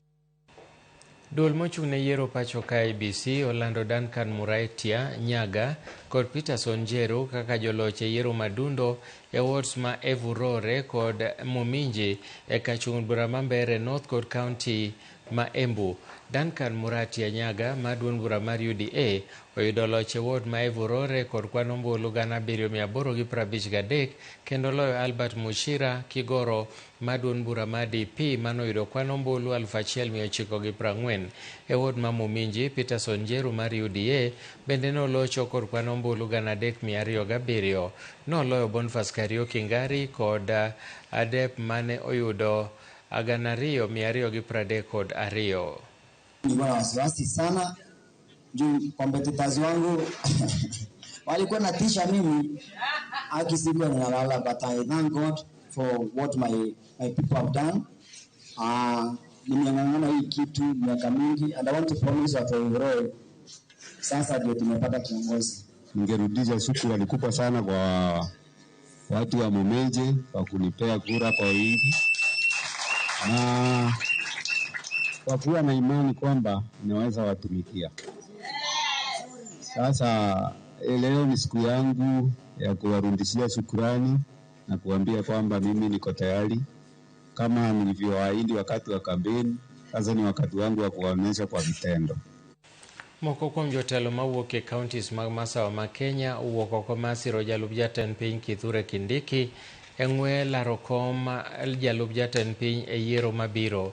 Kagitwako jofwamb weche e kaunti ma Kiambu, jotelo go eko manowuok e counties maheo abiriyo onyiso ODM mondo many kom machielo nikech kom ma jalup jatend piny Kindiki odhi mako nyaka tok yiero ma 2027. Gimedo wacho ni Kindiki osenyiso lony kod chia matelo e komno kuom thuolo mar higa achiel gi dweche buora mokalo nyaka ne miye lemo makamano omiyo pod enema odok bedo jatend Ruto. Bende gimedo kawo chung' motegno ni gwenge mag masawa mar Kenya dhi siro yiero ma jatend piny William Ruto e tielo mar 2 mar ombulu. A political scene and demands made by our brothers and sisters from the Orange Democratic Movement, ODM, in relation to the entrenchment of broad-based arrangements ahead of the 2027 general election. From the onset, we affirm our support for Deputy President Kithure Kindiki and reiterate that he is the best man for the job now and even in the future. That's our position, which we have proposed to the Kenyans. And in the last 15 months, he has demonstrated quality, constructive, and inclusive leadership with utmost loyalty, stood with and supported President Ruto in fulfilling the pledges made by the Kenya Kwanza administration as outlined in the bottom-up economic agenda, the better, and with unfailing dedication followed up on the implementation of government projects and programs across the country. We insist that in Professor Kindiki, the Deputy President's position found not only the right man, but very qualified and befitting that office, and also equally very competent and a very humble leader. As the adage goes, if it is not broken, do not fix it. Professor Kindiki is and remains most competent, and we dare say most qualified. He's very qualified and a deserving person to hold the position of Deputy President today, tomorrow, and even beyond August 2027.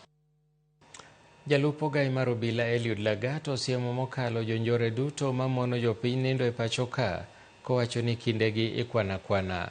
Koloso yo Mombasa e romo gi jotelo mag arita mawuok e tunge duto mag Kenya, Lagat nokwayo obila mondo dhi nyime ga pedha mager mar seto jonjorego. Maeri timore mana thuolo machuok bang' sieko mar kweth njore moko masando jopiny e counties ma Mombasa, Kilifi gi Kwale.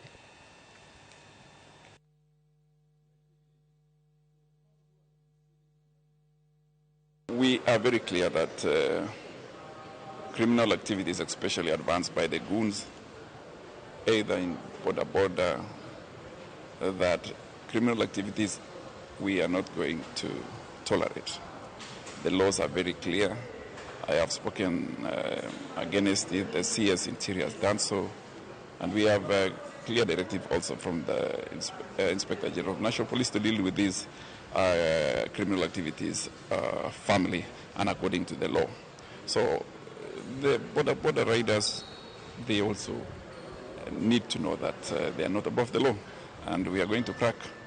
We are going to crack extremely hard for anybody who breaks the law.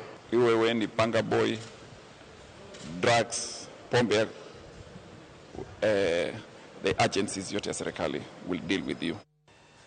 Kwayo gol ne sirikal mondo med pok mar omenda michwalo ne skunde kaka yo mar neno ni gichopo dwaro margi, mar neno ni nyithindo duto odhi nyime gi somo maonge oharo. Maeri timore seche madhiere kin familia mathoth medo miyo jopuonjre mathoth weyo somo gi e kore kaluwore gi nok mar omenda mag somo, taulo mag ria, uniform kod buge. Moko kuom jopuonj kotelnegi kod Brian Managa owacho ni kwan mapiny mar omenda michwalo ne skunde osemiyo gi midhiero ma chopo moko kuom dongruoge mowinjore kaachiel bende gi rem chulo gope ma sikunde nigo.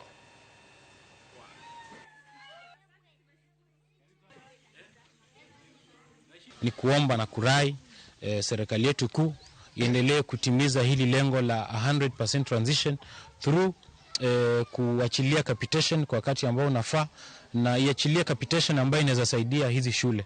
Ndio tunaelekea kufika katikati, lakini wanafunzi wengi bado hawajapewa vitabu na walimu, sio na walimu na wazazi nyumbani, na pia serikali mambo ya capitation imekuwa ikichelewa sana, na kutokana kwa hiyo capitation ndio ambapo vitabu zinafaa zitolewe za wanafunzi.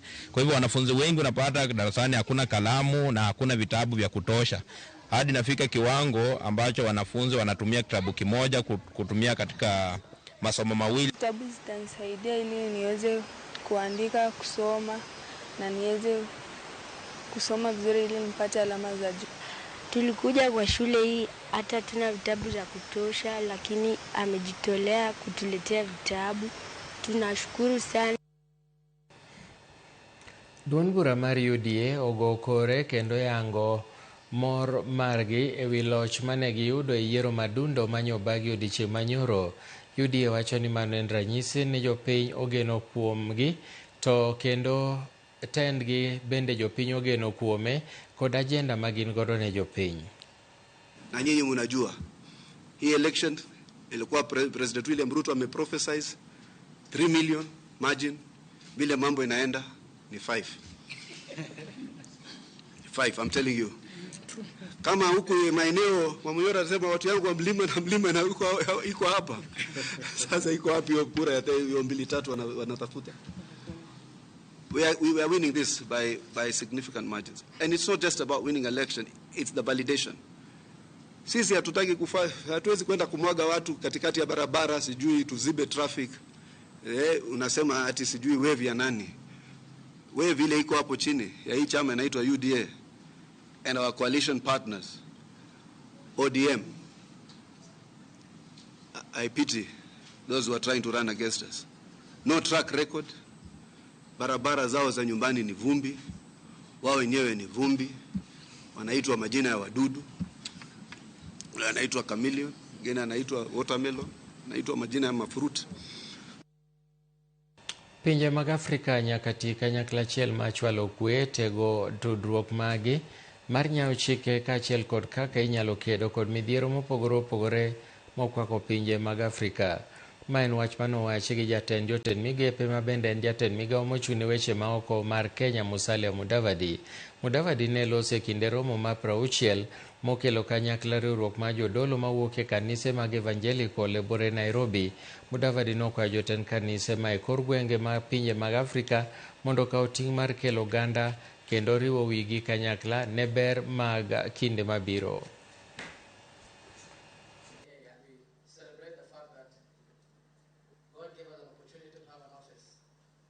We are celebrating with the AEA because the AEA is one of the organizations that are playing a role in bringing a shared understanding across churches and nations on what Africa should do in the face of multiple dynamics impacting Africa and how the churches can shape their mission to be much more transformative. We applaud your achievements, our brothers and sisters. I actually personally appeal to you as an association of evangelicals in Africa. Put your best foot forward.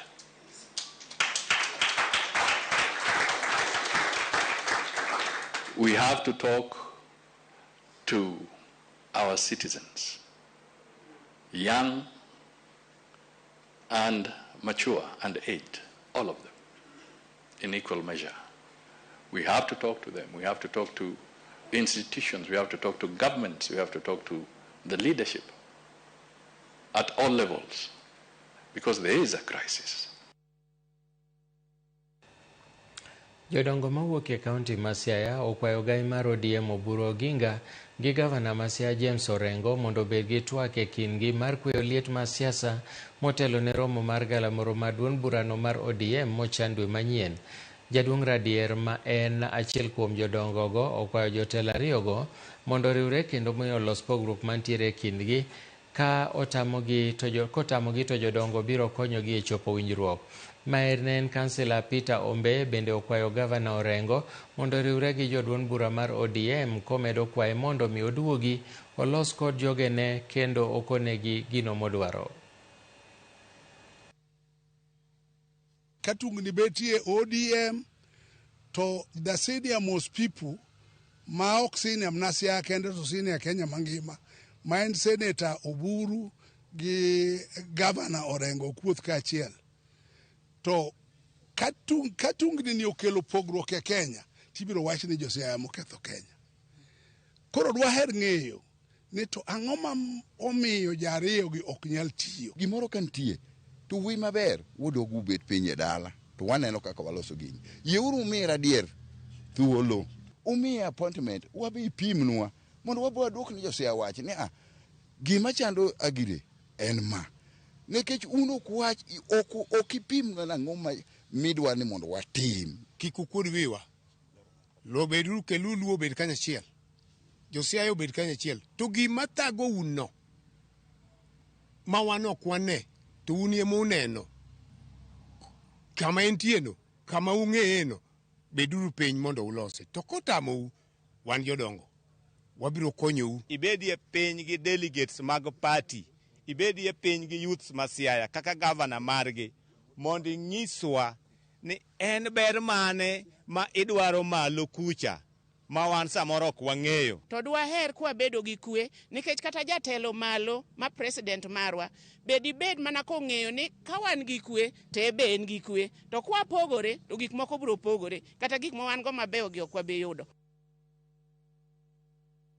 Erokamano Nyakwaramogi, ma en Ramogi TV, to magi gin weche manyien mag migago. Wadhi e yweyo mokwongo. Kapok adhi e yweyo, aneno otekana neni makare kan rapogi kanyamkago ma Otis tingo ng'anyo, kaeto chenro moro wa mokalo lakisama ma iluongo ni Jo Odundo Mtukubwa size ndogo, kaeto aneni maler sana Rodi Kopany waketo wang'wa wang'iyo gavana gi jalupne mae Davis Okoth, kaeto Bishop Omondi Otiche owacho ni gineno gi Sara Atieno gi Archbishop Odhiambo Gura, to mogik Ben San owacho ni Niko Umalwe nishaingia watching Ramogi News. Erokamano, wadhi e yweyo matin ka waduogo wan gi mathoth.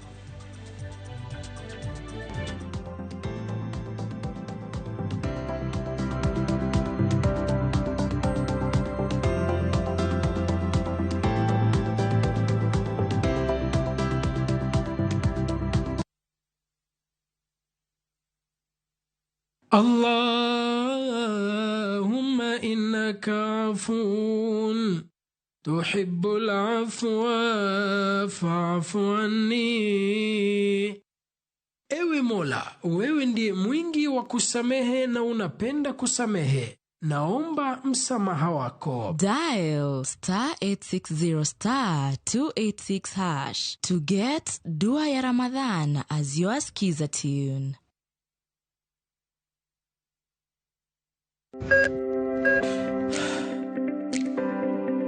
E chuny ogandawa, ngima mar del en mwandu maduong'ie moloyo. Mondo tekruok mar dende obed maber, ok gin ga gik matek, gin gik miluongo ni lifestyle. Manyiso ga jotuo ni gigi ok gin gik minyiewo, gin na gik mitimo. We bedo gi kiawa, kendo chak bedo gi ng'eyo. Nachako chemotherapy. Side effects nen, yier wi nyaka lwar, constipation, chandi seriously. Waruaki e penj laktar, ma en tudruok gi lakteche molony. Sama idhi ir jahocho cha, nyaka ibed ni iseng'eyo ni mae shida ma an godo to adwa konyo. Chakre weche thieth kod chiemo mar mine mayach, nyaka e weche thieth mag tuoche masiko. Wakelo od thieth e od dak. Tuo mar rheumatic heart disease ni landore sana e gwenge ma poverty ntiere. Riwri gi Ruth Otieno, wuok tich nyaka tich abich, saa 12 odhiambo.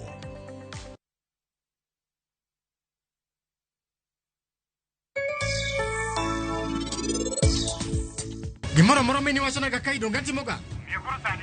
Gimoro moro mini biro wacho. Okabilu ok tamati. Intim gimoro moro midwaro. Ha? Oriti baba. Ero injane. Hey. Refisha ushinde.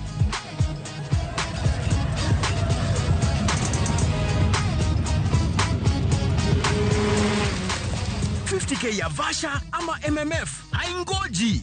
Open and save in your KCB Gold Savings Account for a chance to win many prizes. KCB, for people, for better.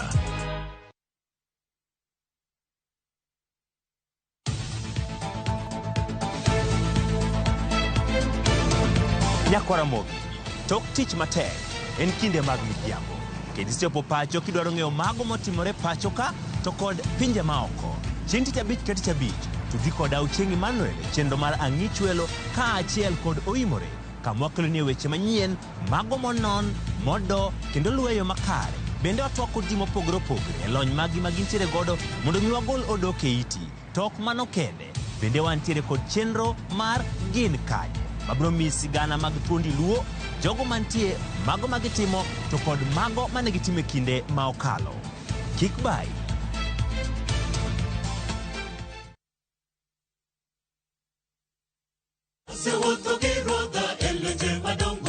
Ma en Injili ngima, Injili makelo ngima.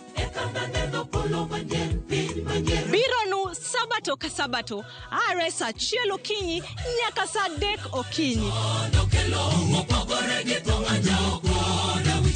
Wadhi kelonu chenro mamit ahinya. Jok manok osomo lesson, wadhi bet gi lesson mar juma. To Nyasaye dwaro ni seche duto kata piny obedo matek machal nade, to challenges moro mogodo kik golwa kuom Kristo. Wadhi bet gi children's sermon ma wadendo ni Lulu mag Yesu. To noting'o ligangla mondo hikre ne kedo. Be iikori ne winjo wach Nyasaye. Ne thuon wach mwadwa wuoye en ni mwandu kik teri mabor gi Nyasaye.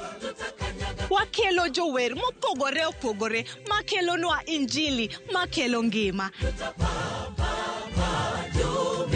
Okidwa koso Injili ngima, kitayou kod an Lorina Chieng. Happy Sabbath.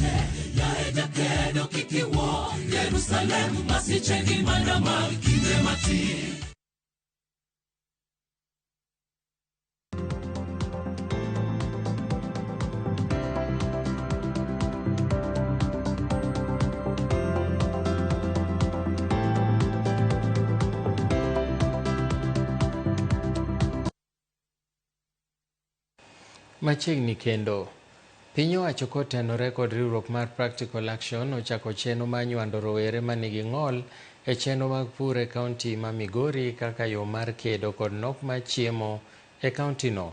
Jafwambo marwa George Juma nigi ler mathoth. Lokruok mar kolo osetudi kod midhieche mathoth moting'o nok mar chiemo e kaunti ma Migori kaachiel kod piny Kenya mangima. E okang' mar kedo kod midhieche ma ikelo kod lokruok mar kor lwasi mosekelo nok mar chiemo, piny owacho ka otenore riwruogno mar Practical Action dhi nyime kod nywando oganda duto e chenro mar pur. Kasani rawere mong'ol bende koro kowe chien e chenro mar pur. Jiwa kawuono ni ng'ol ok en e giko mar ngima, but e ng'olno iyie ni ing'ol kasto ikawo ng'olno iketo kando tidhi mbele gi ngima. Watemo winjo, be watemo puonjore kaka onego wadak kodgi mondo gi feel niya gin be gin ji kaka wan. Ministry of Agriculture osebedo ka wuotho kodwa kech iyudo ka we as youths watimo pur e value chain mopogore opogore.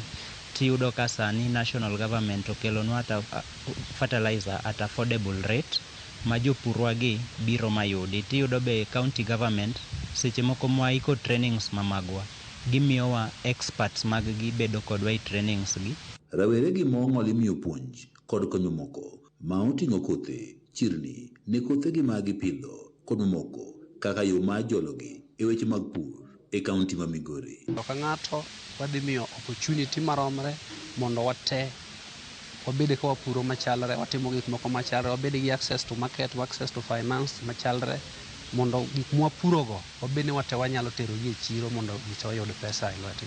Entawa in achiel, youth obed gi pesa e ofuko gi budget with their own money, not pesa yenye wamepata in a process, dirty process. Moko kuom rawere moting'o Guna Vincent mawuok e ward no mais Kanyamka gi Sabkon Moriri en achiel kuom rawere ma sani osemako pur ma otegno e bwo chendoni. Apuro value chain moro miluongo ni Elvis, African leafy vegetables. A day anya uso gimoro 8 to 1,000. Mano is a good price. E bwo chendoni mar pur, rawere mong'ol kod kata mago ma onge ng'ol itiego e yore mag pur ka itiyo kod lony manyasani. Kabili jiwogi mondo koro gipidh kothe machiek piyo piyo kaka alode ma kod lokruok mar kor lwasi ok nyal hinyo.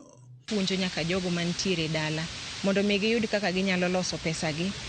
Igolo paro moketi ni jomong'ol gin jokwecho, gin kama onego bed ni gibete en streets mondo mi gikwa pesa. Wapuonjogi kaka ginyalo puro alote nyanya, njugu, soya, kata pidho gwen. Gimok kaw ndalo mang'eny, ndalo matin to gin gi pesa gi e mfuko. Seche machalo ni geto rawere ma ong'ol ywak pod nitiere mathoth ma ong'ol e kor gwenge mabende nyaka sani koro pok onywande e chenro machal kod magi ka thothgi pod odak e chan. Na watu sometimes wasi rahisi pale mashinani. So you find some people cannot even be able to listen. So they need sign languages interpreters. So you find that it's very difficult for us to handle them there. Ka ng'enyne watemo thoro mana tiyo gi jok ma ngima maber. Kendo ne waneno jok mong'ol, wakawo ng'ol gi no waketo malo sana. To koro kawuono wayudo ni ji te watreat maromre, ng'ol no duogo bi mana chien kwasetieko gima watimo.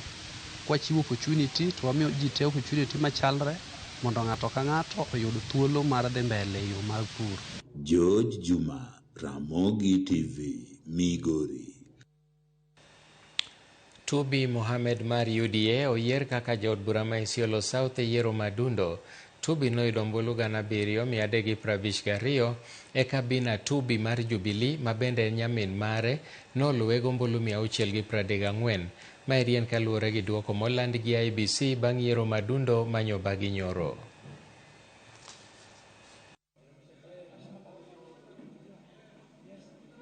Kwanza nashukuru Mwenyezi Mungu kwa kunifikisha hii siku ya leo na kuniwezesha niweze kuona ushindi asubuhi ya leo, na namshukuru sana kwa kutupa nguvu sisi wote namshukuru Mwenyezi Mungu. The exercise was free, fair, was fluent, was flowing smoothly, and nilikuwa na imani since day one, since minute one ya kwamba ushindi nitaupata, na kweli ushindi nimeupata. Riwruok mar Kenya Red Cross kotudore kod riwruoge mamoko obago chenro mar keyo chiemo konyo e counties mopogore ma oro okwako. Nonro yango ni jo Kenya mahayo 3.2 milion mantiere counties 23 osebedo ka yudo achiedh nade mikelo kod oro, kendo gidwaro mondo mikene gi chiemb kony mapiyo. This achievement of Kenya shillings 40 million reflects the generosity of our diverse supporters, corporate partners, whose substantial donations have enabled bulk procurement and efficient distribution, a vital role in bringing hope and sustenance to those affected by the drought. We have 400 tons of food. That means we'll be able to reach a number of families for the next 1 month. The food hamper is designed to support a family for at least 6 weeks, and that is a major contribution to the relief effort. Riwruok mar Paralympic ma pacho ka kotudore kod migawo ma ok mar piny owacho Bethany ochwalo kombe mag jok mong'ol miluongo ni wheelchair moingo 30 e skund secondary ma nyithindo manigi ng'ol mar Joyland e boma ma Kisumo. Zamale Komondi ma en achiel kuom jolos chenrono olero ni gibiro chiwo kombego e ndalo 2 moluwore, kowacho ni chenro makama obiro motelo ne odiechieng' dhialo kombego makonyo jok ma nigi ng'ol mar wuotho tarik 1 dwe mar 3 e kaunti ma Kakamega.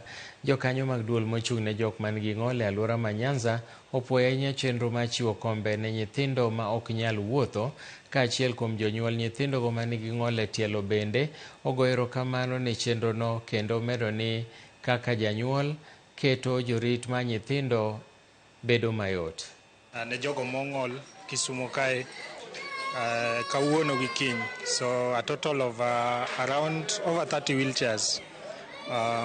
Maduong' to ne wasebedo e safari kochakre tich adek kwawuok Kijabe wadhi nyaka Kakamega kuma nitie celebration mar odiochieng' mar wheelchairs dunia mzima. To gisebet kodwa machiegni nikech kata kawuono odiochieng' ma kawuono ni agone Nyasaye erokamano nikech abedo among jok manigi issues mag special need. Ma biro kae ma nyathina kawuono dhi yudo wheelchair ma at least bomiyo movement mare bedo machiegni. Expenditures moko ma kaka ng'iewo wheelchairs gi manego gi tekni bedo matek matin. Kaka sirikal, National Council wan ga gi program mar chiwo devices gi. To gitin ok nyal romo. Koro kwa yudo kan organizations biro kamoro achiel to konyo jok mong'ol gi devices gi. En gima duong' ma kaka sirikal ok anyal kawo for granted, wagon gi erokamano maduong' kabisa. Nyithindo dhi school tek, iyudo ka nyithindo moko pande ute nikech jonyuol ok nyal afford devices gi matergi e school. Jogi biro kawuono okelo gi nyithindo manyiso ni koro chombo margi dhi bedo mayot. Ginyalo wuotho ka giwuok point A to point B. We've partnered with Bethany Kids together with CBM Global Disability Inclusion to issue these special wheelchairs for children with cerebral palsy. Riwruok mar laktache KMPDU koro dwaro mondo miten sirikal kaunti ma Meru oyud duoko na chiedhnade ma laktache kale e kaunti no kapok ochopo tarik 6 dwe manyien, ma ka ok kamano to laktache go biro ng'anyo dhi e tich. Ka giloso e kaunti ma Meru kotelnegi kod jagoro maduong' mar KMPDU Davji Atela, laktache go okwedo ten kaunti ma Meru ma giwacho ni oketo lwasi marach mar tich ka osach laktache bende leo kendo ni ok medgi rang'iny mar tich kendo laktache onge thuolo mar medore e lony. Davji onyiso kauntis ma ok chiw lwasi makare ne laktache mondo kaw okang' mar rieyo yoregi mapiyo, ka ok kamano to laktache biro jwang'o tijegi. These are issues that the doctors have been bearing for quite a long time, the matters of promotions. We have doctors in Meru County who have not seen any promotion for a long time. They were saying they will hope that the promotions will come with Mama. It did not come. Now they were hoping that Baba will do the promotion. They have not seen those promotions, and instead the board and the managements have been taking them in theatrics of circles. Our call is that the governor and the county management and the team must act expeditiously, because when you give a notice of 14 days, it means that we don't want to go on strike. But when 14-day lapses on 6th, when these issues are not resolved, we will join the government in the strike that they began. Madaktari wengi wametoka kazi, karibu madaktari 33 wametoka kazi, na hakuna wale wamekuja kwa replace. Kwa hivyo kufikia wiki ijayo tarehe 6, madaktari wote katika hospitali zote za Meru, hospitali za Maua, Meru zote ambazo zinasimamiwa na serikali gatuzi ya Meru watashiriki mgomo, na tunawahimiza wagonjwa waweze kutafuta matibabu katika hospitali zingine za kibinafsi kuanzia tarehe 6 usiku saa 6. Jopuonje kar chungo bura Mayata obago ng'anyo kendo loro apisi mar NAT bade Mayata ka giwacho ni jotendgi ok en achiel kuom japuonj, kendo ne obago romo ndalo machuok mokalo matamo jopuonj moko laro komno. Jopuonjgo eko yango ni jagoro margi ne ogwe tao higa mar 2017 ka koro ok ginyal chwalo midhiero ma gikale kaka jopuonj e apisi makono. Abdi Nur Diamond wacho ni jopuonj ok ni achiel kuom riwruogino ma koro oonge gi oteku ma donjo e mesa mar winjruok mar jopuonj, ka giwacho ni yiero no ne otime tok chik. Bende gidwaro ni jotelo mamalo mondo donjre wachni mapiyo. Put or to elect one of us as a member who is fully paid up member and is qualified. But on the other side, the person who was the only competitor was Michael Kasimba Ngui, who is not a teacher, is a resignee, and we feel like we have been misused for too long, since 2017. And now we were left with no candidate to elect, so we never elected. So what we have come here, we want to demand our office, because it is our 2% which pays for that office. And we want it to be closed until the national team does not impose a leader to us. Yeah. We want the national team to look at our grievances and listen to the teachers, what they want from the ground. Majina ni Dorothy Mwende. Tuko hapa tunapigania haki yetu kama walimu wa NAT, kwa sababu hatukupewa haki yetu ya kufanya uchaguzi wa katibu wa Yatta Masinga branch. Ni ombi letu uongozi wa NAT wa national level utupe haki yetu, tupewa nafasi ya kufanya uchaguzi tena, ama anaye shikilia afisi kwa sasa Michael Kasimba Ngui aondoke, tupate uongozi wa Richard Kitaka.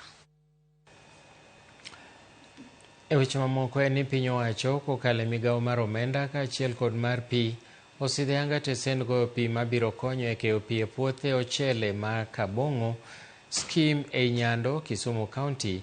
Mana kaka lipota mar Millicent Adhiambo leronwa, chenrono biro miyo jopur fuong'ruok kaluwore ni odhi duoko piny nengo mar pi kata mar timo pur mar yaro keyo kata irrigation.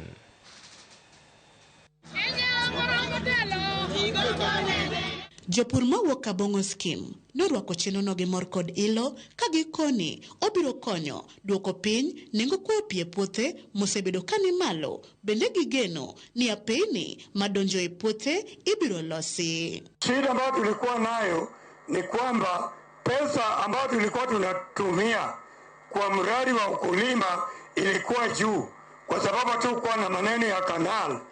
Tulikuwa tunatumia water pump, na ukifanya idadi ya pesa ambayo tunatumia kwa water pump ilikuwa nyingi zaidi.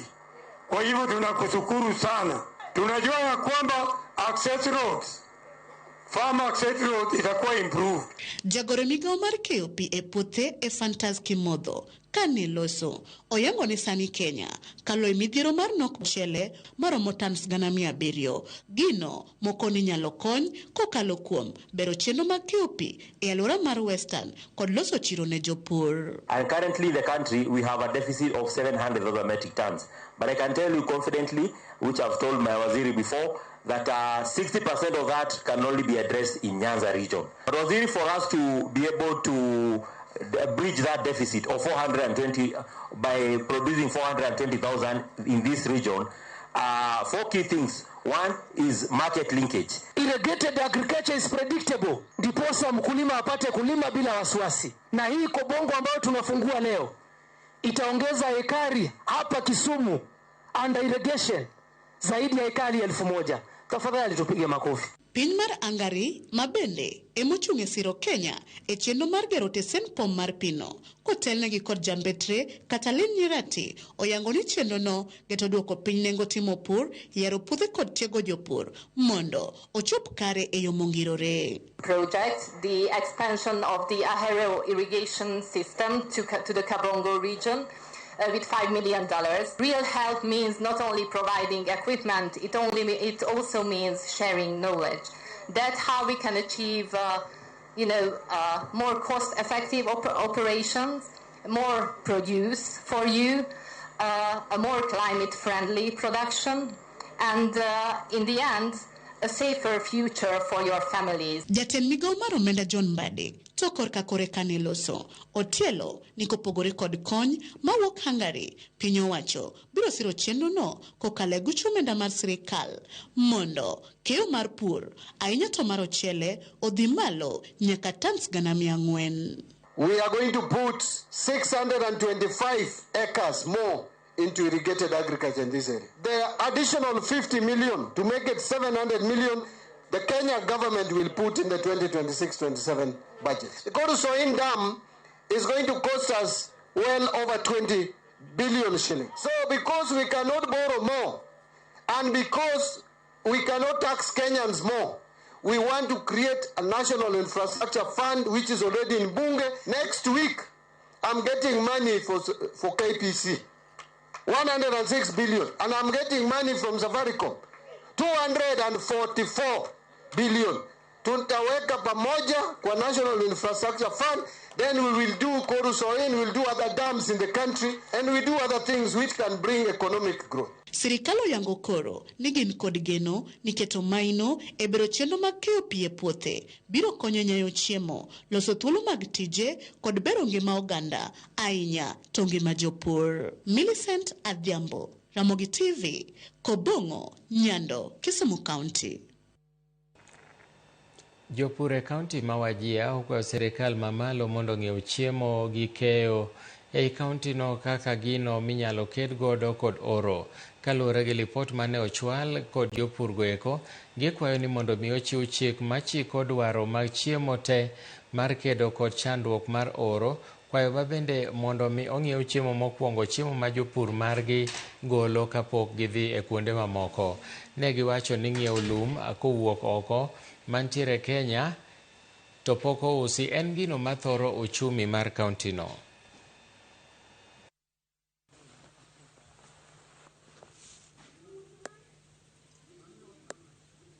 We grow fodder in Wajir County, the fodder which is fairly nutritious, highly palatable, and very cheap compared to what is brought from the other part of the country. We are appealing the national government at large to purchase the hay that we have in Wajir County, rather than bringing unpalatable, low-quality hay, which is what we call wheatgrass, wiregrass, that is brought from down country. If the government has found it fit to support the drought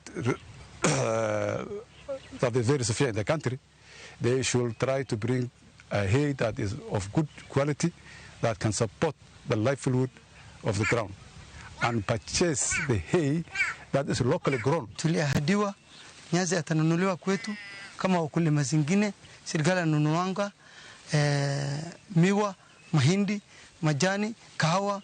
Sisi pia tuko hapa leo, tumeingia listi, tuko na nyazi, hay stores, hay bales, tuko na mingi, karibu 40 bales inapatikana hapa Wajir ambayo iko na nutritions ya kutosha kuliko Kenya zingine. Serikal kaunti ma Taita Taveta okumo ng'ado yien e bunge mar kedo gi ketho alwora. E romo mano kelo kanyakla jodak mar Ronge Mwatate, jatend migawo mar alwora e kaunti no Graton Mwandawiro owacho ni gikawo okang' ma kamano bang' fwenyo ni jong'ad yien bende osebedo ka moko mach e bungego, ma biro bang' bungu ma Mwamavirirwa e gwenge ma Mwatate wang' gatamalo 90 ka jodak mahewa 6,000 matiyo gi pi mawuok e bunguno bende kwano lal.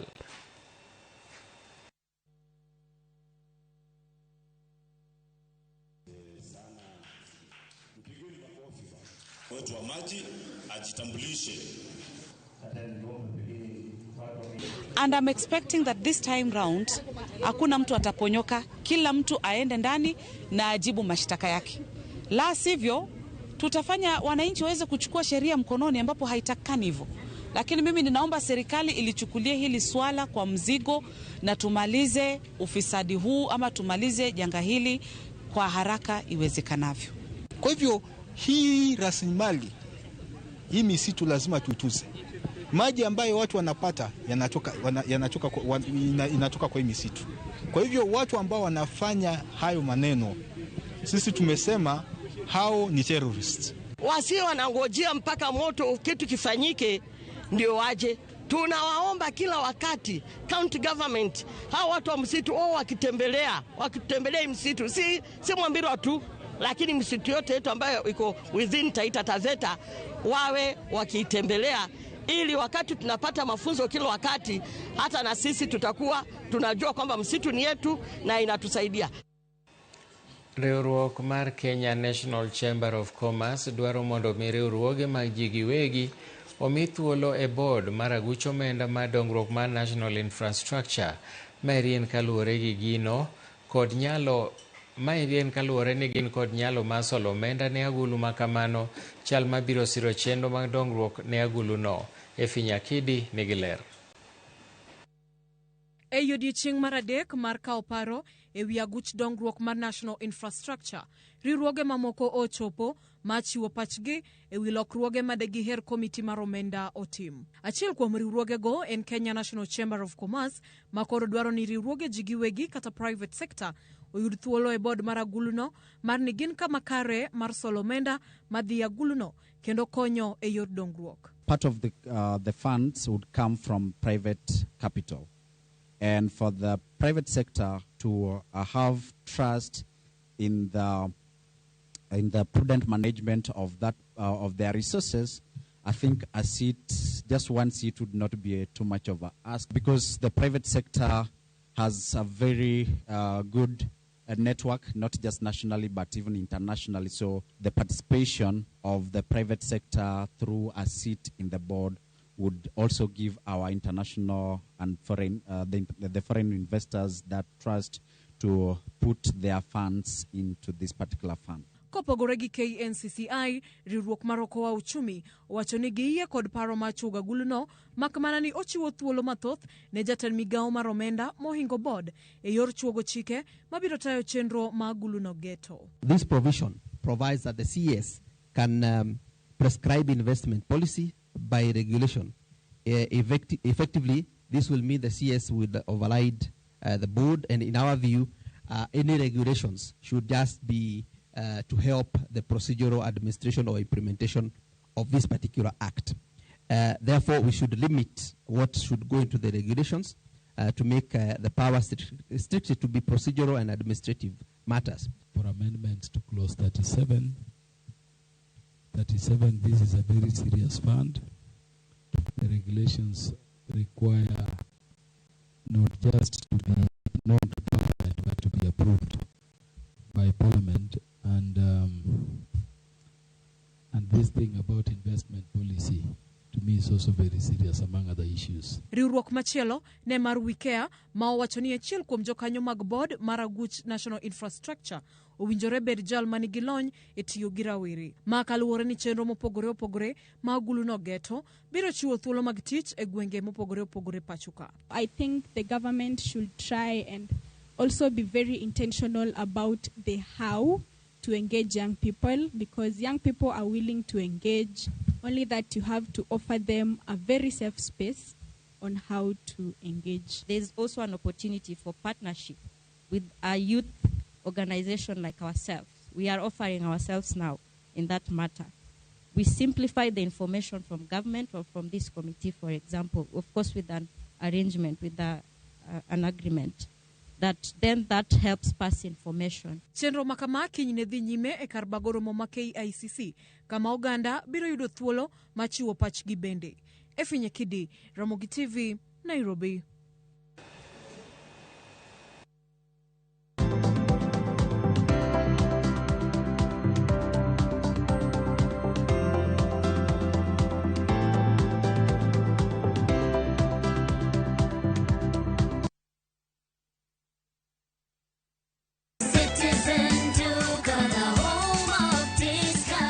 Citizen Duka inawatakia Ramadhan Mubarak.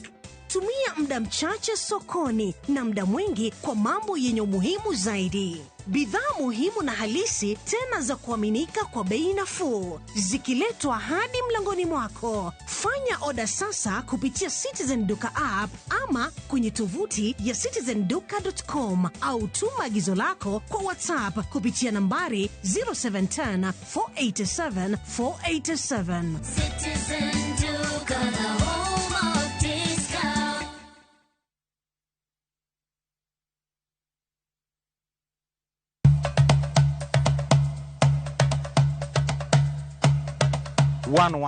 Chenro malero kitwa gitimbewa kod puonjo dholuo. Sani upuza ni uluongo na mabuda. Koro mwan mabuda.